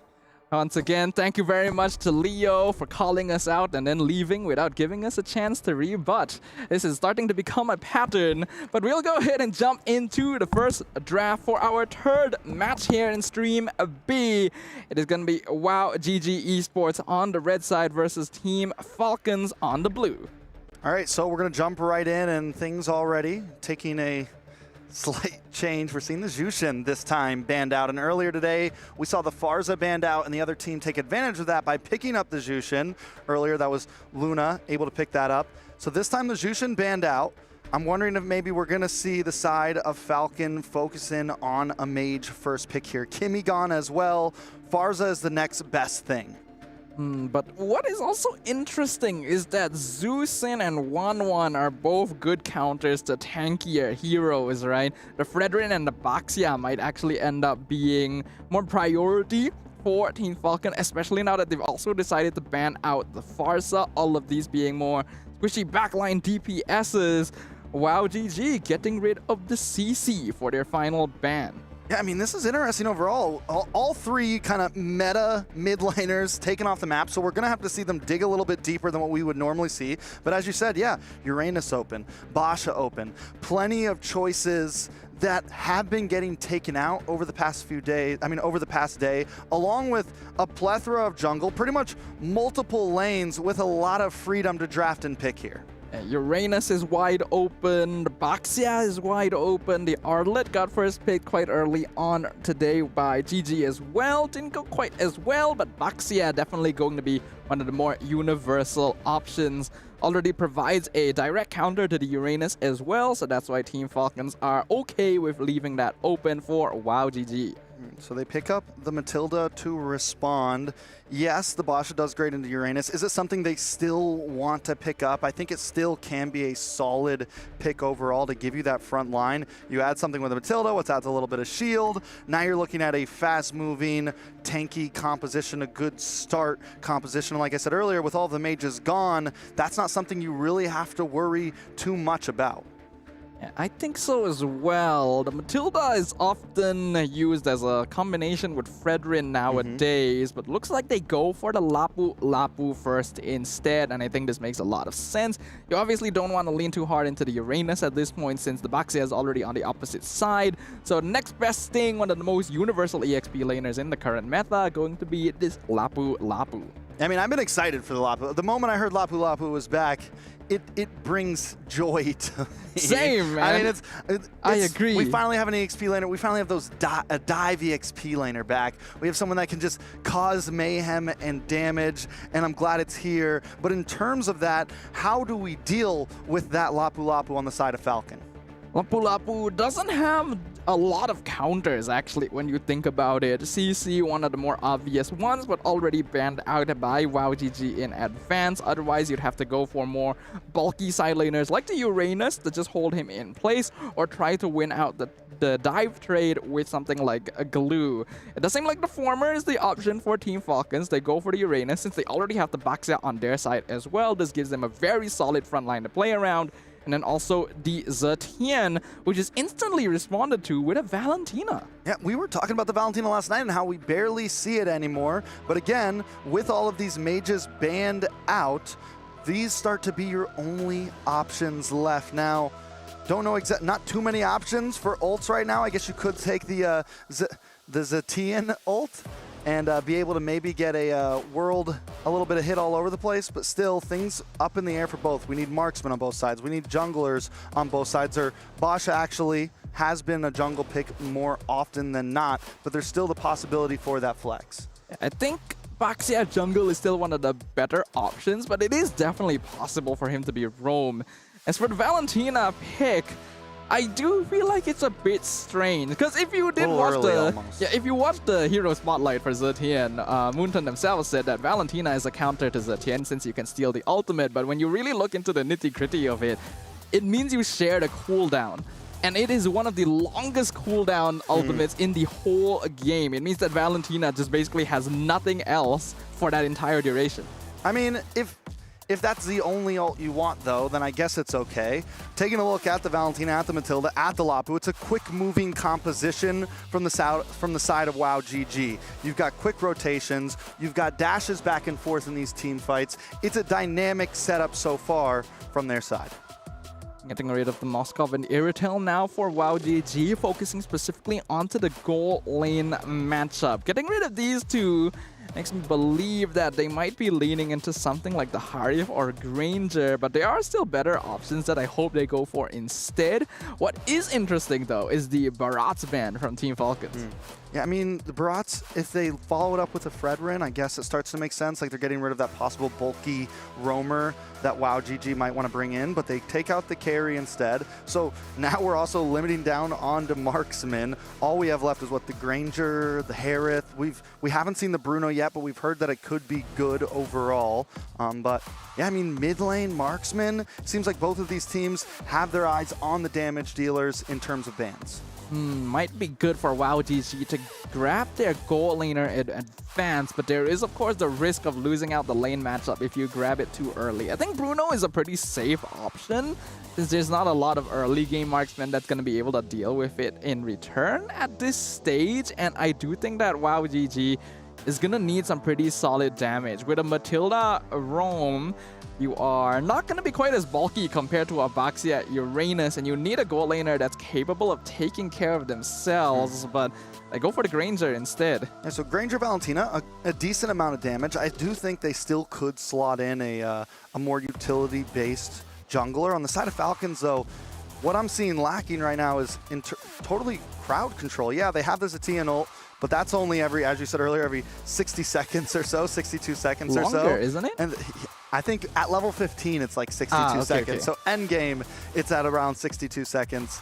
But I mean, after that, with the Uranus, it's a great pick, but something it lacks is crowd control. Something it lacks is a way to lock down this Valentina, lock down this Matilda, stop the Lapu Lapu long enough that you can actually take him out. Yeah, right now, Team Falcons draft is facing a similar... Oh... Who needs crowd control when you just heal? There he is. There's the guy. There's the guy I don't like. And a Melissa pick on top of that. It's spicy. I lied. I was hoping it would take a bit longer for this guy to show up. Estes. That's your boy. Don't you dare. Don't you dare accuse me of such a thing. I do not fraternize with this man. I didn't say you had to fraternize with him. I just said you had to be his guy. I feel What's like going to be your last pick on the side of WoW GG? What's the last pick on WoW GG? Xborg looks like. I mean, Xborg's actually pretty good. Beautiful answer. Xborg is really good here, actually. Great against both the Baxi and the Uranus, and actually very solid with that last Insanity, since most of Falcons will be grouped up for the Moon Goddess. And now you have another ult as well for the Valentina. So, I mean, you could take the Essie's ult, you could get heal for your team. True. The thing about their team, though, is how close up are they all going to be? It feels like a dive comp. Feels like Xborg and Lapu want to dive in. But hold on, who's the jungler on the side of WoW GG? Is it the Granger or Xborg? It's probably Xborg. Yeah. It's got to be Xborg, right? Xborg makes a lot of sense, since regardless of whether this ends up being a Baxia or Uranus jungle, he has a good matchup. I like it. I think it's going to be spicy. Which draft do you like more? The one that doesn't have Estes on it. Okay, so we're going for WoW GG. We both did vote for that. I promise it's not going to be a bias cast here, but let's jump in to the land of Dawn. It's game number 1. WoW GG up against Falcons Vega Mena. All right, looks like it is going to be a Baxia jungle Uranus EXP lane. So Velvet's goal here is just going to try and lock Deja Vu in lane as long as possible to provide them more space to rotate around on the map. Looking at the emblem setup as well, we got Impure Rage on both Foes and Rika. And then the Brave Smite on Mike Wazowski. So aiming for overall staying power. So, I mean, Leo was right. We get to see some more debut picks in another series. And not only do we see some debut picks, we also see the Xborg in the jungle, which is a debut position on the last series debut pick. I mean, they just keep switching it up on us. And how much farther is it going to go? I mean, I love it. I love seeing some variety. And oh, Rika could be in some trouble here. Takes a little bit of damage. Will he be able to dash away? Forced to use the flicker. Is able to get a bit of poke off and will be safe. All right, that's good. Team Falcons has to make use of this Baxia to really start causing pressure. It's going to be difficult for them to keep lane priority across the map, since Estes will naturally be a little bit slower and doesn't do all that much damage. But the more presence he shows in the side lane, the more easy it is going to be for Velvet and Names to make their presence known and start scaling up into the mid game, where Velvet and Sunlight become very difficult to handle. Ooh, a lot of damage on Ayame. WoW GG forced to kind of take this slow here. Now, I want to talk about that export because we felt like it was a good pick against the Estes, but for me, that's more of an EXP lane export because you don't want to blow that last Insanity too early. Like before Turtle, before Lord, you want to try to use it to secure those big objectives. And now, Foe, speaking of the devil, take a little bit of damage. Micah taken out. Here comes Deja Vu into the backside, gets the stun onto you. Slams down onto Fiven as well, but now Deja Vu needs to try to get out of here as Velvet hordes away Ayami, keeping him away from the team, keeping her away from the team. Back onto the Turtle here. Velvet now also keeping space as Mike Wazowski has to run away and Team Falcons take the Turtle. Yeah, really well played by Team Falcons and a great call as well, knowing that at this stage of the game, Foes doesn't have enough items to actually threaten their frontliners. They can just run him down, especially if Ayame is already showing somewhere else on the map. Getting rid of the enemy jungle immediately means that you can just go for the Turtle, and although Deja Vu did try to cut off the back line, the damage was unfortunately already done, and Team Falcons can just back off with their spoils. First Turtle going to them, a 1k gold lead in 3 minutes. I mean, it's a big gold lead. A lot of times you'll see teams at least secure something in response to losing the Turtle. WoW GG, not able to really get much minion play, get much tower play, or even get a kill on the board. Ooh, Names almost picking off Ayame. Go for the damage. Ayame is able to get back. Sunlight just being so aggressive overall, and Foes might not be able to get away from this. The frag armor does pop. Team Falcons just ever so aggressive in the first few minutes. Yeah, unfortunately, the issue with going Matilda Valentina in your mid lane is that you're giving up so much rotational priority, and because of that, Team Falcons can keep walking and rolling around with Sunlight, providing help to the side lanes, and they're still fighting. Yeah, they're looking for this tower. They want it so bad. Sunlight takes a bit of damage. Here comes the ult. All stuns onto the side of WoW GG, and the tower goes down. Team Falcons able to take a big step in the right direction.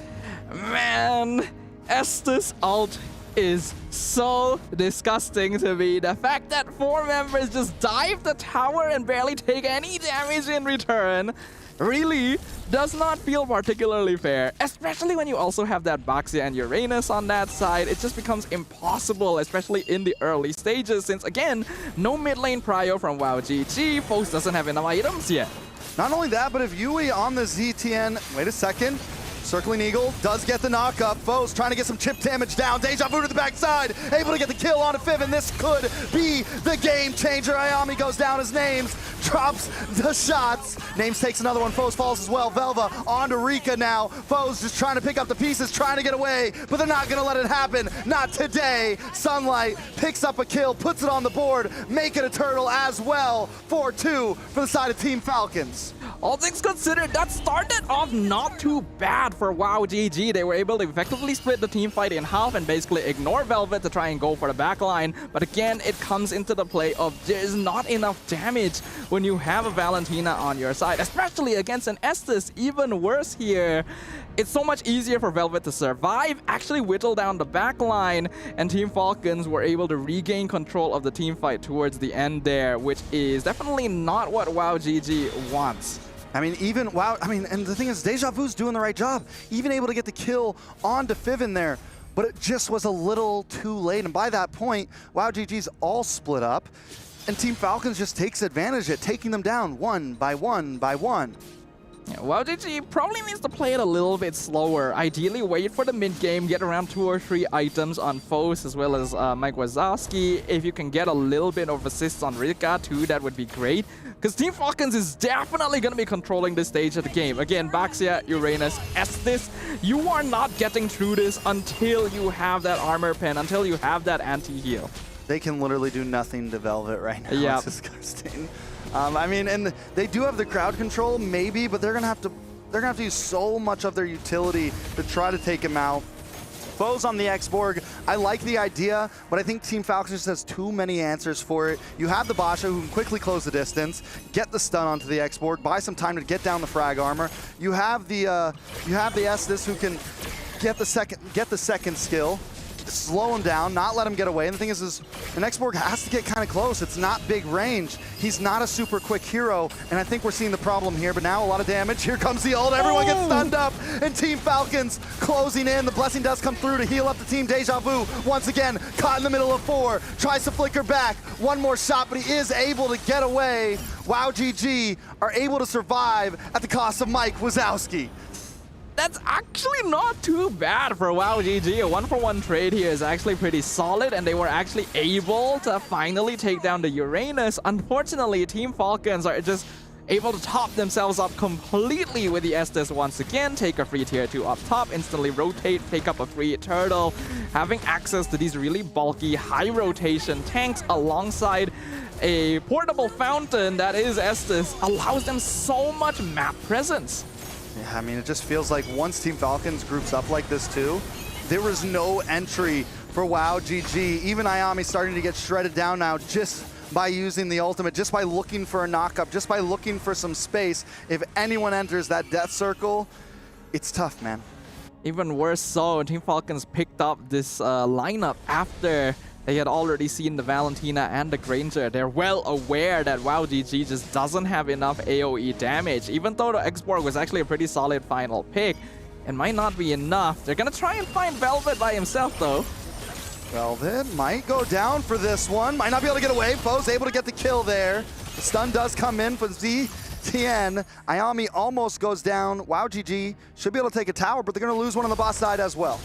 Yeah, it's not really an ideal trade. Velvet is no longer worth quite as much as she was at one point, since that is not actually her first death anymore, and a tier 2 tower is very valuable. Though it looks like Team Falcons aren't going to be able to rotate back in time. Rika sticking around to get a tier 2 up top. Sunlight, will they find them? Oh! Now he's alone. Mike Wazowski tries to get away. Foes does come in the nick of time. Mike Wazowski, she's able to dash back. Followed up by the last Insanity. Foes trying to escape Fiven here. The cutoff is coming, but Ayami's there to make sure they're safely to get away. It's actually very surprising that Mike Wazowski was able to get out of that one. It's quite lucky for her that Sunlight is a lot quicker than the rest of Team Falcons, so they weren't able to come back her up in time to pick up a potentially easy kill. Rika being able to get out as well actually ends up meaning that trade is good for WoW GG. They trade 1-for-1. They're actually able to get a tier 2 up top. They are definitely still in this game, but a lot of it rides on whether Rika can continue farming well. Okay. Do we think it's the right play to just keep on targeting down onto Velvet? I don't know if it's the right target. Ayami did use the Circling Eagle. Once again, it's a big utility use for now, not even getting the kill this time. I think WoW GG doesn't really have much of a choice, unfortunately. The only target they can really find is Velvet most of the time, since she's the only person that is not standing next to Fiven. Foes looking for a possible steal here. Can the last Insanity come in the nick of time? Yes. Does pop up. Fiven taking a lot of damage. Rika able to get the kill, and now Mike Wazowski's dashing back as Names slaughters onward. Foes taking some damage. Drops a double kill for Names. Taking change. Velvet finds one for himself. WoW GG on the back ropes. They do take the Lord, though. They do take the Lord, but it ends up being a 1-for-3 trade. The fight started really well, actually. All of the AoE from WoW GG landed on top of a big chunk of Team Falcons.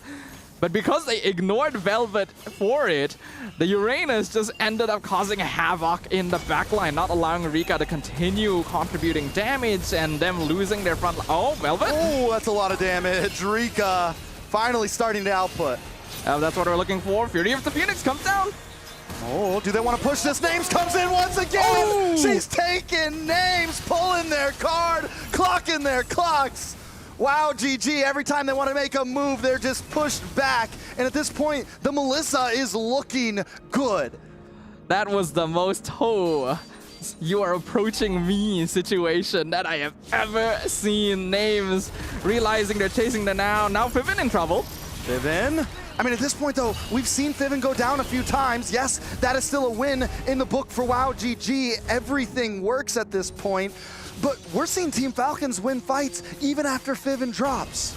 Yeah, this whole time we've been talking about the Estes combo with the tanky frontliners, and we've just been forgetting that names exist on the map, right? This Melissa is now 5-1. We can see in the highlights just how much pressure she was emitting, literally walking up forward, using the space created by the rest of the team because of the intense dive from WoW GG to rack up those kills. And now this Melissa is the actual main issue. I mean, Melissa is a hero that on paper has looked good. Like, in theory, to me, has looked good against a lot of dive comps for a long time. You have the go away. You have something that's supposed to be able to help stop things like Lapu Lapu, help stop things like Matilda, help stop some of these dive heroes. It just never really ended up working out, I think, the way a lot of us wanted it to. But for this game right here, it is definitely something, and it's something that we could definitely see possibly in the future against comps like this. Yeah, it's a hero that requires the correct setup and the lineup to play around, because even though she has the ultimate to zone away melee hero, she still ends up being a very obvious target for artillery mages and long-range marksmen a lot of the time. In this game, there's none of that threat, right? The Farsa was already removed in the ban list, and then you have Sunlight and Velvet holding the front line. Fiven can just stand next to you and keep you topped up regardless of the situation. It's very easy for names to find the space necessary, and WoW GG needs to adjust their approach now. They cannot afford to just simply ignore the front line, because if they're not able to find the Melissa, they just get melted down. All right, so taking a look at the gold, it's not too far apart. WoW GG is still very much in this game.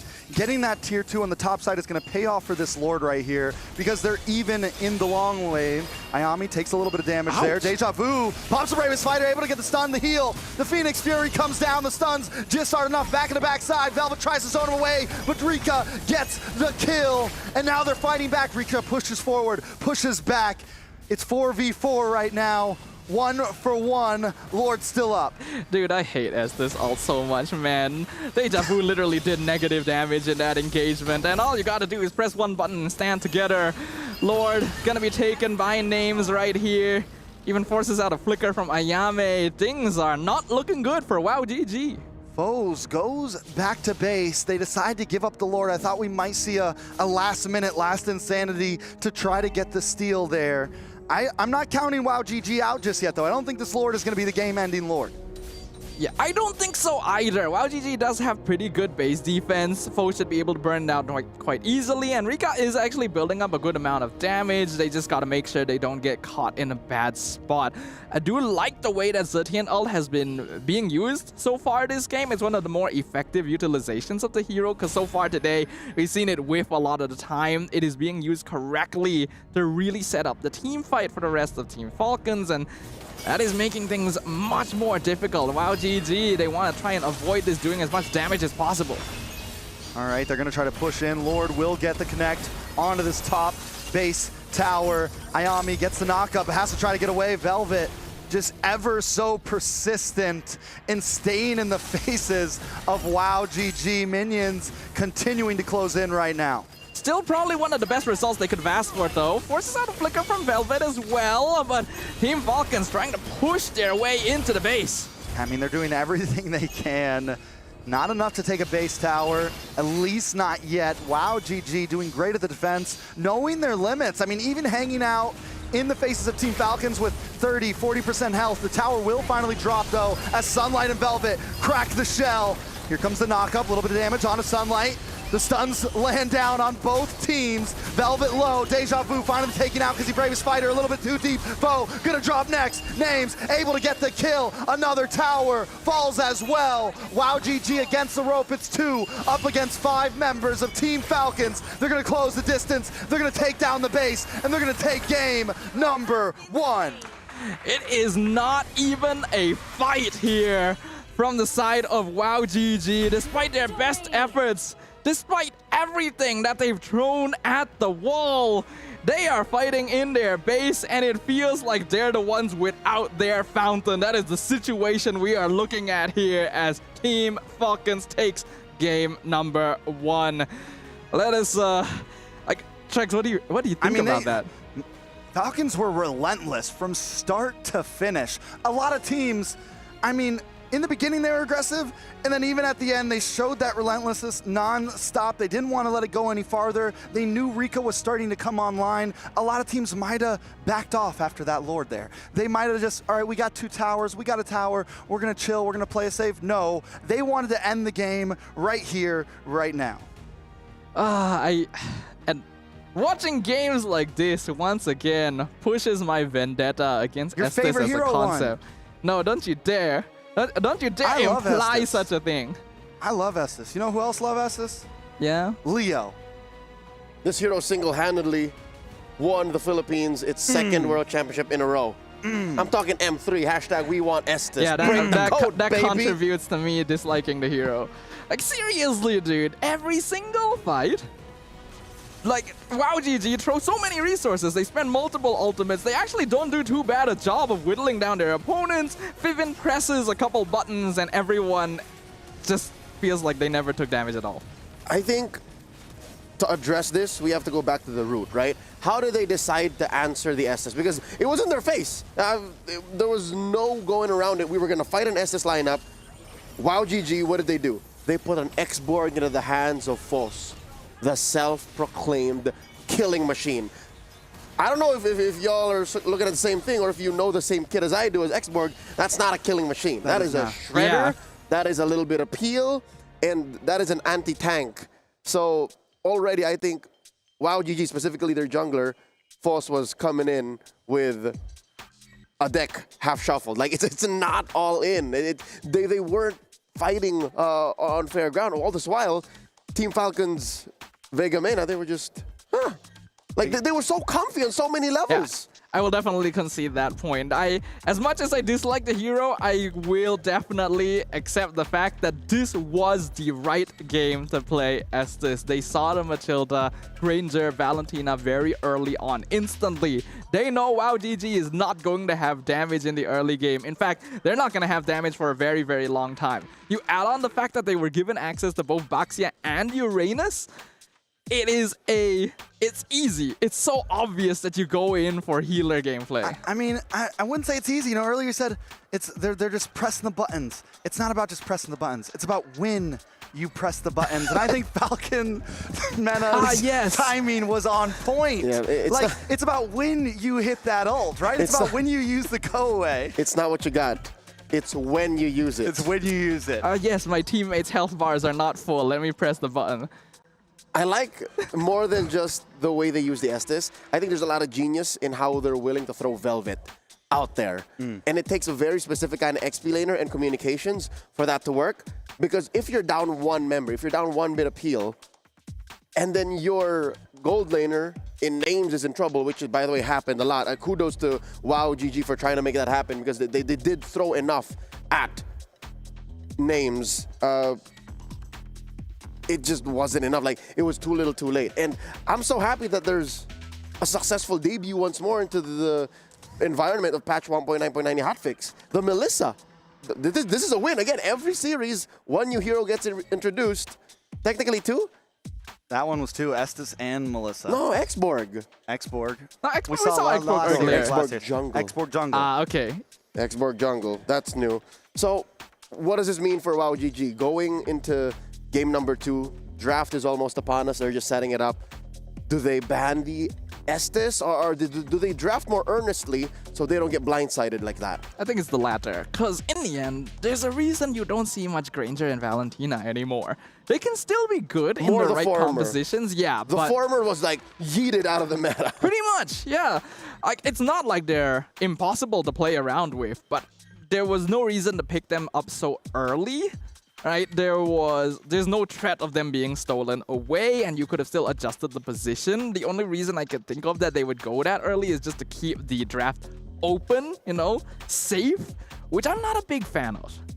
The X-Borg, I think they could have definitely drafted that different and possibly got a win there. I totally agree with you, Leo, that the X-Borg was a rough answer at the end there. They saw the Estes. It would have, I said it earlier, it would have been a good answer if it was in the EXP lane. It could have been a decent answer if it was elsewhere on the map. But coming in the jungle in the hand of Foss it just didn't really feel right. It wasn't able to do what it was meant to do. My big problem with it was you can't use your ult to attack when the Estes pops the ult and also use it to get a Lord or a Turtle. You're caught between these two things, and there's just no real answer there. And I think you're overextending and overbearing the ult.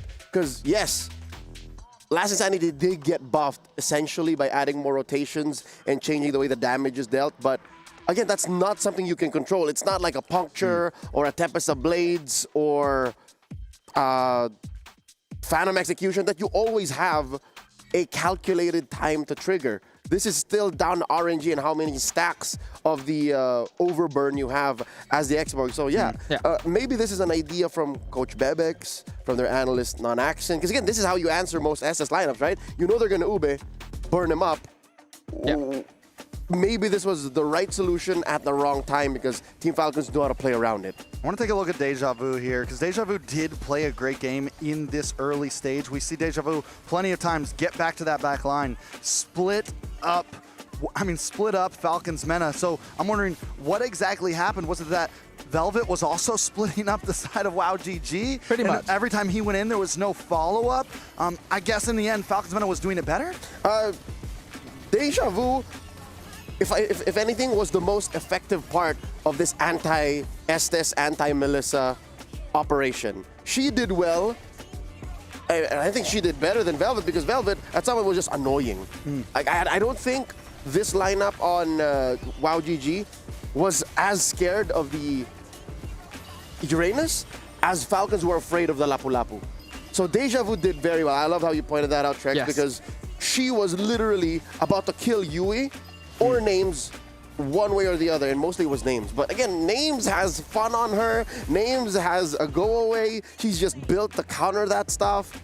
And I think this was a game that was won on the draft alone. Yeah, I agree. Because, Deja Vu was doing a great job. I also agree that she was probably doing better than Velvet overall in splitting up the fight. Or Foes. Yeah, or Foes. But this odds were really stacked against WoW GG here because of how they started that draft. I still think that Xborg is a good option. It's just that in this position, it was tacked on as like a final measure rather than actually built around correctly. It was just an emergency button at the end, which isn't exactly going to help you out. It's a band-aid for a bullet wound, as I like to say. Trex, this does still go down to your prediction. You did say we're going all the way. But you did say WoW GG. What exactly do you think the Mongolian squad here is going to do to make this go that direction? Like, what's the change in game 2? They're going to 2-1 them. Obviously. They're going to 2-1. Obviously, but what's the change? Like, how, sir? Don't tell me what. They're not going to pick jungle Xborg. I hold strong that they were like, oh, wait. We already picked our EXP laner. And, they just had to... Wait, coach. Xborg, what? So, no, I think, like you said, and like we've been pointing out, Deja Vu played amazing. A lot of their team, during that end game, once Rika got online, Rika started playing great, was able to get the perfect distance on a lot of those shots, was able to poke, dash back and forth. A lot of the members of the team played well. I just don't think they were given the right cards to play with. So this time when it comes to draft, give them the right cards, give them what they're comfy with. Don't get thrown off by some Estes pick that Sadafa hates. Just play your game and do your thing. Pretty much, I agree, because despite the fact that they were facing a lineup that's really difficult to handle with their hero composition, I think WoW GG actually did pretty well. They were very good at engaging team fights, deciding when to actually take engagements. Rika was actually able to farm up quite well and actually become quite a threat towards the end game. But a poke hero like Ranger is already stacked against the odds against sustain heroes and healing supports, right? So going into the next game, you gotta keep your tools a little bit more open. Maybe try to lean towards the meta towards the early stages. And I think you gotta respect the Baxia as well on the red side. There's a reason teams usually ban the hero on the red side. It opened up too many things because instantly WoW GG couldn't pick the Uranus anymore, right? And it was just given back over. If WoW GG were to break my heart and take us all the way and even win the series, I think one way to do that is to get back to their identity. I think of all of them, Deja Vu still played a very Deja Vu game. Foss, I think Foss is a huge reason why they weren't as successful in game number 1. So put a Lancelot on this woman, put a Ling in her hands, a Hayabusa. I'll even say like a Yisun Shin. Like if you can find a way to put a Yisun Shin into the hands of Force, then she can become the killing machine that she was born to be, that she knew she could be. Then we're golden. And also, I mean, in terms of draft, they have a lot of space for bans. Those bans, we saw Farza get banned. We saw Zushin get banned. We saw Kimmy get banned. There's a lot of room for change-up, I feel like, that can still benefit both sides. You don't have to give too much by dropping one of those and switching it up to give yourself the Farza, to give yourself the Zushin, to give yourself some damage on your team. Or maybe even in a proactive manner, attack your opponents, give Sunlight a hard time, force her onto said assassins, because again, she's a self-proclaimed utility jungler. Not that there's anything wrong with that, it's just what if she gets tested? What if her hero pool gets checked and only, you know, the Yisun Shin, the Ling, the Lancelot, only those are left out? What if that happens? We'll see if WoW GG's got it in the bag to do just that. Coach Bebex chooses to go blue, while Koba goes ahead and says, we're going red, girls. Game number 2 with Team Falcons at match point. We are going to switch the scores around. Trex and Snafa, y'all take care of business now. All right, we'll try our best, Leo. We'll make you proud. Let's jump into the draft for game number 2, and there is going to be a side switch happening here. Uranus and Kalea banned out by WoW GG, and the Baxia that we talked about earlier banned on the red side by Team Falcons. So we can see that they have proper respect for the hero. Yeah, I mean, there's already some targets coming in. There's already some change of targets happening. The Basha gone, but it's Falcons who actually ban it out. They're a little more on the scared side to let that through over to WoW GG. And with the Uranus gone, we're forced to see some change happening. I think it is good to have some change. Really thinking about it as well, we've already come into this competition knowing that WoW GG likes leaning more into assassin jungles and Team Falcons likes more utility jungle. I feel like what could have happened in game 1 was that WoW GG could have left the Kimmy open potentially and gone for a triple Markman's composition, since we already know that works really well against tankier heroes and would have definitely provided the damage that they were lacking to break through the Estus healing.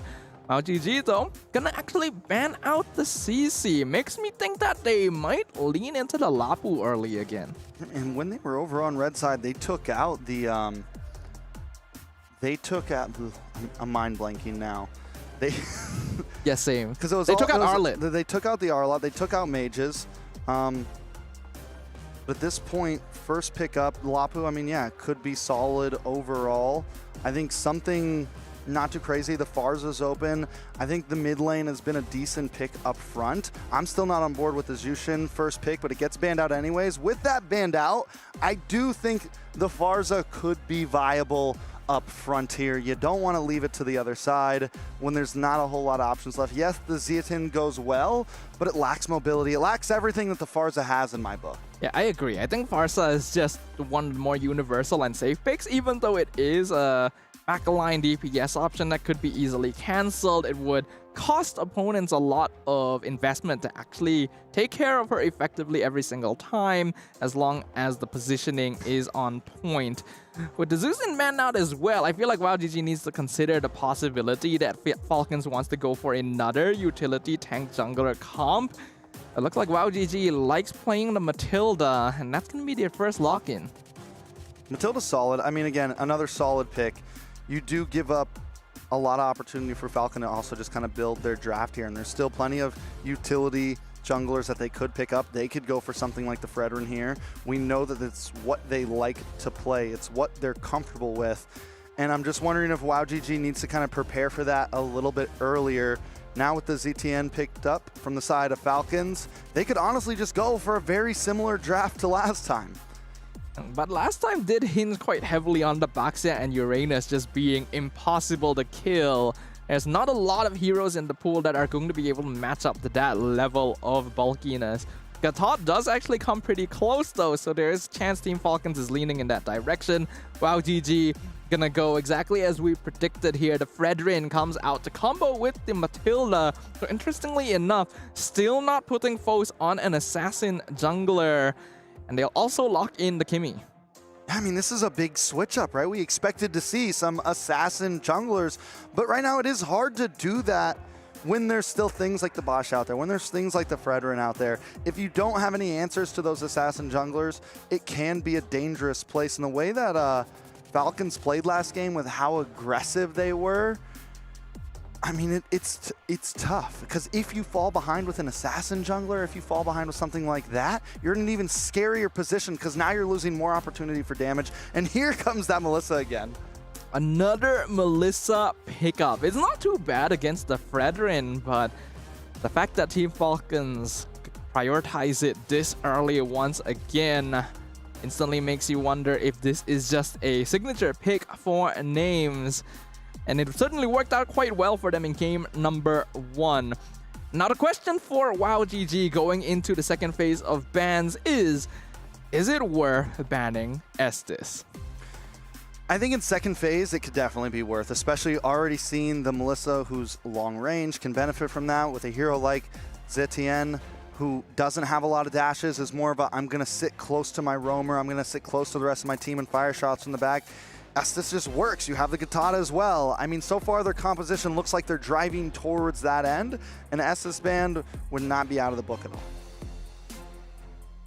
Up to WowGG to decide if it's going to be a threat or not, because Team Falcons are definitely in a position where they could pull it out again. You go for the thing is, tank junglers, not a lot of them left nowadays. It's only really the Fredrin and the Baxia. So if they play an Estes with only a Gatot as a frontline, it is a little bit more difficult compared to how they played in game number 1. WowGG ban out the Yi Sun Shin instead. So more so concerned about damage options of Team Falcons. I mean, makes sense as well. They could ban out something like the Hayabusa here now.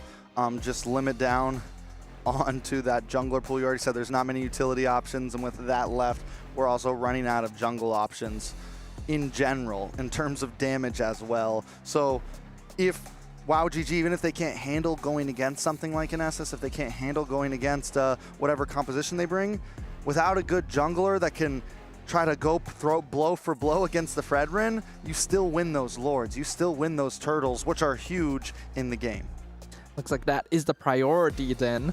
WowGG having Kimmy will already give them pretty good mid lane control. This is one of the best level 1 mid heroes in the game. Clears very quickly, pokes very easily as well. Combined with a Matilda should give them pretty easy access, especially compared to a Zetienne. But we've got Todd around as well. Team Falcons may not be too far behind in terms of wave clear, and that is a little bit concerning, because Fredrin does have a slightly slower clear speed in the jungle compared to Assassins, and that's something that Team Falcons might be able to take advantage of. Okay, so what do we see here for jungle? The Lancelot still open, right? Ling still open. Hayabusa still open. All have been popular picks if they decide to go for something aggressive on the side of Falcon. Oh, they're going Estes. They're going Estes. I was like thinking, they're going Estes. I feel like there's a tank jungler I'm forgetting about. And this hero was banned in game 1 too. So as my old man brain right there, very good solution into the Fredrin, because you just eat him and he is no longer an issue for a short while. Really messes with the timing for the Appraiser's Wrath. And really good combo with the Estes again. WowGG is suffering from a similar issue as the previous game too. Matilda, Fredrin are not going to be very good at handling an Estes comp. Okay, so this time, WowGG, though, do get some damage on their side to help deal with something like that. They pick up the carry. Last pick for EXP lane.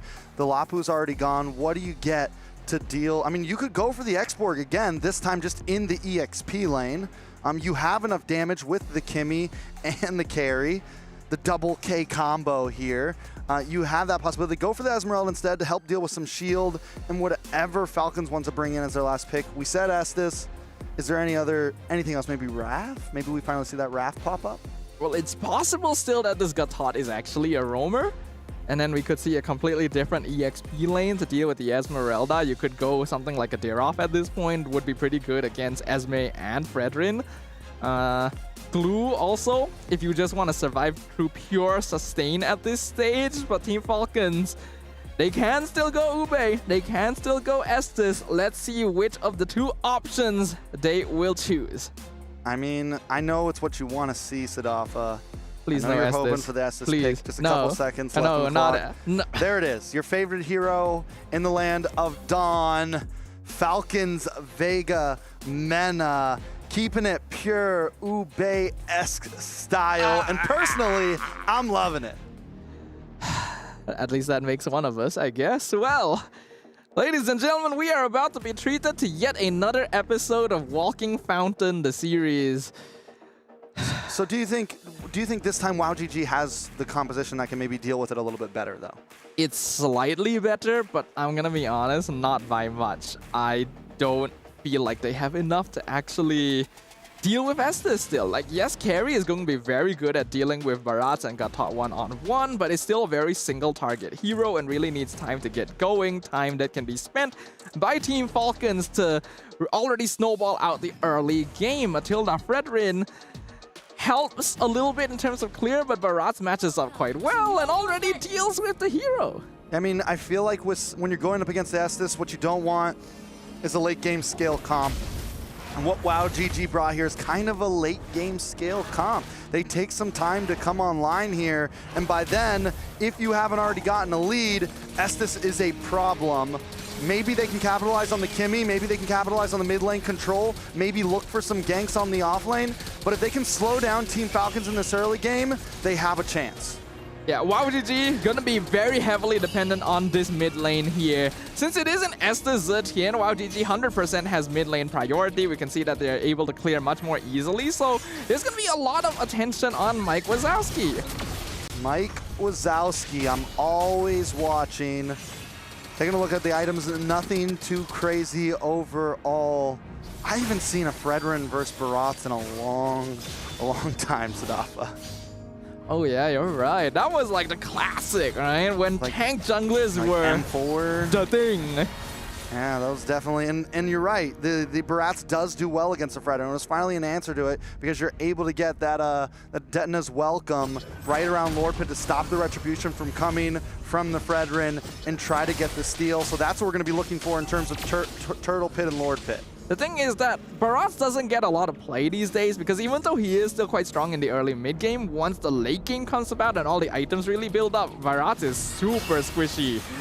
But Team Falcons have circumvented that with the existence of Pavilion on this Estes, so they will be able to play quite similarly to game number 1, where they just kind of walk wherever they want, and WowGG needs to make sure they don't lose out early game too hard to avoid this fate. All right, so first turtle of the game, Sunlight holding things down, looking like she's full stacked up. Mike Wazowski showing up to the party as well. It's a 4v3 now. WowGG trying to push the aggressive Falling Star Moon onto 3 members, but in comes the AOG to stop the fight. And now Team Falcons turning it around. Boss on the run. An Ice of Praise's Wrath does land on a 2, but Deja Vu taken out. Team Falcons gonna be able to take the first turtle. Yeah, this is a bit of a concern. 3-man Falling Star Moon was actually really good from Deja Vu, but Team Falcons just groups up, heals all together, and the Fury of the Phoenix AOG combination was actually really good as well. Perfectly timed to ensure that Velvet would get the 2-man knock-up and then recontrol the fight and force WowGG back. We saw in the gold lane as well that Names is now 1 level up on Rika too, so Team Falcons has control of the early game. And that is basically the only point where WowGG has a chance to create space for themselves. I mean, both the XP laners of both teams have been making great plays. We'd look at Deja Vu and we saw, like you said, the 3-man Falling Star Moon. You get the stun, but if that AOG didn't connect, that fight would have went so much different. WowGG may have been able to secure some kills, get past the Estes Hill, but even though Deja Vu makes great plays, Velvet also continues to respond with great plays. Yeah, you can see Velvet very comfortable on these heroes that just jump in, assist the team, and if she's able to come in at off timing, even better. Yui is able to set those off timings up very easily, but at the same time requires a good amount of coordination. You can see that this is a team with a lot of experience together. They've played together for many years at this point, and that experience is putting WowGG in a tough spot. Ooh, a little bit of a play onto Sunlight here. A lot of damage. Brings Sunlight down to about half health, but it's still not enough. The assist is just too much. The heal, the sustain, and now they roll back over WowGG. just when things were looking slow, Wow GG tries to make the attack and pays the price. Oh no, why did they buff Estes? Why? Why did this need? That healing is gross, look at it. Look at this. Look at the They healing. started the fight They though. engage on Sunlight, Wow, drop him GG to won. half HP, actually get the taunt. Suddenly, they are not doing anything. The Appraiser's Wrath comes in, does a good amount of damage. All of the damage gets healed up. They just chase him down. They just walk down mid lane. It is like they are going out for tea time together. Wow GG is fighting desperately for their lives, and Team Falcons is just having a shopping trip. But honestly, before that, Wow GG wasn't too far behind. I don't think they should have been trying to take fights here. It was 0-1, it was close, it was even.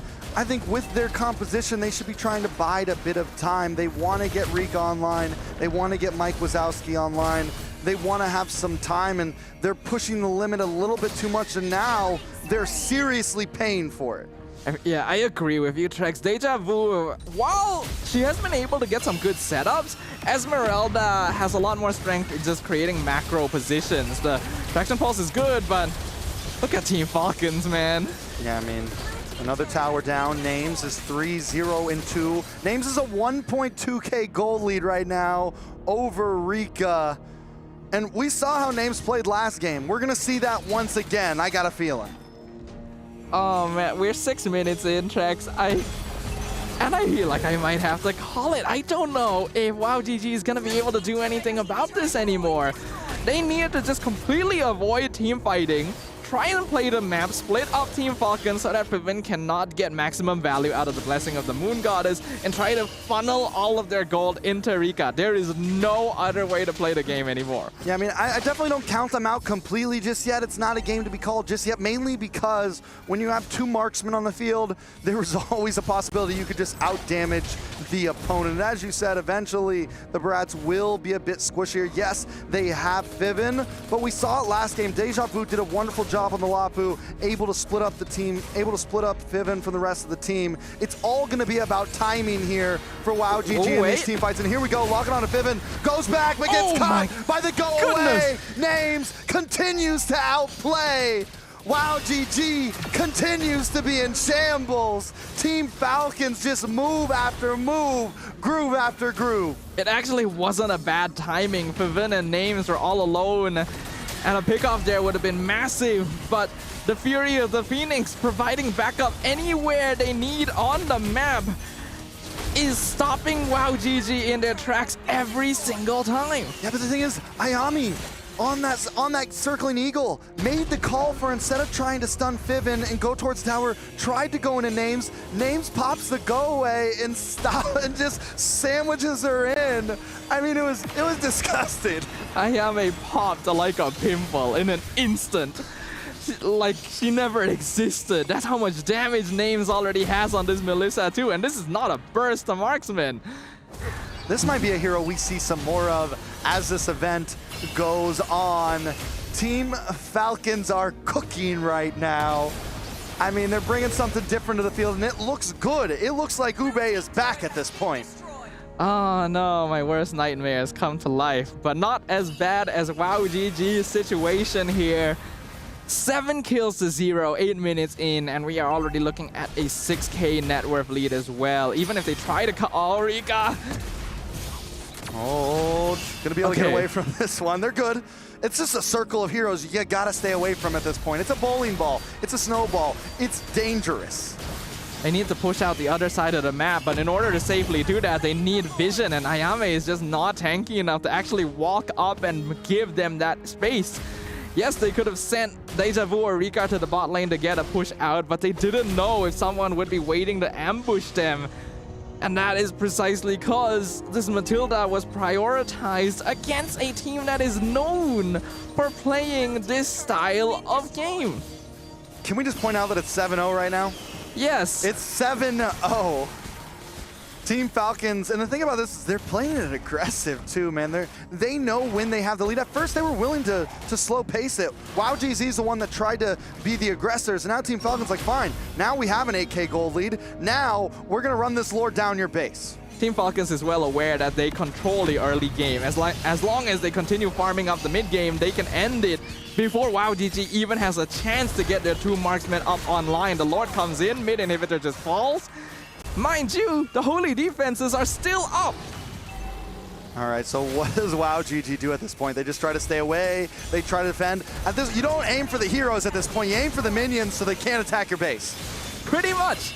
But they're not very good at clearing those either. Look at Foss. Oh my goodness. Solo brought back to base. Mike Wazowski as well with a target on her shoulder. Team Falcons. All they need is one more tower. Minions are coming in from all angles. Foss trying to clear the waves, trying to pull them away. Gets gobbled up, and the Daytona's welcome. Shot back, stunned against Sayami. Down comes the falling Star Moon. There's a bit of damage onto Sunlight. Mike Wazowski trying to fight back, gets the kill, and Team Falcons finally pushed away. Mike Wazowski really found the correct one. That traction pulse was actually huge. That is the first kill that WowGG has been able to get the entire game. And that is after they have basically lived in their base for the last 2 minutes. That's how much it takes for WowGG to actually get a pickoff. At the very least, it'll give them some breathing room. But they don't have a lot of the map left to actually get farm in. And they got 2 marksmen that are still craving gold. At this point, they're getting spoon-fed by Team Falcons. It's like, okay, you can have this wave, I guess. You eat when I tell you to. We'll let this wave get to your base so you can get a little bit of gold. Speaking of gold, let's take a look at the chart right now. Break it down for us. Well, we got the double blade armor on the Barats and the Gatot specifically to counter out Mike Wazowski, which means that Rika really needs to come online. She is still not complete with the Trinity yet, but going to be pretty close pretty soon. In comparison, Names just completed her Malefic gun. So that's going to make it even more difficult to jump on this Melissa in the first place. We got Flask and Enchanted Talisman. Typical build for the Estes. Otherwise, everything is pretty default, and WowGG has a lot of catching up to do. Yeah, I mean, Rika hasn't even gotten 3rd item in yet. We're at almost 12 minutes and we're still waiting on the DHS. Like the mail's coming, man. This is a problem for the side of WowGG. We did see a little bit of damage coming from Mike Wazowski earlier, but I don't think they can fight for this Lord. I don't know if they can defend this Lord. Yeah, it seems unlikely. At least WowGG are going to be able to avoid fighting entirely and just back off, but this next Lord is going to be difficult to remove. It's a 7k gold difference. Sunlight just completed a Winter Crown as well, so now even if the Barats gets caught out, he can buy even more time for the rest of Team Falcons. And WowGG basically has to pray for a miracle here. Pray for a miracle, play your best, do whatever you can, because Team Falcons is coming. The ube is coming. I'm not talking about them purple yams you buy in the Philippines. I'm talking about Team Falcons Mena. Lord does go down. They're trying to close in. Velvet with the AOD gets the knock up. The damage onto WowGG is just too much. The ube's back, baby. That's a 2-0 sweep. Yep, another recreation of game number 1 as Team Falcons casually walks their way into the base of WowGG and says, this is my home now. Another 2-0 clean sweep going over to Team Falcons. What a game. I'm speechless. I mean, they did that so cleanly, so perfectly. They look like, I'm not gonna say it just yet. I'll wait till Leo's here, man. But those girls played that textbook right there. It was great. It was an excellent draft. They knew exactly what they were doing. But man, I'm so sad that Estes did so good here. I feel like WowGG needed to adjust it. They were aware that the Estes comp was a risk, a possibility after game number 1, and it didn't really feel like they changed their draft to prepare for it. We all knew it was coming, I think, as we got into that second phase of the draft. Yeah. We knew it was coming, but even me and you were looking for answers. Like, what does WowGG even pick here? I guess, yeah, they could have picked up the export, put it into XP. There was a couple possibilities, but would even that have been enough? I don't know. I feel like Esmeralda was a weird option. I feel like going for Matilda so early is very risky. And then you pick up the Fredrin when you know the Barats is still open. There were a lot of loopholes in the draft that needed to be addressed. And I feel like WoW GG was not able to do that. Yeah, I mean, there were some possibilities. Could they have gone damage jungle instead of the Fredrin? Did they even expect for MenaVega to pick up the Estes to double down on it? But they definitely did. And I mean, I'm happy for it. I think MenaVega have a good future in this tournament so far. A team that maybe I mean, me and you, we counted them out. We thought WoW GG had this, and they showed up, and now I'm on the MenaVega train. I'm ready to see how far they take this run, but it does seem like they have an interview ready to go down there. We got our boy Churro with one of the guests. Coming to you on the stage, man, it's Churros here. And with me is the beautiful Velvet. How are you feeling today? I'm feeling well. You're feeling well. You should be super excited. Man, you brought back something. Yeah, I am thrilled. You brought back something that was incredible. The Ube strategy is back, baby. And I'm just repeating it again and again. First things first, I want to give you a huge congratulations on your win against WoW GG. It was the first game off. I remember last year, MWI 2024, you guys did not so well, 9 to 12 place, but right now you guys are actually showing up. Maybe a top 4 contender? Maybe. Okay, let's get down to the fundamentals. What is your thought process on this Ube strategy? And was it down to coaches, or was it down to like your personal preferences? What was it? It was down to coaches' preferences actually, but I think that I have a part of it though, because those heroes require proficiency from the player itself. So yeah, I got him to pick Arenas and told him I can't tank those people. I gotta say, like, I was not expecting the Estes and the Melissa coming out, and we have to really talk about names coming in on the Melissa, and she was so vocal every single part of the way. It seems like she's a gold laner, but on the screen, she seems like she's the most vocal about it. What changed over that 1 year that you guys, did MWI 2024 and up to now? Well, the last MWI, as we all know, wasn't very well, but then we had another thought and we had another goal for us to achieve throughout the year, and which is to make sure that we progress rapidly, because we need the progress, okay? And for names, she actually tried her best to do her role, so we were so proud of her. I am proud of not only names, but the entire Team Falcons team. Man, I got one more last question for you. Is there anything you want to say to all your fans in the MENA region? And you can use in your own language if you want to. It's okay. I'm just glad that I have fans, not just in the MENA and all around the world, especially in Philippines and Indonesia. I'm very glad. I'm very happy that I have you guys by my side and always rooting for me, and that's quite a thing for me, actually. Well, thank you very much for your interview, and that's all the time we have. But man, there's a lot to talk about, so let's break it down. Throwing over to the boys back on the desk. Over to you. We are men, not boys. Thanks, Churro, and thanks, Velvet. You can count me as one of those fans from all around the world who I can't believe I didn't see it first. It took a while until the very end of the tournament that she was talking about, IESF, WEC 2024, for them to really catch a break in here. They ran through WoW.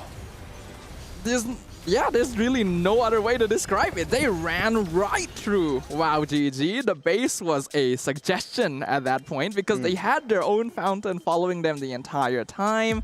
The Estes proved itself here. Still don't like the hero, but I feel like WoW GG needed to make some adjustments here. Stava, right? Falcons don't care about what you think. I know, bro. we can mutually not care. We can all agree that it's a great hero, though. No. Right? I mean, stats don't lie. Team Falcons MenaVega proved it was a great hero today, and I think we're going to see more of it from them, honestly. I think it could be something that carries them. It might become a must ban. I can't believe they didn't ban it. I can't believe second phase, they should have. Yeah, so weird, actually. A lot of the symptoms that showed in Game 1 were not addressed. So that worries me for the future of WoW GG here in MWIs, because when you get stomped on, again, for the lack of a better term, when you get stomped on in Game 1, you usually at least try to find all right, at least 2 major things that went wrong. If we can fix one of them, at least the game might go longer. Here, if anything, I think the symptoms worsened. There were some adjustments. They focused down on the Baxia and Uranus that we talked about in game number 1, which I like. That was a good adjustment. Just remove like these really difficult to kill heroes in the first place. But you have to be aware that MLBB is going to have a lot more of those heroes just waiting in the works. You gotta respect that. They went for the Fredrin. You already know Barat should be a counter to that. And then you see the Gatot, the potential Barat setup. The Estes is such an obvious pick at that point that I'm really confused that they didn't properly draft against it. Yeah, but since they didn't ban it, like I said, I don't think there was much they could do against it at that point. I mean, it just looked good. Even this first highlight right here, they make this aggressive attack, and it looks like that is on their side, but immediately it's just turned around. And Names on this Melissa was also just one of the... It was an amazing marksman pick to fit into this strategy. A lot of other marksmen might have not benefited as much as Names would have, because the thing about it is you can just hang out and just get free shots off. Velvet's entry in the early game, that first clip, and then now here at the end were picture perfect. She definitely should have a growing fan base soon. Velvetnatic. I don't know, man. Velveteers. The Velveteers. Are we starting that now? Yeah. Okay. Yeah, we can do that. not in, though. Because he doesn't like Estes. You know, I just don't like the Estes. The others are fine. No, you have to admit that you like Estes. Yeah, okay, then no. That's rule number. That's like you the guys entry can make fee. your own club then. That's like list. That's like third down the list. You're telling me to deny my ego here, sir. It's going to be okay. It's okay. Well, thank you. It's okay. The Velveteers are always open unless you don't like Estes. You don't follow the rules. Yeah. I think that liking Estes is number 3 in that list. I'll make my own What's club. number 1 and 2? Number 1 is... we don't talk about the Velveteers? No, number 1 is terms and conditions. You can check that. Oh, and then number 2 is you like Velvet. And Okay. third is the Estes. No, I mean the situation. first two are fine. Estes though. We don't get to choose the rules we follow, all right? Ladies and gentlemen, that is another round done here in the MWI 2025 Stream B. Best stream. That puts Team Falcons, Vega Mena, one more win away from locking in to the knockouts. Just like that, another sweep. Trex, what happened to it stops here? What happens to end? It ends now. Trex curse. Well, technically, nothing changed. I'm not very good at guessing, if you guys haven't noticed. My record right now is not looking that great. It's a day, okay? Maybe. I wear all black for a reason. It's a process. It's always somebody's funeral somewhere in the world. Somewhere. Baby steps. That got real dark. We'll get there. That got real dark real quick. We're going to ignore that. Ladies and gentlemen, we're setting up for the final match on Stream B here today. This is going to be a Group D matchup between Rising Rage of the ECA and Footy Sports of Turkey. We'll be right back with more MLBB action. Stay tuned. You're watching the MLBB Women's Invitational 2025 at Esports World Cup. My name is Leo, here with Trex and Stafa. I still don't like Estes. We'll be right back.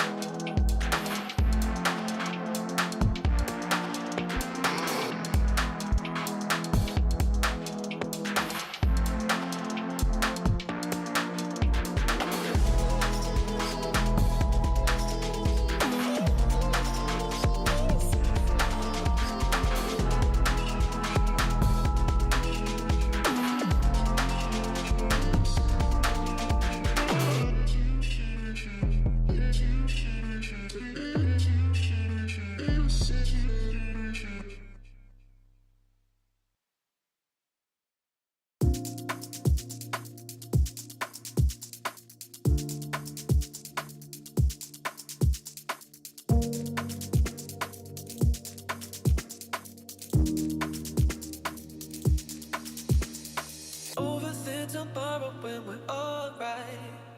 That's when we forget just who we are. Make us come together and it's alright. That's when you remember who you are.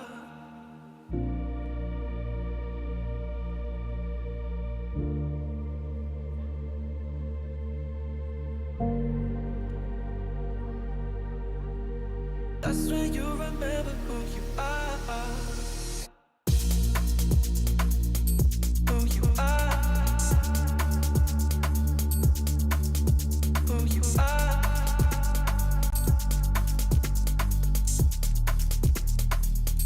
Who you are.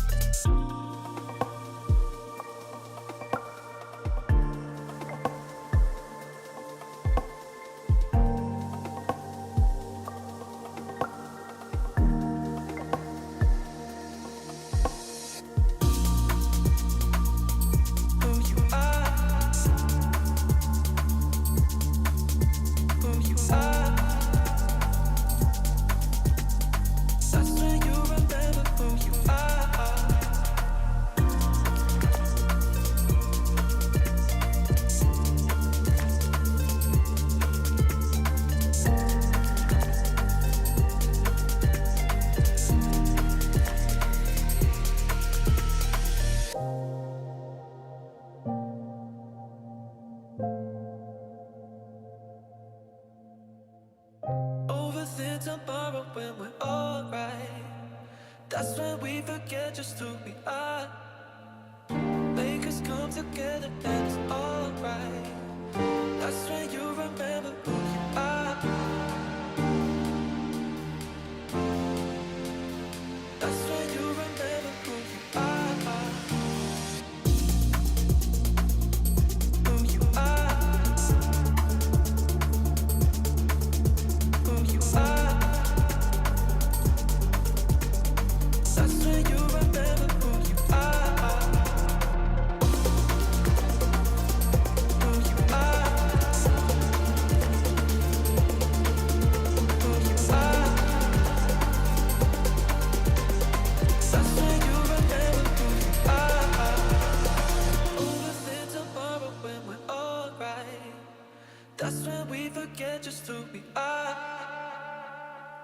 come together and it's alright. That's when you remember who you are.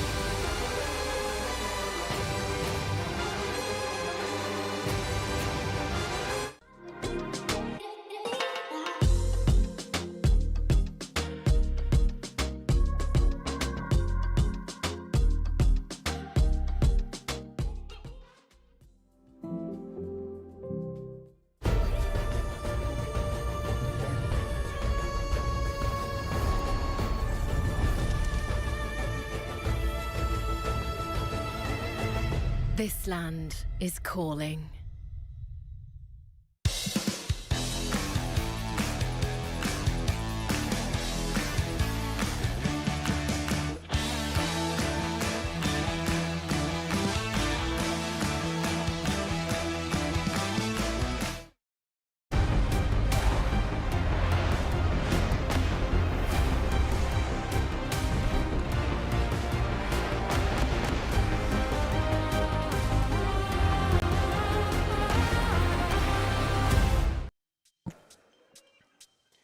You're watching Stream B of the MLBB Women's Invitational 2025 live from Riyadh, Saudi Arabia, here at the Esports World Cup. My name is Leo, at your service, your desk host for all of today and for the rest of the week. Joined here by Churo and Trex, calling the last match of the day. It's another best of three. This time between the ECA and Turkey, we got Rising Rage and Foot Esports. I gotta say, before we get the ball rolling, I feel so short next to you guys. God dang. It's like you guys are sandwiching me, but no. This is not the first time this has happened. Why does it have to come out now?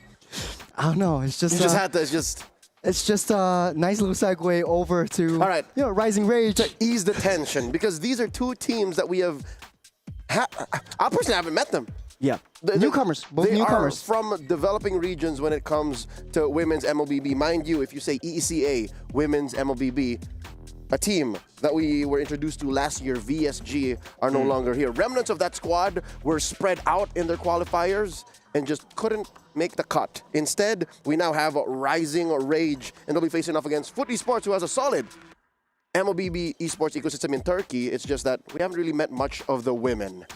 We're starting things off with Rising Rage. Yeah, I mean, Rising Rage is the team that I really have my eyes on. Last time, like you said, VSG, they make it to top 4. One of those members, Kyoe, was on another team, only got to 3rd place in the ECA qualifiers. Rising Rage took out all of those remnants and are the new stars of the region.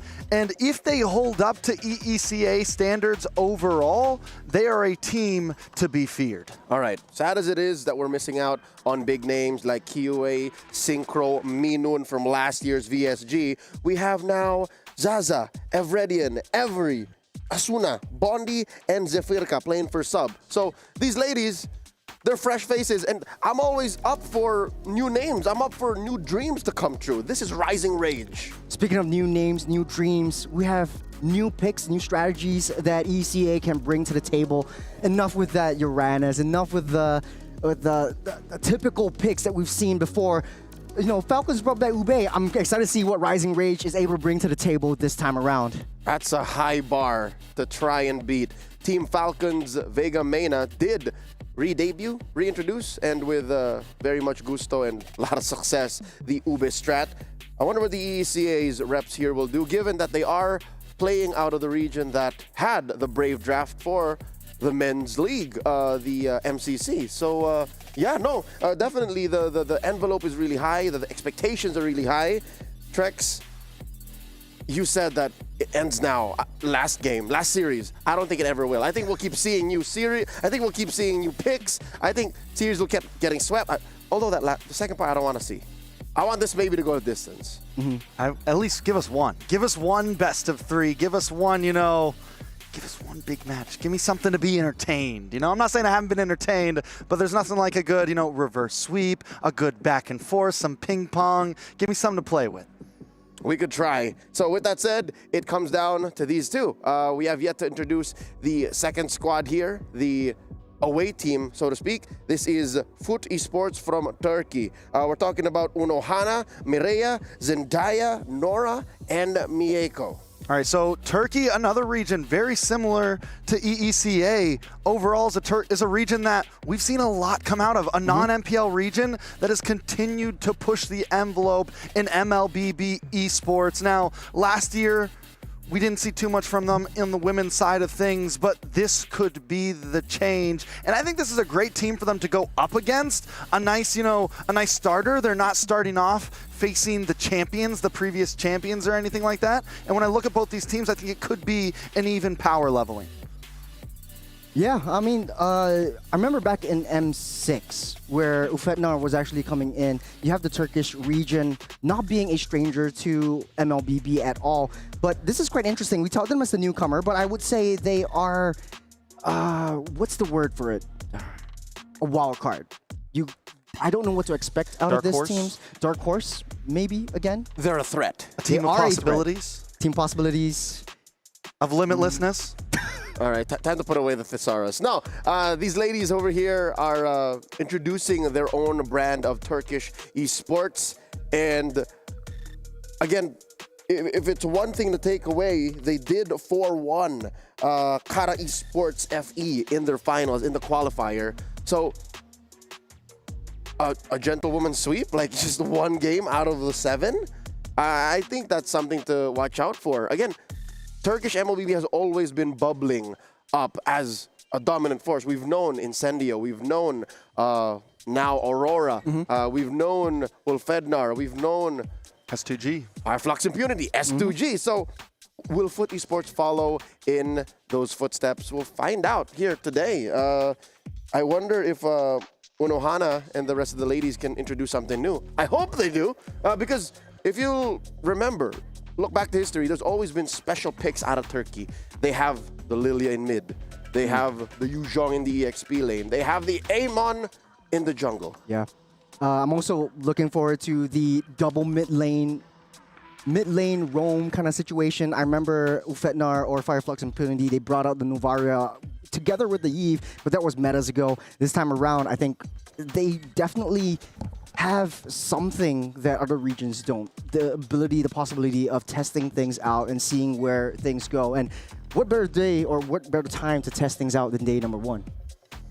I mean, this is definitely the time to do it, but also there's a lot on the line here. So far, the teams that have been testing things out, maybe they weren't testing it out.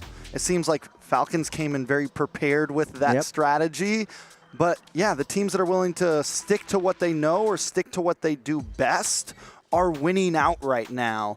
I think it's okay to pick something a little different than the rest as long as you're able to deliver on that, as long as you're prepared for that strategy. I don't think you should get out of your comfort zone on day number 1. And to understand exactly what's allowed in the current metagame, let's talk about some hot picks. Let's talk about some things that might come out in this draft between Rising Range and Foot and see if the solutions are present. In case they get banned early, then should they change priorities? Topic number 1 would be Uranus. Is Uranus really, truly the big bad in this current metagame that it's chalked up to be, or is it more like just a monster of the week? So far, low sample size. It's a flip of coin. They tried this earlier on this series, or the first game, and then the previous game with Team Falcons. So this is a hero that works better in the EXP lane because you want to maintain lane priority as well as like creating space for the rest of the team. You are a loose member so that you can just roam around the entirety of the map and leave the rest of your team as a 4-man composition, which works kind of well. But then again, it's still low sample size. I would say it's still a experimentable kind of hero this time around. Los Angeles is in the MWI, but if you're talking about just in general across second party, third party, premier events such as this, I think Uranus has proven to be a pick, like at least top 10. So, Trex, your thoughts? Is Uranus? Well, we know Uranus is going to show up in this draft. For sure, Uranus is going to show up in this draft, but are we reading the room right? Is he supposed to be that big of a priority, or are there other ways to attack what's possible? I definitely think that, yeah, he deserves this spot with his 100% picked ban rate so High far. contest. From all the way back to even wild card and other events. But is there going to be an answer to him? That's the real question. I don't think we've seen enough just yet of, is he really that good? Or have we just not seen, you know, some of those top teams play against him yet? Because that's what always ends up happening when we watch these events. It always takes until we get to the knockout stage to see what really comes out in the laundry, right? So, yes, I do think he will continue to stay as a hot pick. Will he continue to be 100%? Time will tell. Will he continue to be unbeatable? Time will tell. But right now, he definitely deserves a spot in the meta. Yeah, I don't think anything is unbeatable. We've seen the rise of heroes like Esmeralda come out, and we've seen heroes like Hilda and Phoveus who just don't want to spend any time with Uranus. Like, any time you spend with Uranus is time that Uranus wants you to spend on them because you're wasting precious time. Because, again, you're right, Churo. You mentioned how Uranus wants to be away. He's a loose member of a lineup, and no true lineup should benefit from a Uranus being around because you want to break your opponent's formations, their battle lines, and these answers, I think, are going to be more important. The life and death of Uranus falls on the shoulders of the teams who are willing to let it through and then answer it. We've seen in the wild card, teams are willing to play Lucas. Yep. You could really beat down on a Uranus that way. The CC works as well as a sort of like head-to-head counter. Dairoth. We haven't seen that much yet. Not yet. Hasn't been picked yet, but we're teasing it. We know that mechanically speaking, logically, the Dairoth should bully the Uranus. Are there other possible solutions you guys might want to suggest so that in case it does come up, we can look extra smart? I mean, I like the CC idea. I think what you could approach with it is pick something highly mobile, right? I think something that, I was just about to say, Benedetta, something that, okay, fine, you might not beat him in lane in the 1v1, but you can beat him in rotations, and since he's going to be a loose member, fine, you go beat the other 4 in a 5v4, right? You take advantage of that Uranus being elsewhere and just try to bully the other 4 members of the enemy team. That could be another way to approach it. Come back to the shred. I mean, there's going to be some options I'm sure we're going to see as these events move forward. But currently, yeah, I think against a team that's maybe not as well-trained, maybe not as ready for something like that, we're going to continue to see teams having trouble with it or just banning it out. Now, from the EXP lane, let's move over to the jungle. The jungle has grown to become quite the sandbox for a lot of teams. Specifically, I want to use as an example, Team Falcons Vega Mena. Sunlight, a prolific utility jungler user. She rocked the Baksha, again, already must banner pick in the first phase alone. Rocked the Barats the game after. Might have played better than the Baksha. Are there any other heroes that we're expecting to come through because of the rise of utility junglers now? Or has this, again, another possibility, gone out of control? Are we dipping too deep into the days of 2021, 2022 when all you could see are just utilities left and right?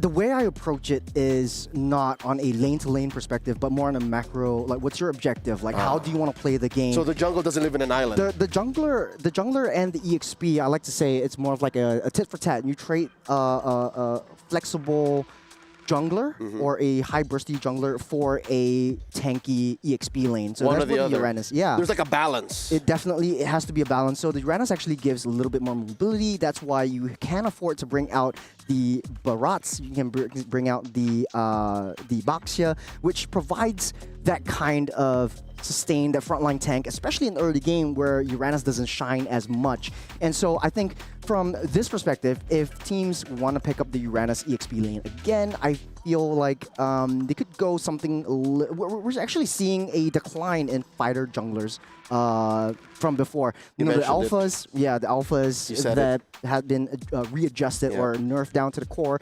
25% negating damage from the jungle creeps. I think that I guess this game just doesn't want to see fighter junglers anymore. You said the F word. I missed my fighter junglers, man. It's been a while since we've last seen the likes of the Alpha, the Lucas. I'm glad that we got to see at least a shadow of Lucas in the wild card in the EXP lane, the Bully and Uranus. Where is Suyo? Where's my boy Suyo? Even the Julian. I'm glad Suyo's gone. I'm sorry. It was like a year and a half. Where is this coming from? It was like a year and a half. Suyo's been around for less than a year. What are you talking about? Either way, it was multiple seasons. We saw it at M6, leading up to M6. We saw it in MSC, M6. No, he wasn't at MSC. Yeah, he was, right? He was. Yeah, he was in MSC. It was Roger, Suyo, Alpha. That was like the meta at the time. Really? Suyo, Alpha were the junglers. Joy as well. Then it was Joy, Suyo, and M6. This MSC? Last MSC, yeah. Last MSC. He was in. Gentlemen. Look it up. I'll Okay, keep on talking. Either way, my point is it wasn't even really a fighter meta. It was like 3 fighters, man. Let's just be real here. I'm happy. I think right now that the door is literally just cracking open on what we're about to see in terms of meta. I think it's in a good spot, especially because we can see things like sustain meta. We're still seeing assassins pop up. I'm not completely counted out. Leo's about to prove me wrong, but we will see. I thought y'all got me on the Mandela. Don't gaslight me. Suyo came out after MSC.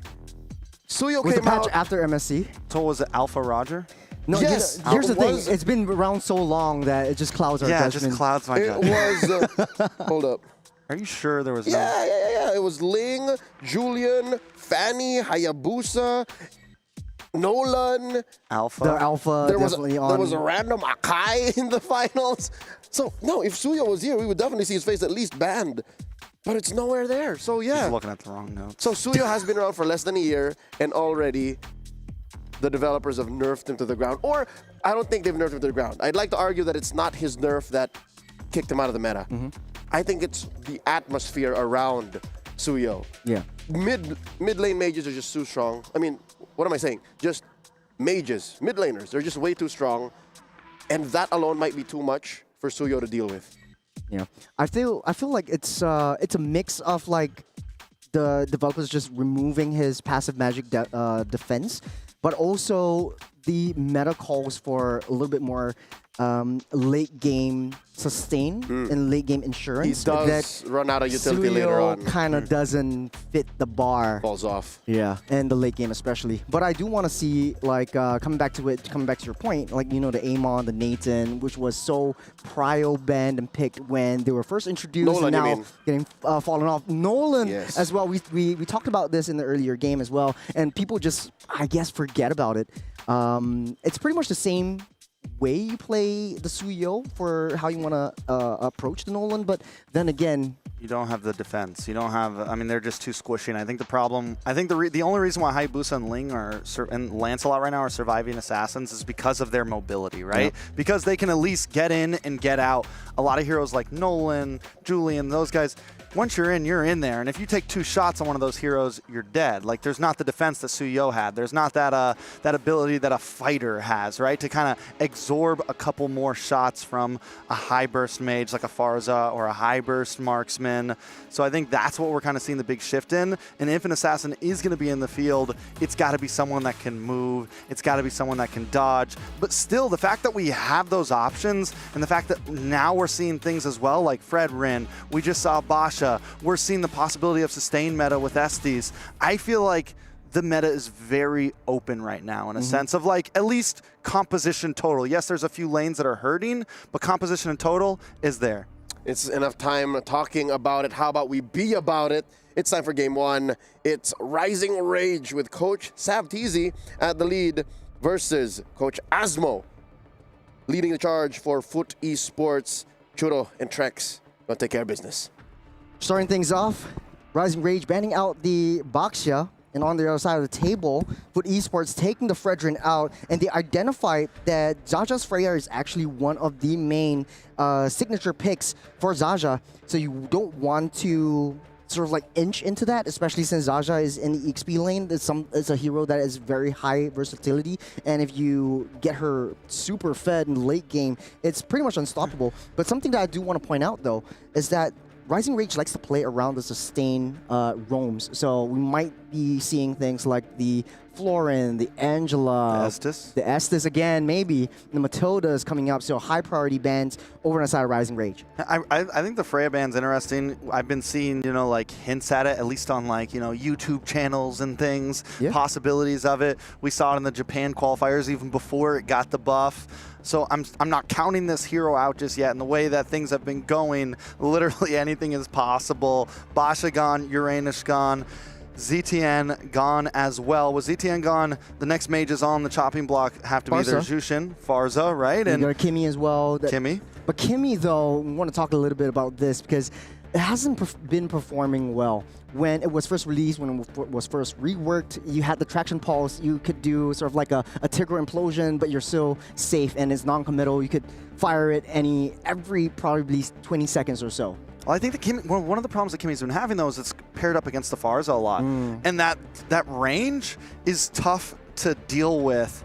And right now, I feel like that mid lane is so much more important than a lot of teams are putting it out to be. And yes, the Farza can get countered, but I think it could be a very solid upfront pick because if Rising Rage doesn't pick it, Foot gets it, what do they have to answer it, honestly? Yes, I guess you could pick up the Lapu or something of the nature. They got it. But even those, the Farza has continued to just outplay a lot of teams even when it's countered. Yeah, a lot of zonal potential coming out from the Farza per se. You got Rising Rage immediately snap picking up the Kimmy, but we also seen another hero, 100% win rate today, which was the Selena. It kind of works against the Farsa and against an Isun Shin if Rising Rage wants to play around it.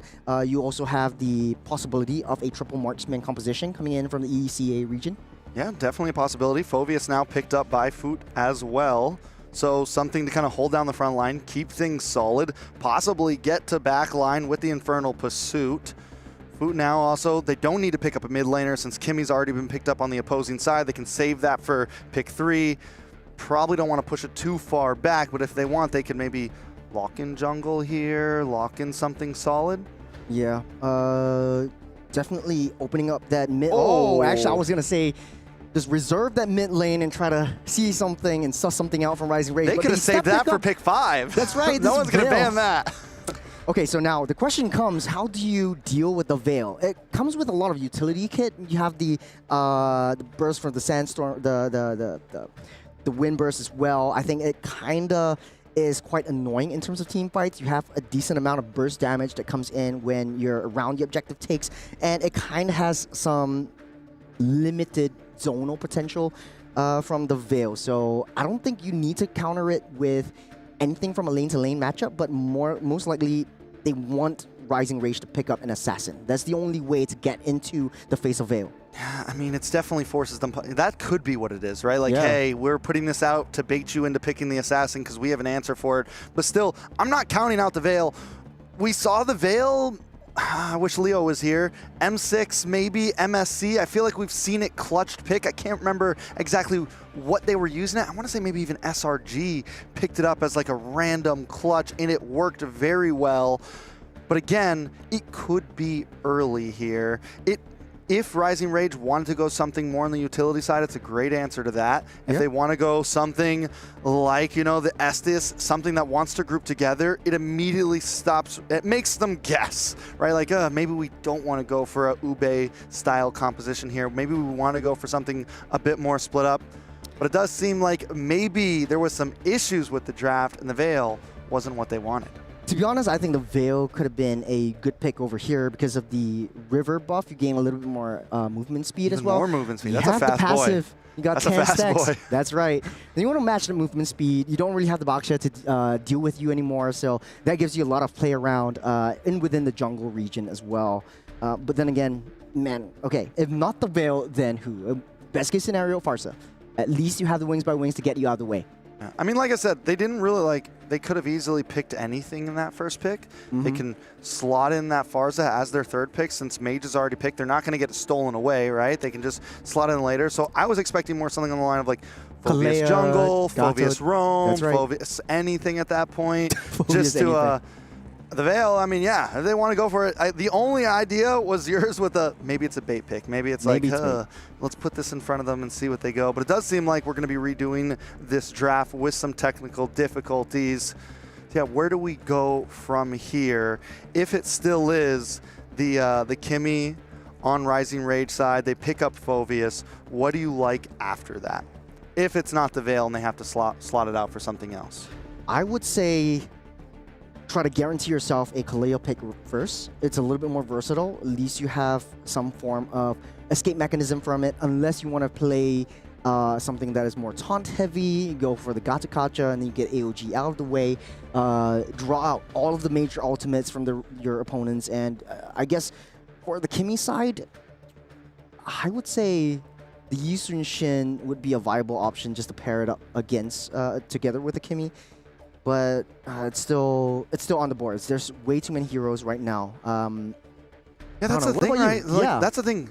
We've seen so many teams take the assassin route. We've seen so many teams take the utility route. It's a hard game to guess right now. It's a hard draft to be like, oh, he's going to definitely pick this. It's not the chess match that it normally is, to where we know exactly, all right, if they pick this, they pick this, they pick this. It's very up in the air currently.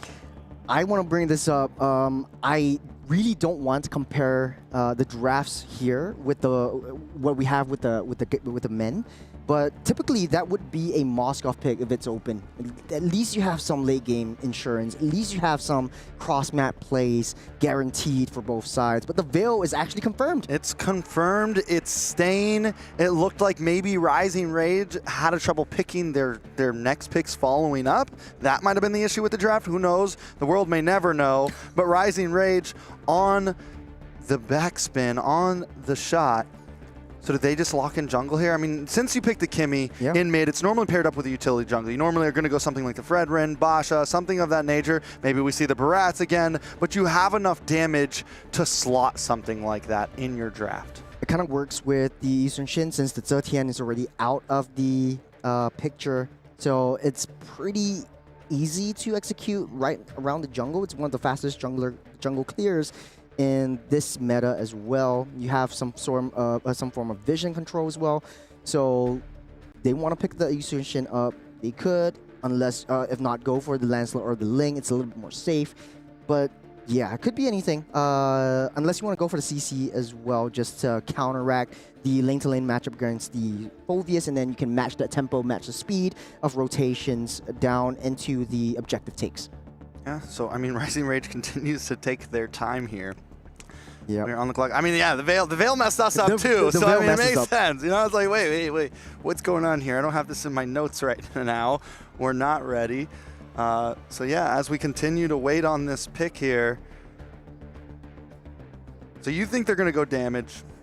I think it's better to try to get an even matchup with the EXP lane and try to get some assassins going on, because right now both teams are actually not picking up any assassins.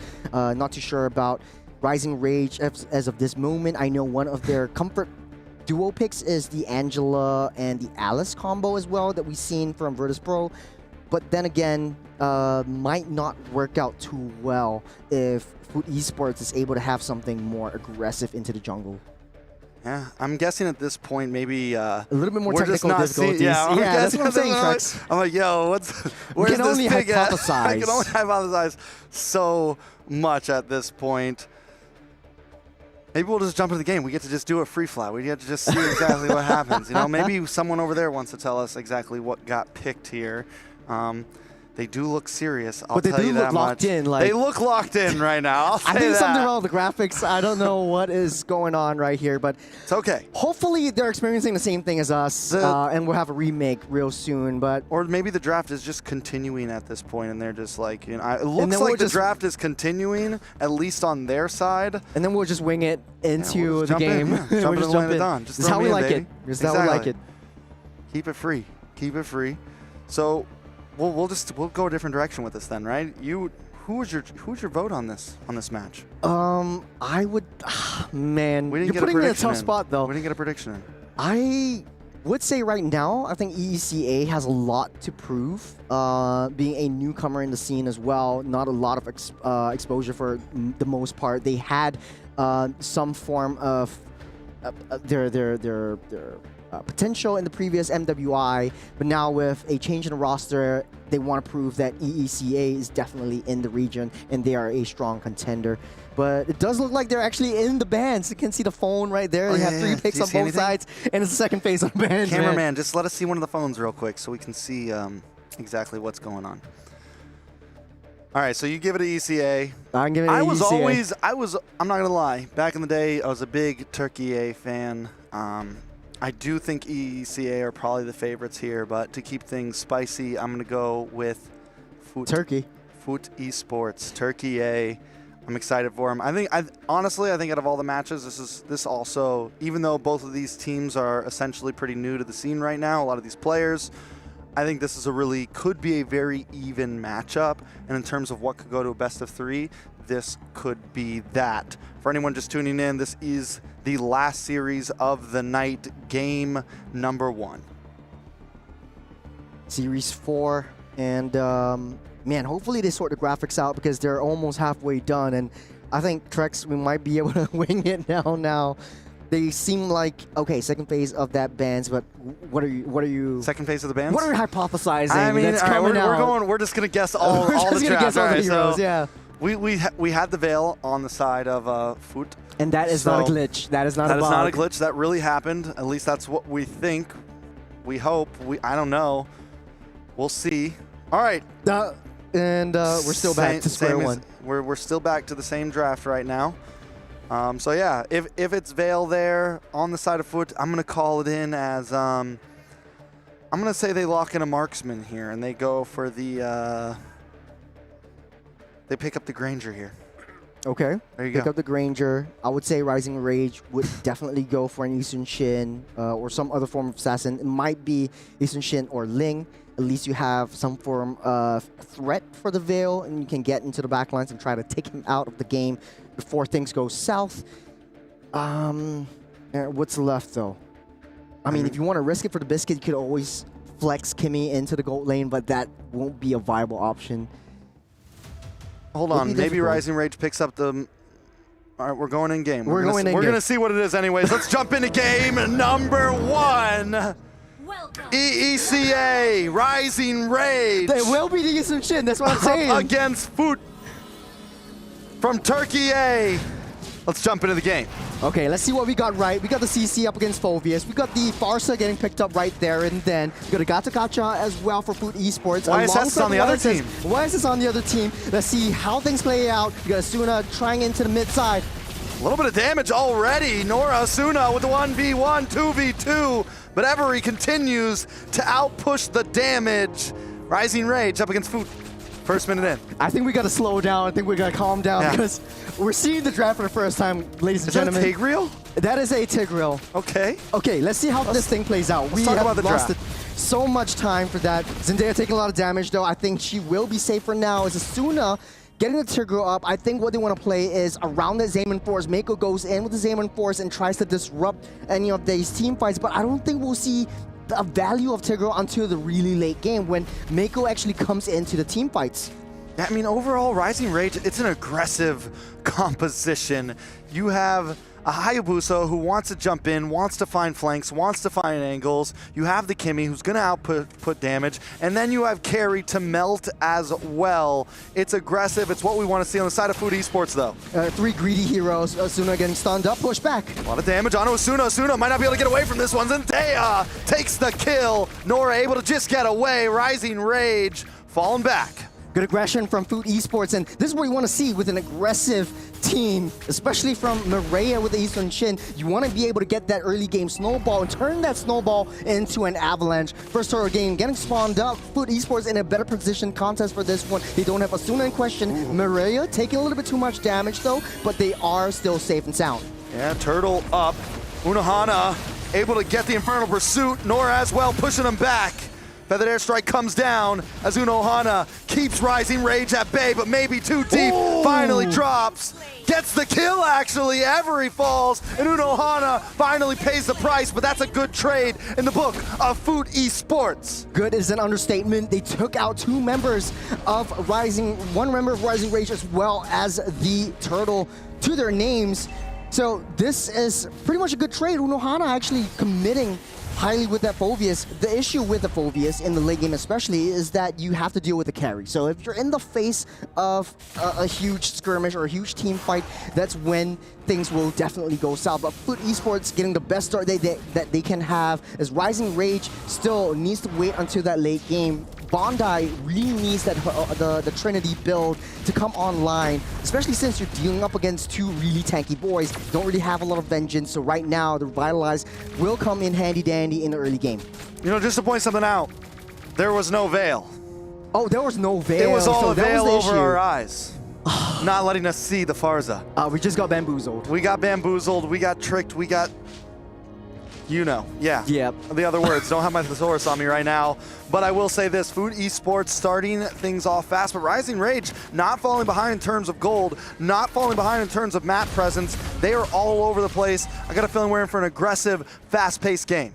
You don't see a Vredian around, but they're actually doing a very good job, or Food Esports knowing where Rising Rage is at all times, and Miko actually going down into the mid-game rotations, trying to get and funnel in all of these lane farms as the Yisun Shin, Maria desperately going into the jungles and clearing up all these loose jungle camps. This is what you want to see in Foot Esports. You have two basically greedy heroes facing up against Rising Rage, just three very greedy heroes. So Maria right down the bottom side, Zaja is very low, as Foot Esports might be able to contest for this one and set their sights up for this turtle.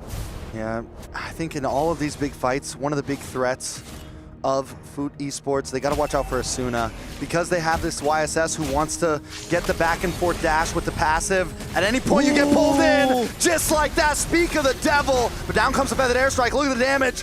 Look at the damage, Evan Heridian able to take out Maria. It's 1-1 right now. Unohana gets the kill. Unohana once again pushes forward Zendaya, looking for the shot, doesn't have the wing by wings to chase her down. Foot Esports comes out once again in that team fight. It all almost went south for Foot Esports. Nice little implosion from Asuna to trap Maria and Nora, waiting for the right iframes to end from the Yisun Shin. And Zendaya just popped in with the wings by wings, got into position, throws down the fair airstrike to sweep things up. And I think Foot Esports is just riding on this aggression, and they're building that snowball. So far, not a sizable economy lead, but this is going to be a free turtle going to hand to Foot Esports. What I'd like to see from the top side, though, Miko versus Bondi. Yeah, Miko might get picked off here. Doesn't know Asuna's there. Asuna gonna look for the push. The slow does come in from Starling Scythe. Miko now trying to fall back, but it's too much. Miko will not get away, and the kill goes into the pocket of Bondi. A perfect place to put it.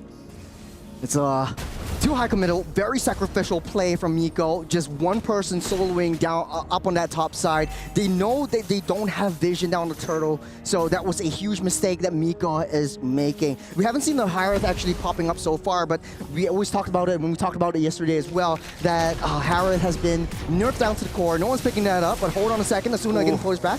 Nora does get pulled back, but down comes the feathered airstrike once again. Zendaya is just always there at the right time, and this is what I mean when I was talking about the Farza, man. It feels like no matter what it's up against, as long as your positioning is clean and your timing on those feathered airstrikes is right, and taking out Bondi, a double kill over to Maria.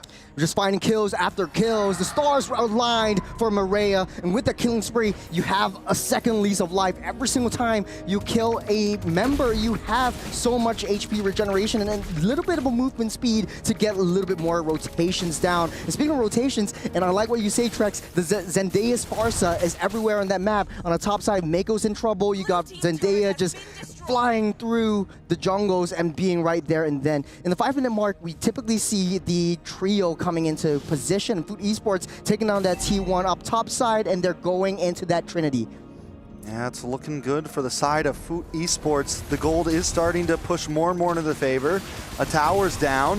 Look at the damage. It does come down. Feathered airstrike drops once again. Nora still okay. Zamon's force, but Asuna does get caught. Zasha able to take him out. Zasha able to take another as Unohana's in the backside, finding Bonnie, but Maria was late to the party. Does find a piece, does find a kill, evens it out 2 for 2. 2-for-2 kill. Turtle going to hands of Food Esports. They don't really have a lot of damage from Rising Rage to contest for this one. But Redian, I don't think she wants to go in with the shadows to steal anything. You don't want to have that kind of commitment right there. But at the end of the day, I feel like Rising Rage is much better off in a defensive position. Asuna using the implosion to catch 2 members, especially Zendaya and Miko, to try to convert those kills into kills for themselves. There's no objective takes coming in for Rising Rage. Look at all the turrets still fairly healthy. Oh, Unohana once again dropping dunks. Out comes the shadow kill, but Unohana still gets the kill. Nexamon's force does drop, but it's not enough. Asuna falls. Miko just causing mayhem right now. Food Esports showing up in the land of Dawn. They're on ice skates from the mid side down to the bottom.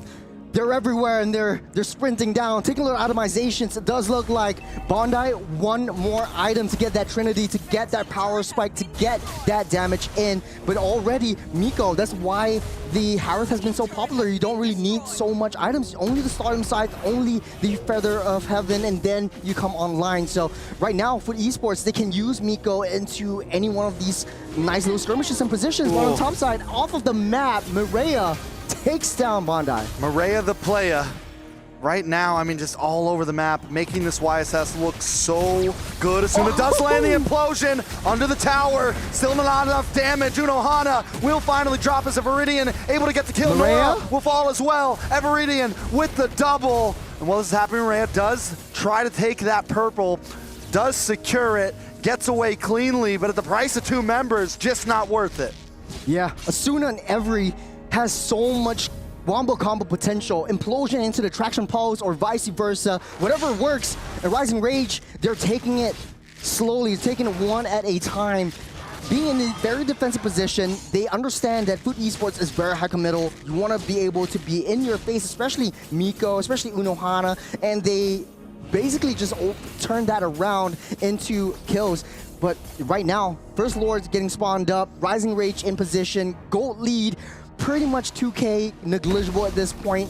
It's just an item and a half. Food Esports, the play is coming imminent.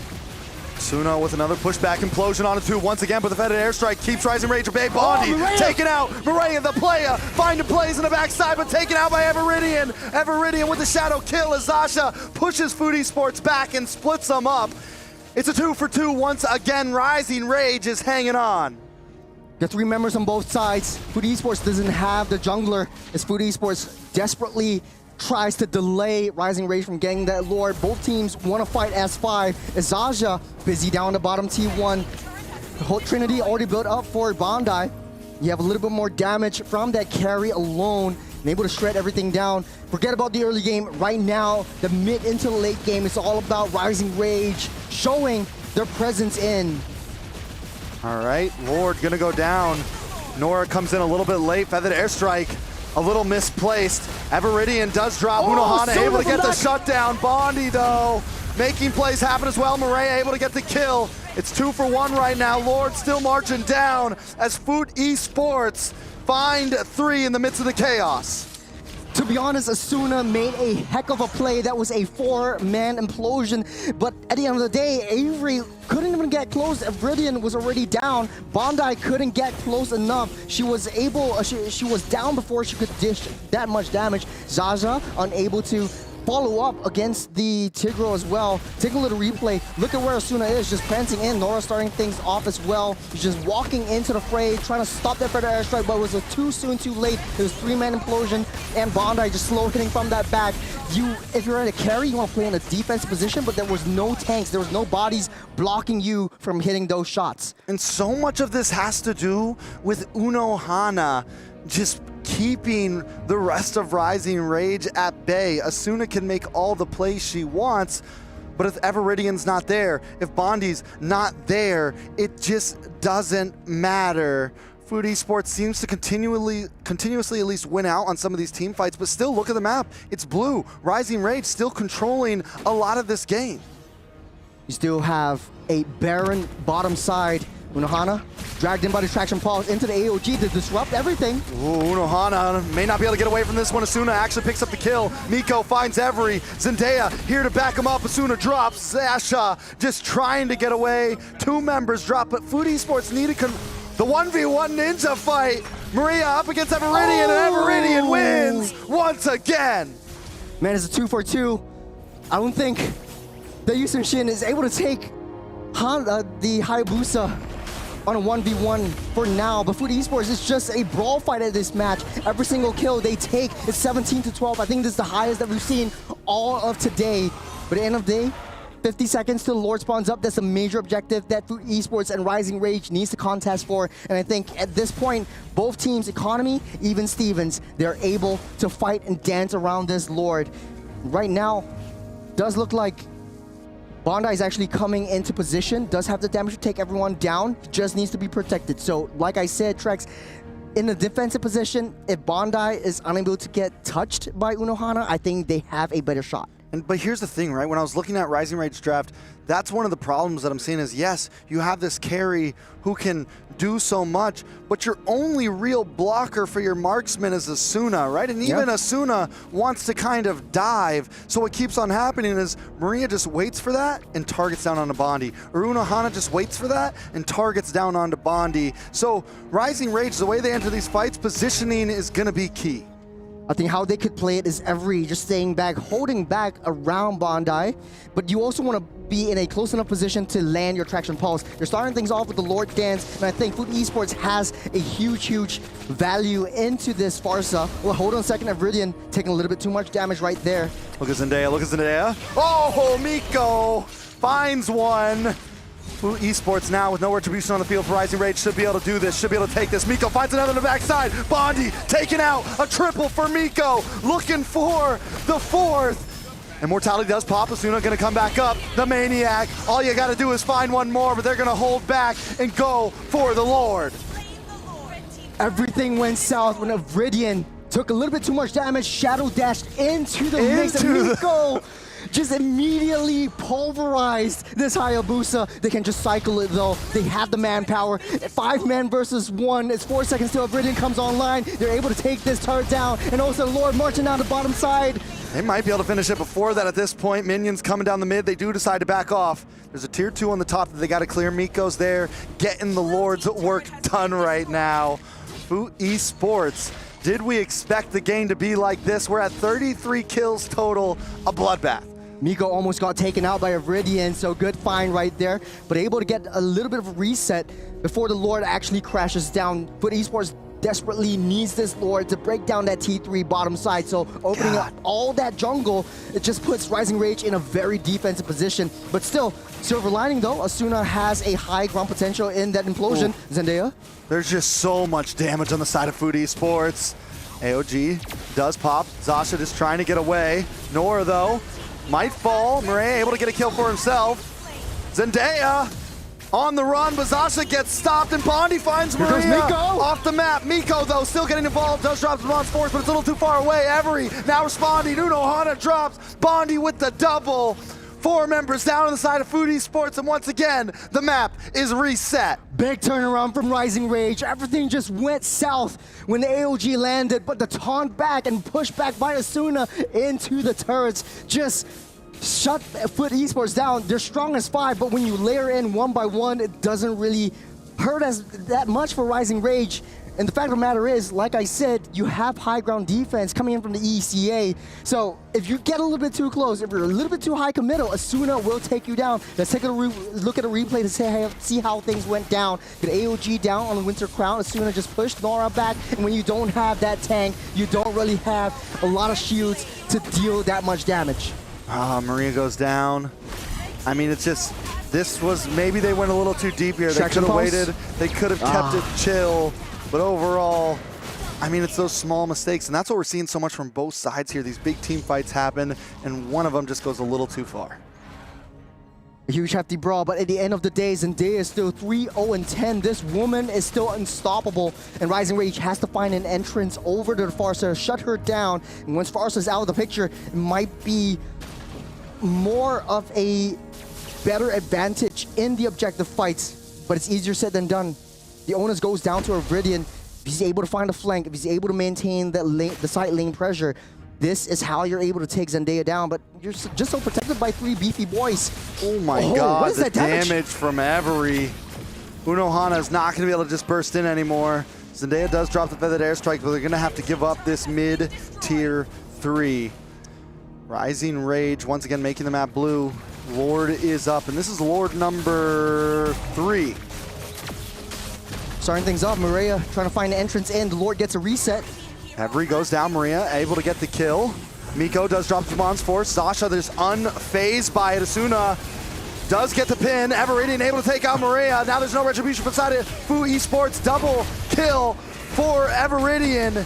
But members are dropping on both sides. Everinian just trying to hang out, and Unohana takes him out. And now it's a red streak on for both sides. Food Esports stand tall on top of this Lord. All it takes is one here. Zendaya gets the final hit. The Lord goes to Food.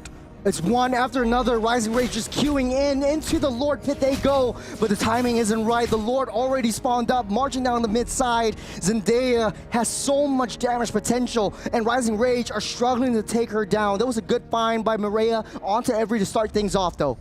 Okay, Lord coming down. They don't have enough, like you said, to push down with this. So Rising Rage should be able to shred this.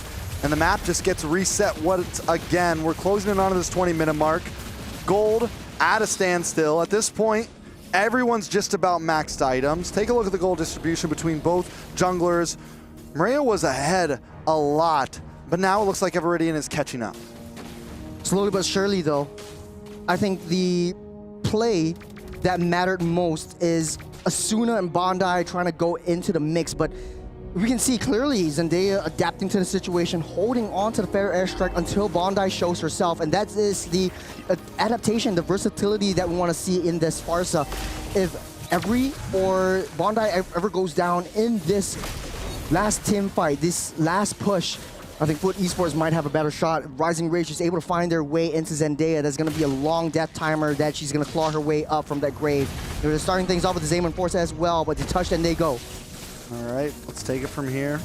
I mean, Food Esports at this point, yeah, just play it slow. You don't need to rush it. You have the Farza. You have someone that can just kind of stiff arm if they try to dive in. They have a composition that can deal with Rising Rage diving to them. What it can't deal with is them getting too split up at this point, because Every and Bondi can both shred. And if one of them, if Unohana goes too deep, he's gone. If Maria goes too deep, she's gone. It's a problem, and Food Esports needs to understand that.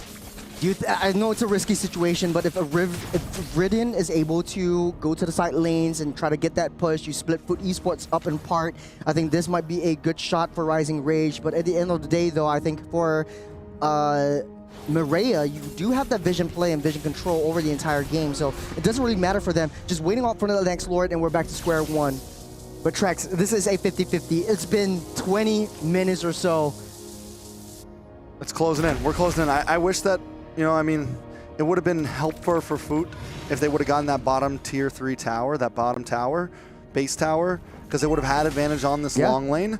Now, with it up, minions still the same strength. Rising Rage playing more of a much wider map, but are they going to pay the price for that? Because Food Esports is blitzing this Lord. Every showing up a little late. Everinian as well, going to get zoned away from Unohana, and Lord goes to the side of Food Esports, and look at this in the backside. Asuna gets the stun. Every starts busting shots. Maria, though, able to take him out. The double kill from Maria. Members are dropping. Miko drops Shimon's force and finds another. Everinian all alone against 4. Looking for the getaway, looking for the outplay, just looking to try to get out of hell right now. Food Esports, all they got to do is close it in. What a play for Food Esports, and they take another kill off their name. There's 4 members down for Rising Rage. Lord also marching in the mid side. They might be able to do it here, Trex. This should be it. Food Esports, after 21 minutes, find game number 1. Game numero uno. From the draft to here, we thought that Veil was going to be in, but the Farsa showed so much promise. Even in the last second when the Farsa was taken out, Food Esports, they overturned that situation. I didn't know what that thought process was when the Tigra came up. It might have been better if we had the sequence of drafts, but then again, that was well-played execution from Food Esports right from the start. And we wanted a brawl match. They got a brawl match. Yeah, I mean, they were going blow for blow for blow. And a lot of times when it comes down to those types of matches where it's just throwing punches at each other's faces, seeing where everything falls, the grittier team can win out, right? It's not always about the draft. It's just about, and I feel like Food Esports, they took a lot of those fights together as a unit. And I think that's where we saw the other team just kind of, Rising Rage just fall a little short. Sometimes one of them was a little late. Sometimes Asuna went in a little too far alone. Sometimes, you know, Faja would jump to the back while the rest of the team wasn't following up. And if you're going to go for that type of play style where it's, we're just going to throw hands today, everyone needs to be throwing hands. I also want to point out that for Rising Rage, though, every time they secure a kill, they didn't convert it into major objectives. But hey, that's just my opinion. Let's take a look at, or let's hear from Leo. What's your opinion on all of this? It's been a while since we've seen this kind of MLBB, right? Yeah. This is Scrappy. Pedal to the metal. No, I've seen Scrappy. This is more than Scrappy. This is pedal to the metal, you know, down on the ground, just, you want to roll, sir? And it's been 15 minutes, like, we're still rolling. How long did this thing last? About 20-something? 24? 24 minutes. 24, 25. 24 minutes, 25. Of non-stop action. All right, an MMA round is 3 minutes. A championship MMA round is 5 minutes. This was something else. This was something that happened in a back alley. This was underground. This was backyard wrestling. And it's so refreshing. I'll tell you now, I wouldn't have it any other way. But there was something you both mentioned that really made it count despite all of this trading, whether it be beneficial, whether it be planned, that made the difference for me. The fact that, I don't know if it was Chura who said it, I don't know if it was Tre who said it, but they just have so much damage. Foodie Smoke, who said that? I don't know. Everyone had a lot of damage. Everyone had a lot of damage by the end of that game. Both teams were just aggressive, like, yeah. Okay, to be fair, I think it was just easier for Foot to put the damage out there, right? Yeah. And the fact that Every was not protecting herself as well as Zendaya was. Yeah, Zendaya, y'all. Zendaya was just, woo. Nobody could talk. Why? Because she's the greatest showman. Because she's MJ. She's MJ. Yeah, no. So that's what made the difference to me. It's like if everyone is scrappy except for one, the team who has the least scrappy person, the team that has the one member who knows how to conserve herself, will come out on top. And that's what happened here. Again, I don't know if they planned for this kind of MLBB to be played here, because again, the shortest route to victory is a straight line. I don't know how they both decided to run circles around each other. It was intense, to say the least. Yeah. It definitely went the long haul, both teams. I mean, yeah, we saw a few mistakes from each side. We saw some really good gameplay, I think, from both sides. Like, in terms of, I think, Micro, right? Maria was able to many times single out members of Rising Rage.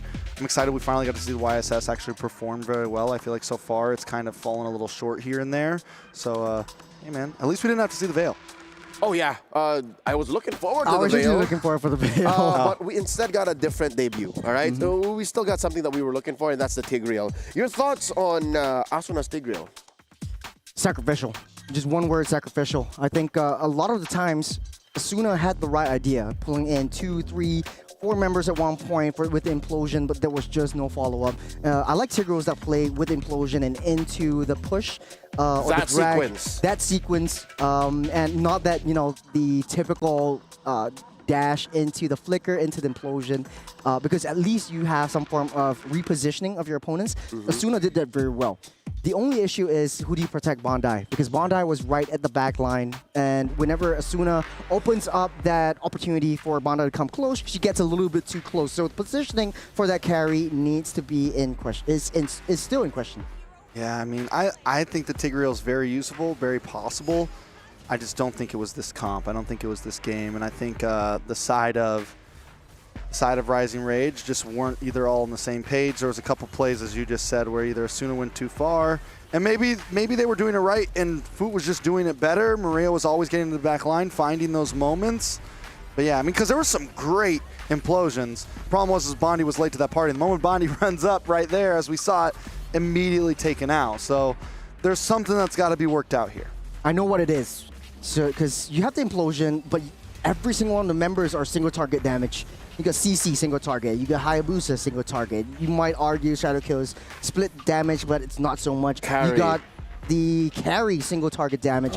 It's not enough AoE damage to follow up around the Tigreal. The only one that matters is the Kimmy, but I saw at the end of the day, the Kimmy's not enough to take down the tanky boys. Like, you want to deal with the Phobias and the Gato in the backside, and target prioritization. They needed a Farsa. And the team that had the Farsa, the team that had more AoE was the one that got there. And I think, again, that's the main difference. Now you put it better into words. The fact that Foot Esports had the AoE, Foot was much easier, had a much easier time dishing out the damage that they had, made all the difference. So that now that puts Rising Rage on the back foot, 1 game away from losing this series in a sweep. Something's got to change. Number one, I think the draft. We always say that, but folks, it's just true every single time. Maybe the Tigreal was right. What would you have changed if the Tigreal stayed? Because I think, I agree, Asuna really tried. Asuna was a significant part of every major team fight. It's just they couldn't take advantage of the setup that she provided. I think they shouldn't have. I think first picking the Kimmy when the Farsa's still out there, maybe a little bit greedy, maybe a little bit, shouldn't have gone that path. I think they could have played with a different mage. They could have ran something a little bit different. But overall, either way, even that game, they were close to winning that game a few times. Foot made some mistakes. Do I think the draft could have been better? Yes. Do I think some of the gameplay could have been a little bit better? Yes. But yeah, I mean, there was definitely some moments where they just seemed a little split up, and in a comp like that, you don't want to be split up. When you have an implosion possibly coming in, everyone needs to be ready right then and there. There can be zero hesitation. So yeah, we'll see how they approach the next game. I have a feeling that the next draft, if it doesn't change fundamentally for Rising Rage, it's over.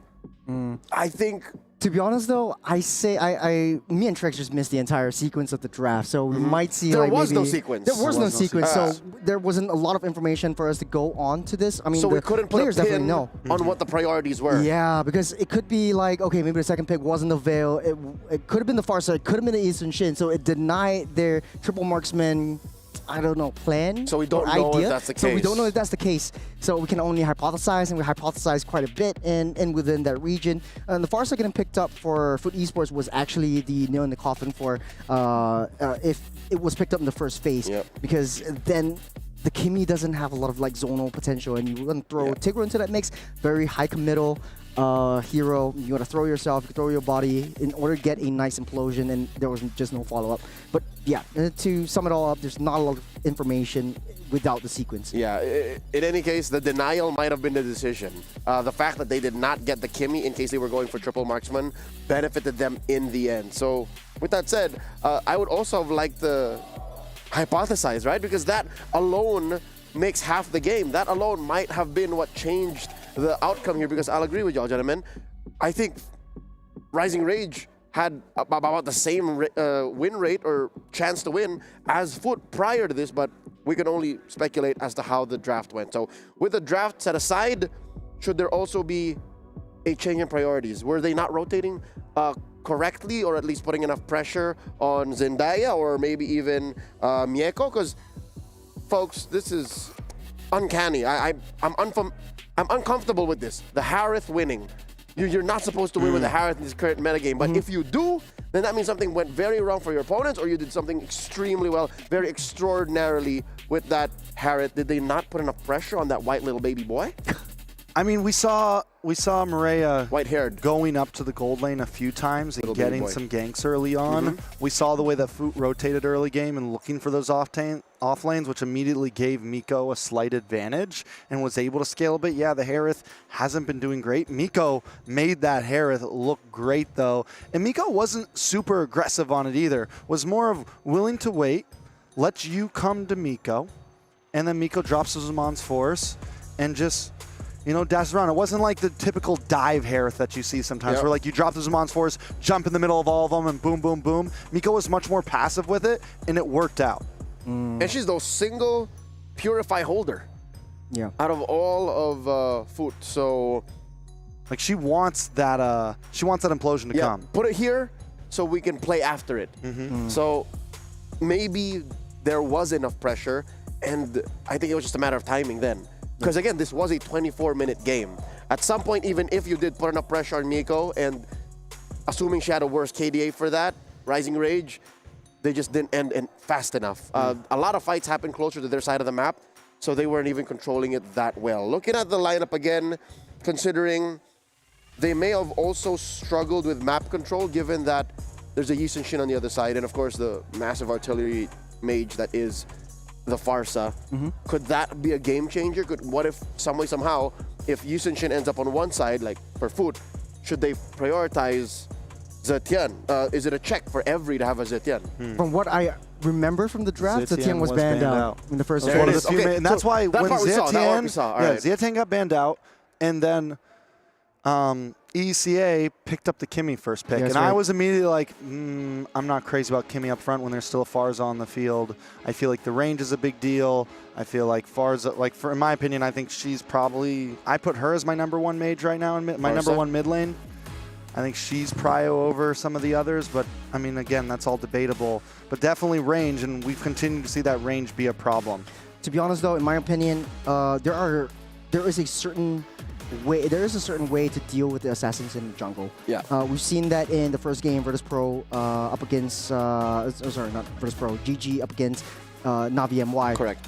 Very aggressive, go head on, go mano a mano into the jungle, try to disrupt all these team fights, and leave you farmless. The fact of the matter is, Rising Rage was unable to do that, or they didn't have that courage or that confidence to be able to execute that as well.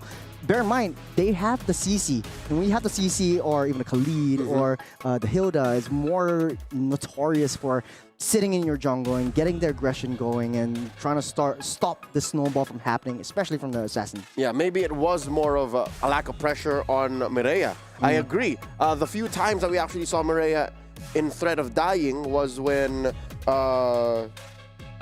Iridian tried to kill her. Yeah, but that's not the best way to use a Hayabusa. You want to send the Hayabusa over to kill Zendaya. You want to kill Mieko. But alas, here we see this shinobi chasing this Korean legend. He's not a ninja, by the way. Like, as cool as that is, like, it's not even anime. It's like, what is the... Like, manhwa? That's manhwa is like... So what is Korean anime still called anime? Regardless. Manhwa? No, that's manga? what he said. It's not really manga. No, that's Japanese. That's Japanese, but... Whatever it is. When a manga fight is an anime fight. Same thing. True, it's just slower. And you need to read. But regardless, I think the pressure was lacking on Mieko. Or rather, no, on Mireia. So if they put more pressure on Mireia, maybe even in the draft, we see this change. Maybe the tides turn for Rising Rage, and maybe we finally, somehow make it to Game 3, but that still comes down to how the draft is attacked. I mean, with the way the last game went, I think it's very possible we could see a Game 3.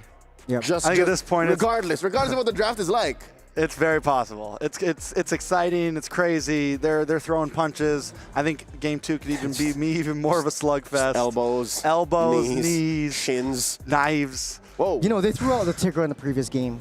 Right now, I'm excited to see what else they have up their sleeves. What if? Again, we did mention this earlier. A possibility just to really change the tempo and give Foot Esports a quick gut check to see if they're ready to respond. What if Asuna picks up a support, an Enchantress support, like a healer, Because, again, it's clear that the Turkish ladies and the ECA reps here, they love to fight. So what if you pick a hero that's like, just says, all right, keep fighting, we're going to keep going. I know you just want to tease the Rafaela. Just someone pick up the Rafaela right now. Rafaela, we haven't seen the Rafaela in action. Angela, like these make for such close fights. I mean, when I saw the Kimmy earlier, that's where I thought they were heading. I thought I was heading to something more sustainable. You get your damaging mid lane, you pick up a marksman after that, and you just run Ube, right? But then the Hayabusa's a little bit too much. You guys talked about the triple marksman. The YSS, it works with the double marksman because he doesn't get too far away, right? Like, he still has to stay close. It's not like a Hayabusa that's completely leaving your team behind, right? And I think that's where the draft starts to get now it's a little too much. You're too split up. You're too all over the place. But let's jump into the draft. Too much of anything is a bad thing. Let's see if Rising Rage can even the odds and take us to game 3. It's Trex and Churros running you through match point with Foot on the play. Going into match numero duo, is that the right word? Dos. Starting things off, Foot Esports banning out the Freya 1-1 Phobias. We've actually gone a long way through. It's already second phase of the draft. They actually banned out the Suyo as well. On the other side, Rising Rage taking out the Hayabusa to Tian, Jusin, and Baxia. What's on the board right now? The Uranus, Kimi, Granger, as well as the CC, Farsa, and the Gato for Rising Rage. Yisun Shin still on the table. Foot Esports really teasing the Yisun Shin coming into the question as well. And I think for this gameplay, nothing really changed too much. Actually, they're swapping their mid lanes. So at the end of the day, I think for both of these mid laners, pretty head-to-head matchup in the lane-to-lanes. But the rotations definitely will come through for Rising Rage. But hey, what do you think? All right, while Trex is gathering himself, I'd like to say, come on, fool, why you gotta ban my Suyo? We've been alluding to said hero for a while, and I think they read into it. And having seen Rising Rage play, isn't Suyo the perfect hero for this very scrappy team? It's just like, all right, I'm in, I'm out. I can sustain a bit with the Sever hold. Come on, you're breaking my heart, you're breaking my heart. Rising Rage, they got red 4 here. They still don't have a jungler and a gold laner. Irithel is still left open, yeah? I want to see Irithel, I want to see Moskov, I want to see cross-map plays, but Irithel will be going into their hands. Pretty good at this prediction thing. Maybe I should be a caster. Oh, please. Okay, Foot. Again, here's another change. The Fredrin will come out. Mireia showing us more layers, depth to her hero pool. She picks up the Fredrin, and I'm so thankful that it wasn't the Uranus in the jungle. And then they cap it off with a Kalia. How is it that Kalia is now being seen in the second phase like this? This is injustice for this little mermaid girl. I think it's very consequential because you want to go in, try to pick off someone, and I think it makes it easier for the Kalia to disrupt the Farsa. But I think Foot Esports just trying to suss out that they want to go for a wild card or a sort of a random pick. Okay, that random pick is not as random because it definitely is going to be the jungler. And here we are, the second time we're seeing Exborg jungle. Exborg jungle for the day. Currently winless. Trex, what do you think? I mean, against the Fredrin, it's definitely possible. There's something there overall. It's not as bad as it looked earlier that we saw it. I think it's something that maybe could work here. They do have burst damage, a lot of burst damage behind it. Not only burst damage, you have true damage to break down the shields from the Uranus as well as the Fredrin. You're always in the front lines trying to soak up as much as you can. Definitely will be a difficult... Foot Esports will find it difficult to find their way into Irithel's face to try to disrupt her, get her out of position, but also now they have to deal with the Farsa on the opponent's team. Now the tables have turned. This is looking much more balanced for side of Rising Rage, but then again, Foot Esports trying things out. We've seen good plays with Uranus, and it's going to be Uranus EXP lane, and we're jumping in. Yeah, I mean, last time we saw the Exborg jungle was earlier, and it was up against the Estus, and it just wasn't enough at all. We're going to jump into a pause real fast, so we get to talk about this a bit more.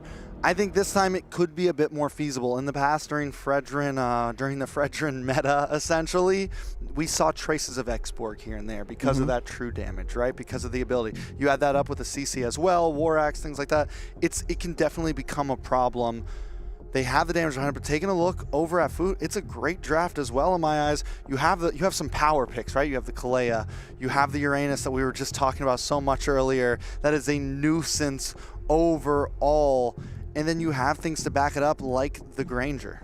What I actually do like about Foot Esports draft is the Kimi and Granger composition coming in, and you're basically just hitting into one direction. It's easy for you to get a barrage into that. It's easy to penetrate into the front lines and try to break through that damage, and also a little bit more of a non-committal stun from the Traction Pulse. So that's what I like to see about the adjustments that Foot Esports wants to make in order to have a more dominant game. On the other hand, Rising Rage has more zone of control. only with that Farsa alone, and you pair that up with the CC, the backline is not going to have a good time. But in order for esports to play their cards right, what I think should happen is that the Kimmy and the Granger would need to be sort of like pseudo frontline, if you know what I mean. I mean, this is definitely the type of draft I want to see with a Kimmy. With a Kimmy mid, you have this Fredrin in front of her. You have some possibilities. The Farza is definitely scary, mainly just for the range, and the only long-range hero on the side of Foot is the Granger, and that's really just the Destinata, and even with the last nerf on him, that range has been shortened, so it's a little hard to try to close that distance. But I think what they need to do, they got to use that Kalea, right? If the Kalea, and not be be kind of straightforward as it, but also be able to pull some sneaky plays off, be able to pull some ambushes off, be able to catch that Farza off guard, because if you don't, then it's going to continuously be a problem, because their composition wants to kind of huddle together a bit. Their composition wants to just engage you, and that is one of the hardest things to do against a Farza. I like that you pointed out the Kalea. You have a lot of different options to approach in. You could go for a bush ambush kind of situation, or you could go sort of like a flicker jump onto a person and then get a tsunami slam in a unfavorable position, getting a reposition into a skirmish. But also, typically you pick up the Kalea just to counteract how the Gacha Gacha wants to play. When you have a tsunami slam, Gacha Gacha comes in, tries to disrupt using the AOG. I don't really see the value of Kalea if you have a Tsunami Slam and it gets disrupted by the Gato. Yeah, it could definitely be a problem. I mean, there's a lot of answers I feel like on both sides, right? I think we're in for a much more possibly methodical game this time than last time. It might not be as much of a bloodbath. I mean, it could still happen. They could both still go and just start swinging hands, but I feel like both teams can take this at a different approach. But who do you have your vote onto this round? I like Turkey's draft right here. I think it's just clean overall. Yeah, the Farza, again, like I said, for me, it's one of my strongest mid laners. It can really just make a difference for some reason. The damage is just crazy. The early game rotations with the Wings by Wings are crazy. And even though she's a sitting duck with the ultimate, you have the Wings by Wings to get away, which makes her not as much of a sitting duck as a lot of, stable ult mid laners. So it's tough. It's a tough call on both sides, but here I still like Foot. I mean, I still like Foot. Honestly, though, Rising Ridge, I like that their composition is much easier to execute, but then looking at game number 1, it's an all-out brawl. We might expect an all-out brawl again. Now that Farsa is in their possession, it might be much easier for them to take the objectives and get the Lords into their hands and try to push it through. But then, that being said, they still need to have that confidence to play the cross-map plays or the side lane plays. That was what was missing in the first game. We always see Rising Rage going for kills, going for trades, but it's not exactly a trade. You leave the side lanes wide open. Typically, you pick up a Hayabusa, you want to be able to push in the side waves, try to get at least a T1 or T2. They attempted to do that, but Maria was always there. Now, the turns have tabled because Maria is on a stocky boy. He's a little bit slower on movement speed, a little bit slower on rotations. How do you think it's going to pan out? I mean, I think in terms of rotation, I think in early game, ECA may have a little bit of an advantage in terms of rotation, just like getting around the map, maybe looking for some early pickoffs. The thing is last game they weren't able to do that. If they can do that this game, maybe slow down the Granger, do things like that, get themselves ahead, they could looking for a good example. But the problem is with the Fredrin, right around third turtle, even second, but third turtle, first Lord, he becomes a problem. The damage is there, and then he's also tanky. I think what's going to be big for the side of ECA is trying to find a way to get to the backline. But now that they have the X-Borg, they don't have a way in, right? Really, so they just really at this point have to go for more of this stiff arm strategy of kiting, getting them down as low health as possible, and then going for the kill. Do have to agree with you. There's a lot of ways that EC can play this around, and I see your perspective on Foot Esports, and yeah, I think we're going to set things up into motion. There's a little bit of a technical difficulty, so we're going to be jumping into a little break. So we'll be back with more MLBB action coming back at you. See you soon.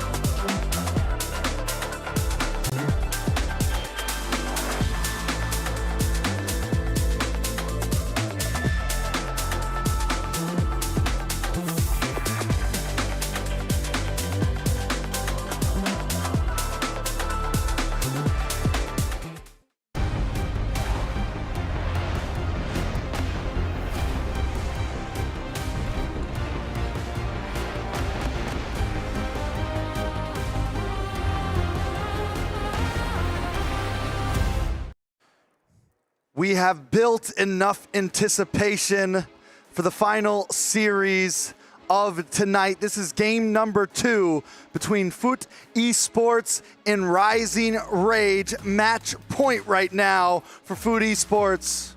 How you feeling right now? Are you ready for this? I'm more than ready. I want to get things started. I know we missed a little bit of the draft in the first game, but right now I want to see what actually goes down. What is their thought process in every single bit of the match? I know we missed out a couple of early game drafts, and I want to see what is going on right now. In case you missed it, I think they're redoing the lobby because there's a lot of technical difficulties that's going on, but we want to have sort of like an even playing field for both teams. But then again, I think it could be anything right now. I don't think what we saw in the full draft actually Is everything going to stay? Yeah, it's everything in the stage because Is everything going to stay? Yeah. I mean, I like both drafts overall. I think they're very playable. My guess is it might be staying with the draft, and maybe they just needed to re-lobby up. We will see, of course, how this pans out. But either way, taking a look at it, Foot Esports on match point, looking to get that much closer. What does EECA really need to do here to even the playing field? Definitely look for conversions, getting the objectives. And when I say objectives, it's not the main turtles or the lords that really count for them. It's more of the turrets. You want to get the turrets taken down, open up the maps, open up the jungles. Don't let Maria walk in all fine and dandy into your jungles and just having a free shot for that. And she's just picking up everything that she can. So you would say it's more on the terms of gameplay than draft, right? It's gonna what happens in the game here, and I can kind of agree with that. I think last game, even when they were behind, we saw Everidian getting some solo kills on Maria. We saw them able to win out on some of those fights. It wasn't exactly anyone's draft's fault completely. We know the possibilities are there for ECA here. They just need to kind of pull through. Speaking of which, players are locked in, ready to go. Sorting a few things up. It looks like they're still in the draft. They're trying to redraft everything, and hopefully we get that draft again pulled up once again. But hopefully, like you said, Trex, everything will stay the same. We would see, if I'm not wrong, correct me if I'm mistaken, you got the Fredrin and the X-Borg in the jungle for both sides. It's a trade for trade. Kimmy right now in the hands of Foot Esports, and Farsa going in the hands of Rising Rage at this point. Yeah, I mean, on paper, that matchup right there is kind of weird because in terms of skills, we do see the X-Borg meltdown, but it looks like we're going for a whole new draft here. So we are going to be picking things up. Freya banned once again from the side of Foot Esports. Definitely something they don't want to see, and they're going to first pick that Uranus right away.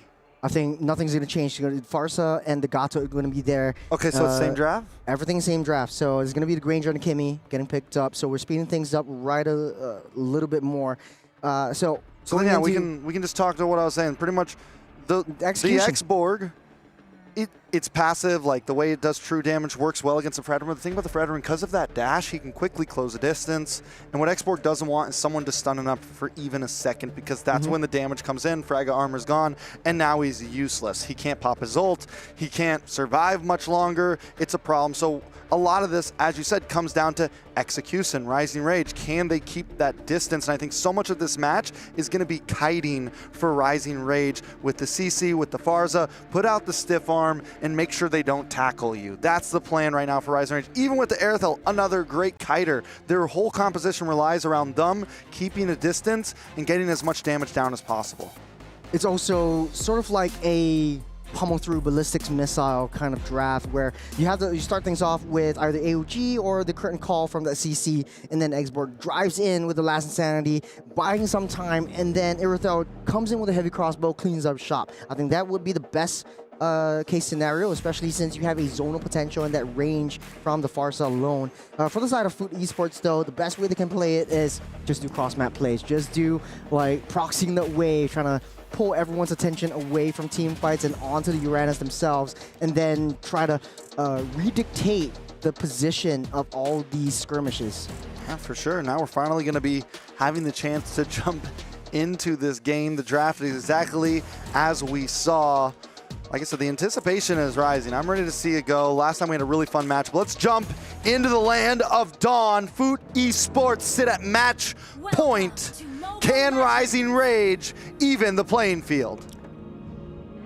Jumping right in, first thing I'm actually looking at is X-Borg versus Fredrin. Who jungles much faster? And it seems off the bat, the leash coming in from that Kimmy alone would be able to get Fredrin that fast rotation down to the EXP side as early as possible. We're looking at a mirror-to-mirror matchup, starting on the same side of the map. In the mid side, though, Zendaya getting a little bit aggressive, and that's how you want to play it around a Kimmy. But I think, okay, it's the same. I was mistaken. So Zendaya is still played the Farsa in the previous one, right now Kimmy. Yeah, and I mean, taking a look at the emblems for Everidian, pretty much full damage, no defense capabilities there, nothing to kind of maybe give yourself a little more health. They're going pretty all in. I'm excited to see exactly what he builds here. Most likely, obviously, going to pick a little bit of defense. Bondi, though, and Miko going for the 1v1 already in the top side. Miko doesn't have that level 4 just yet, but still, the aggression is already there. Speaking of aggression, you see Nora giving intel duty, the reconnaissance duty over for Foot Esports. They know where Everidian is. They know how they want to play this, and Maria just walking fine and dandy into the jungles, though. All right, Nora, look for the Tsunami Slam. Doesn't have level 4 just yet, so can't pull it off. I'm forgetting that we're not even at level 4 yet, and they're already trading blows. I'm like ready to call the ultimate in, and it's just not possible because we're 1 minute and 40 seconds in. To be honest though, wasting all these crucial resources, the flicker's gone just for the lizard on that bottom side. Hey man, I need that lizard. No, I need that lizard. You Floridians and your reptiles. Yeah, that's how it is, man. Every minion counts. Listen, everything on the map is a neutral objective between these two teams. Hey, you can keep your lizard suit because right now I want that turtle stew. And Foot Esports starting things up with that turtle. Doesn't look like Rising Rage wants to contest for this one. Everidian's showing up, does have level 4. Watch for the last insanity coming to the last minute. Every in the backside. Maria still able to get it. The knockup happens. Asuna now in a little bit of trouble. Everidian as well. Unohana. Down comes the Appraisal Wrath. And 2 members are deleted. Zasha might just be next. Yes, a triple kill for a Fredrin. We're 2.5 minutes in. That's what I'm saying. That's what I'm talking about. Nora buying Foot Esports sometime, and that one lizard caused Every to not be level 4 for that turtle fight, and Foot Esports, they're drinking turtle stew for dinner. They threw in a couple members of Rising Rage in the stew as well, stirred it around, took a bite. All right, gold lead, looking at almost 2,000. Unohana all alone right now. She'll be able to get away from this. One feathered airstrike does finally connect, but Unohana's still safe, and this is why Uranus might just be at the top of the pecking order. I'm not surprised. This is what to expect when you're playing a Uranus. Very annoying, always proxying that wave, and Rising Rage needs to pull members in towards Uranus, and it doesn't seem like you can take that down. Unohana already up to full health. Yeah, I mean, it's a problem. You know, Sadafa said that he hates Estes. I think Uranus needs to be on that list, because that right there is a hero that nobody can deal with.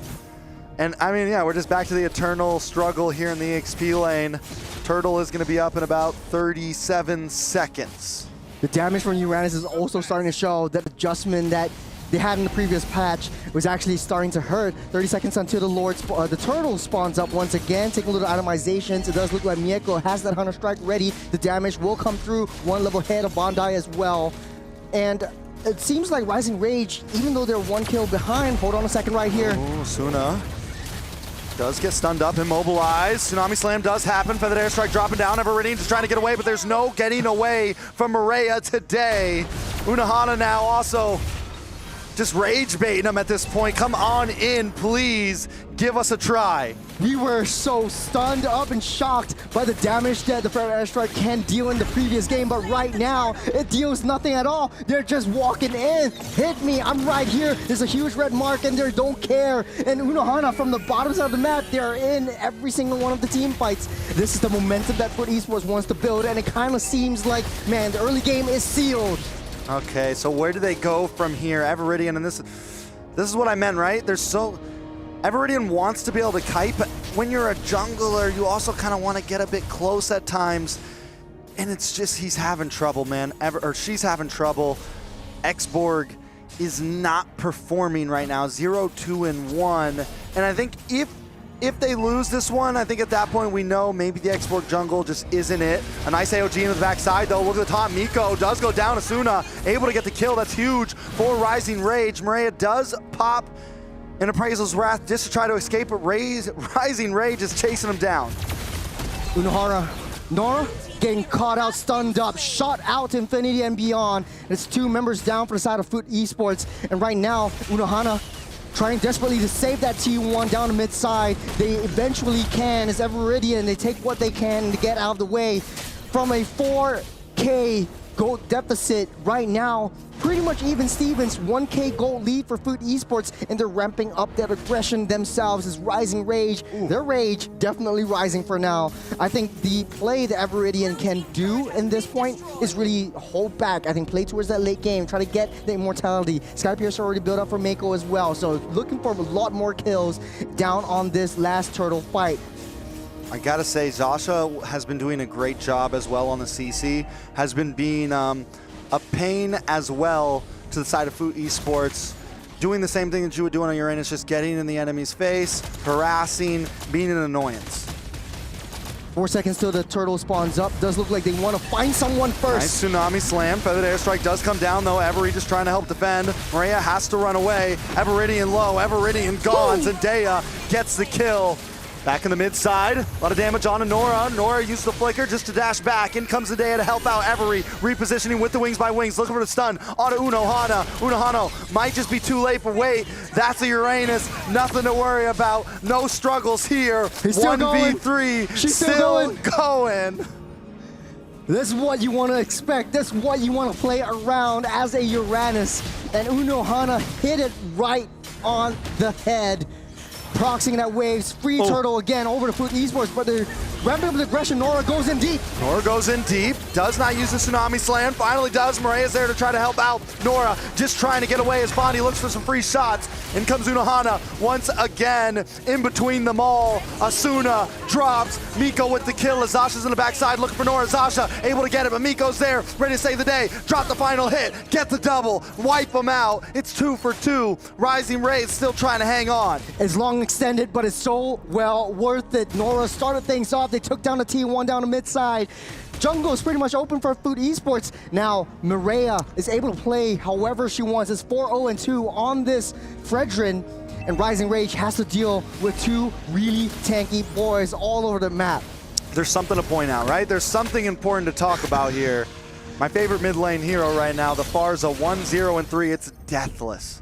And that is going to get scary and scarier as this game goes on for Rising Rage. That could be the saving grace.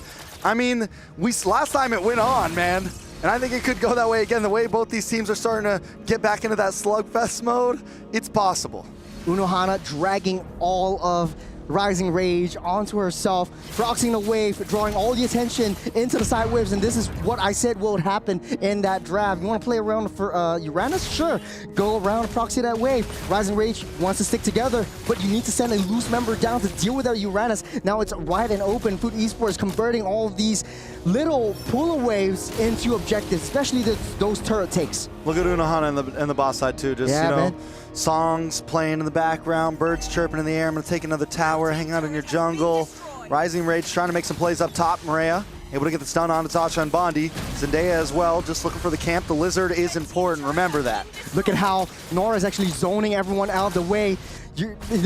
Uranus zoning everything out and pushing the minions into the turrets, and they need to be able to respond to this one, but they're not fast enough. Every doesn't have that confidence to use the wings by wings to fly in to try to deny that turret. Lord standing up strong. This is the first Lord of the game.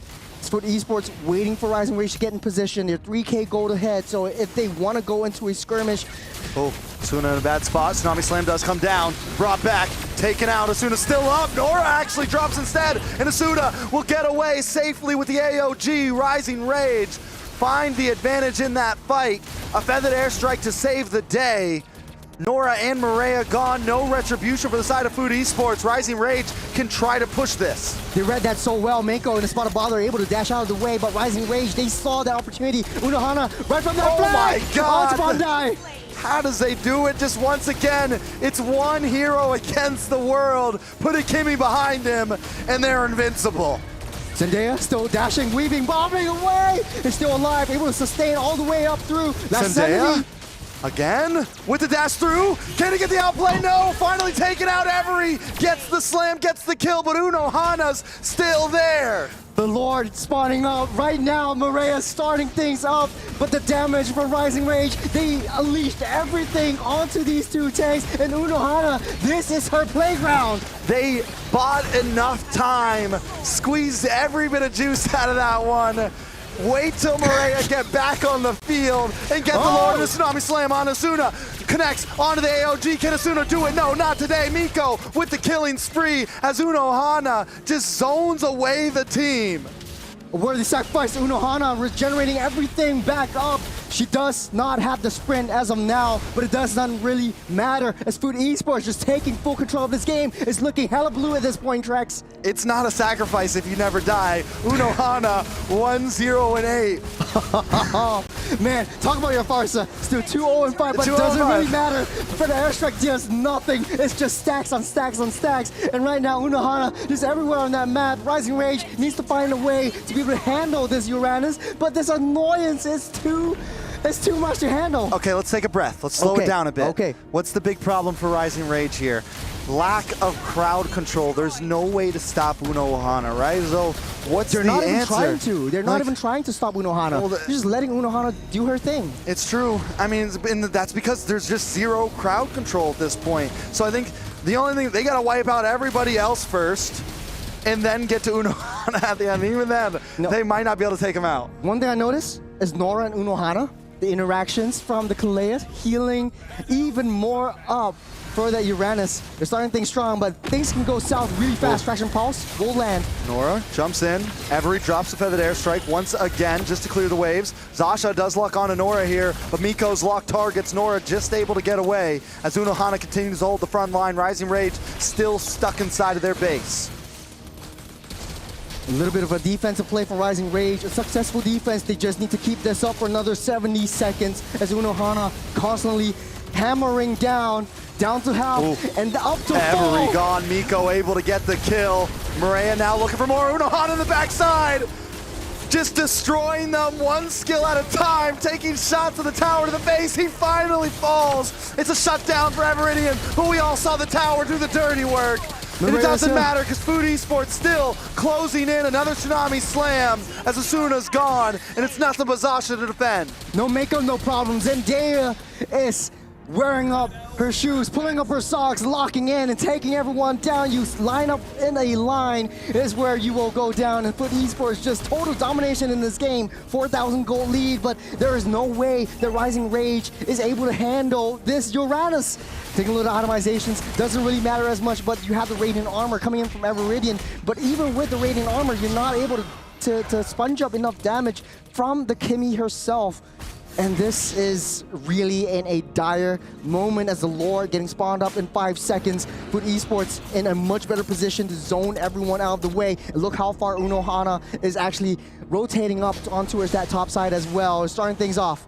I mean, that's Unohana's objective at this time. And last time we saw some lacks from both teams of overall map control. And this time it seems like both teams, we look at Zasha, we look at Unohana, they're both hanging out in the long lane right now. They're both kind of making sure that it doesn't get too pushed, but now Zasha's going to come back, and that means Rising Rage, if that's the game they're going to play, they need to make their move now while Unohana is away, and down comes a feathered airstrike. Look at the damage, Tsunami Slam though, it's 1-for-1 still. Zasha gone, Maria gone, but it's a retribution for the side of Food Esports. Does Rising Rage want to try to go for the Lord here? No, Nora gets the knock up as Miko's in the backside, but Miko gets deleted. Bondi finds the kill, but Unohana is still here to save the day.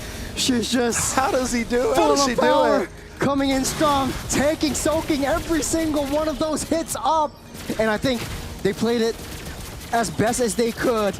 With Mireia down, no retribution. At least you want to find some salvation from Rising Rage, deny them from that Lord. But how I think they could play it a little bit better was going onto the long lane, trying to get a backdoor play. And that's how Food Esports is able to play this around, especially with the Uranus around. Yeah, I mean, it's even when Rising Rage kills Miko, kills Mireia, you still have Zendaya there's still to deal nothing with. they can do, man. It just doesn't make sense right now. Unohana is single-handedly carrying this game. Asuna now locked up, can't move, taken out. Unohana takes out Bondi. One by one, the dominoes fall. Talk about a tank. This is a planet you actually have to take down, and she's healing everything back up. A little bit of a taunt right there from Food Esports as they make quick work of that Lord. They have all 3 lanes in question. Lord will march down mid, and if they can, take down these T3s on both top and bottom sides, and Rising Rage will not be able to have any defense at all. Unohana keeping everyone busy. All right, Rising Rage, once again. Can they defend this? We saw them, they were able to do it last time. Lord's gonna be coming down the mid, no tower to defend. Food Esports taking a wide objective, making sure they clear all the lanes, syncing them up, and try to get one big push to finish things out. Silver lining, they do have high ground. Fiercest airstrike will be able to clear out the lanes. They're starting things off with that Lord. Bottom side already pushing in. They're facing their fire onto the Lord. Big pick, a lot of damage. Zasha already gone. Zendaya takes the tower as Mireia holds down the front line. Look at the damage. It's too much to handle. Mireia finds Asuna. That airstrike comes. He held onto it. She held onto it. Unohana drops. Lord's still on the field though. Food Esports, nothing but Zendaya, Mireia, and Miko to try to do this. It's a 3v3. Will they go for it? No, it's too risky. They need to stay disciplined just a little bit more. Wait till Unohana comes back up to soak every one of those damage out. But at this point in time, 100 seconds till that Lord spawns up. It's a lot of time for Rising Rage to come back up online in this front. They could have ended it right there and then. One more Lord. One more Lord. One more Lord. We're maybe back 2. at it again. Maybe 2. You know the only Lord that matters, right? The last Lord. The last Lord, which will never come. Which might not be. But then again, look at the map. Super barren. Rising Rage only has their throne left in question at any one point in time. Honestly, though, if you're playing Uranus and how you would like to play it is if you want to put the Uranus up alongside that Granger, try to find a angle, a sneak play into that back door. Rising Rage is not going to bother about that side, that long lane. Look at where the top lane is pushing in, really in deep, 25% down onto their turret base. All right, so Food Esports, once again, I think they just approach this the same way they've been approaching it. Rising Rage, though, man, they win out. They've been winning out on some of the team fights earlier. They got Maria, they got Miko. I think at that point, they just need to commit, man. Even though Unohana is harassing in the backside, it's like, we got to get this Lord. Yep. We have to get this Lord. We took out your Retribution. That's what you wanted. You got to just go all in. And if it ends up with just 2 of your members and Unohana, at least you got the Lord. I would say give up this Lord, try to play defense, because this is where Food Esports falls apart. Very high committal draft. At the very least, you throw in Nora into the mix, you throw in Maria into the mix, you get a traction pulse onto Asuna. Ooh, AOG forced to try to get away. Maria does lock on to Every in trouble, locked up, taken out. This could be the end for Rising Rage. After a long game, we're 18.5 minutes in. Food Esports still unable to close the distance completely, and this is what I meant by the kiting from Rising Rage. It's so hard to get a complete wipe on them. Yeah, they come in too fast. It's like a ballistic missile once again, homing in onto that Farsa, and once you take out that Farsa, you don't really have that high ground. And like I said, it's a little bit difficult for Rising Rage to contest for this Lord within their jungles. You have to deal with a lot of flanks that's coming in, especially from Unohana. Sometimes it comes in from Nora alone, and the sustain from all of these tanky beefy boys are not enough. It's Rising Rage back on that defense. All right, this Lord may just be it finally. Maria does take a lot of damage. Everidian, he's running away. Miko able to get the kill. Another one drops. 2 down for the side of Rising Rage. Food Esports looking to try to finally close the game. But the airstrike comes down. Down goes Unohana. Every still continues to defend. Rising Rage hanging on, swinging from the chandelier right now. Minions on the base. Maria tries to close the distance, tries to drop the Appraiser's Wrath, but is locked up and taken out. Everidian gets the kill, and Rising Rage continues to rise from the ashes as the Lord closes in. They're too low. They might not be able to do this, though. Lord down on the throne. Miko, along with Nora, clean things up. They sweep them down, and Food Esports takes the series. What a game. Man, another game where we can't catch our breath. Unohana was everywhere on that map, and the damage really comes through from Food Esports. At the end of the day, there was nothing that Rising Rage could do. I would say this was a really dominant performance from the Turkians. Turkish? The Turkish, yes, the Turkish. I'll forgive you this time.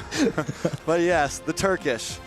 They played an amazing game. They were able to go, they were able to meet ECA in the ring, go blow for blow, pound for pound, and sweep. A lot of times when you see matches like that, it goes back and forth. We go to 3 games because they are just messy, grueling, you know, just heart-wrenching games at that point.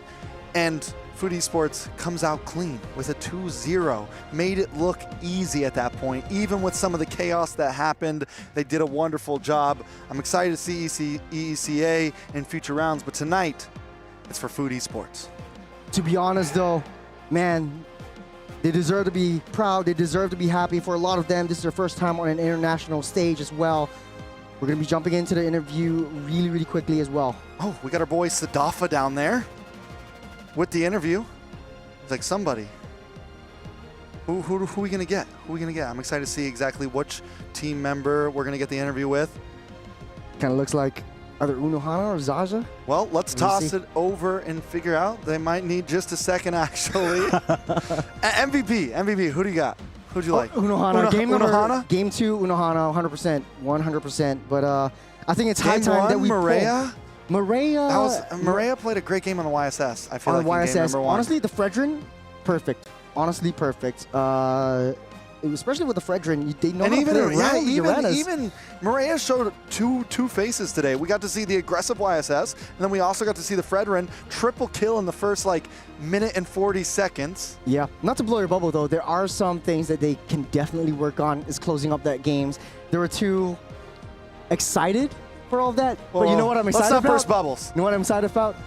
The interview. The interview. That's right. Let's throw it over to our boy Sadafa. Go ahead. All right. Hello, hello everyone, Stafa here, and I am with Nora from Foot Esports, who just took a clean 2-0 victory against Rising Rage. Congratulations on your win. Now, I want to ask a question actually. We asked Foot Esports before the tournament started which teams they wanted to meet the most here in MWI, and one of them was actually Rising Rage, if I remember correctly. Did the match meet your expectations for how it would go? Senin için maçlar nasıl geçti? Çünkü ilk başlarda MWI için Rising Rage'in daha iyi bir rakip olduğunu düşünüyorlardı. Sence nasıl geçti bu maç? Bizim için kolaydı. Açıkçası 2-0. Yani başta biraz heyecan yaptık ama ondan sonra daha güzel geçti. İlk maçın heyecanı çok vardı gerçekten. Arkadaşlarımda da bende de. Şu anlık iyi. Rising'i kolay yendiğimizi düşünüyorum. Biraz yalan. There was pressure on us for the first game, but like we managed to deal with it. And after the first game, we actually did a great job to win the game, and it became kind of easier. I agree. After the first game, it really looked like things went a lot more smoothly for you. And in game 2, we really saw you guys do a great job to get that clean sweep. I do want to ask, from what we've heard, is it correct that Foot Esports, the players have never actually met each other face to face before this? Daha öncesinde Foot Esports oyuncuları yüz yüze tanışmış mıydı buraya gelmeden önce? Evet, biz bir yıldır beraber oynuyoruz. Arkadaşlarımla yüz yüze tanışıyordum. Hatta bundan önce Malezya'da bootcamp'teydik. Yaklaşık 14 günlük bir bootcamp'imiz oldu. Bu esnada da çalıştık. Yani daha önceden tanıdığım arkadaşlarım. We are actually playing together for a year, and before the tournament, before the EWC, we had a bootcamp in Malaysia, and we came here actually from there.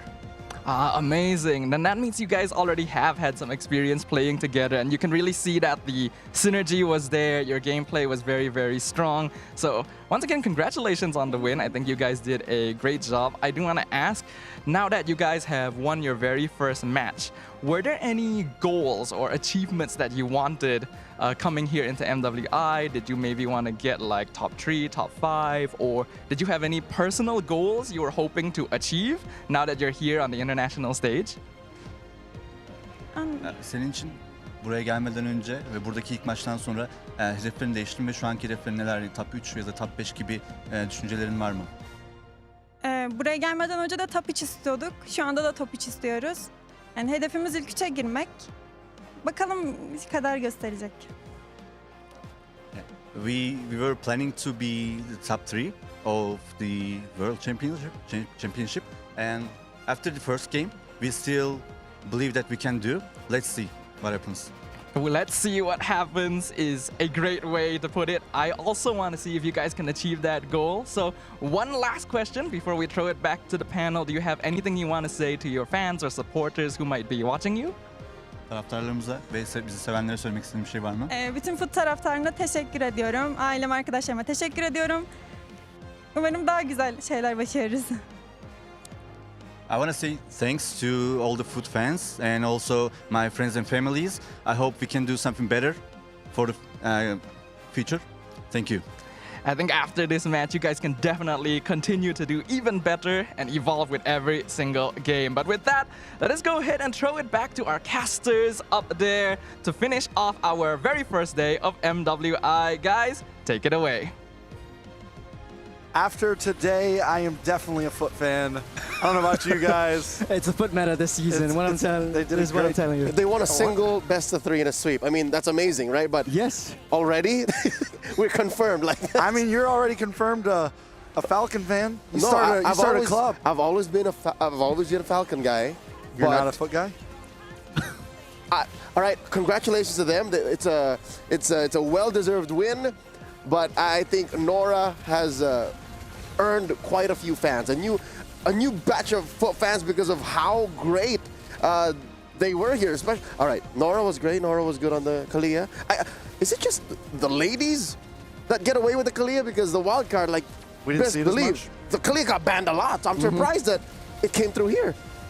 I think high mechanic heroes, they're really understating how the girls would definitely play this round, but they're actually, honestly, I don't want to compare to them. Which is a mistake. To never underestimate a pro team or pro players in this front. But man, Trix and I had a bunch of fun on all of this. We talked a lot. What is your take on this entire game? What do you think? You know, for esports, they win. Yes. What do you think they need to move forward on? And what do you think that Rising Rage needs to do to improve their gameplay? What do you think went down?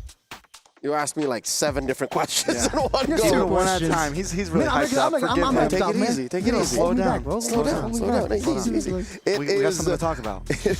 I'll address those questions as we wrap up the rest of the evening. But first, we need to award our Sony Player of the Day. Weirdly enough, we go back to the very first match. And what do you mean, yeah? Where's this coming from? I got to interview her. That's right. Our Sony Daily nice. MVP is Arena, the jungler of Navi MY. Of course, we all got sweeps. Yes? Yes. Confirmed. But it was her sweep that was the game or the match of the day. And The start of it all. it was flawless. Like she was just spamming that recall on, sadly, on Gaming Gladiators to open up the day, and I think that's what made her such a standout. That's what made her our daily MVP by Sony. There. Don't. Is there even a Singapore team here? No, they're Is there? You shouldn't have tried, bro. Just saying. No, but she was impressive. I'm a GG fan. What can I say? What region are you from again? NA. You're a GG fan. I'm like super white. You're a GG fan, but Rina has won our hearts. Like, Yes. Cannot deny. Like, hands down, she was impressive on the Lancelot. I'm excited to see what else she brings out of her group here in Group B.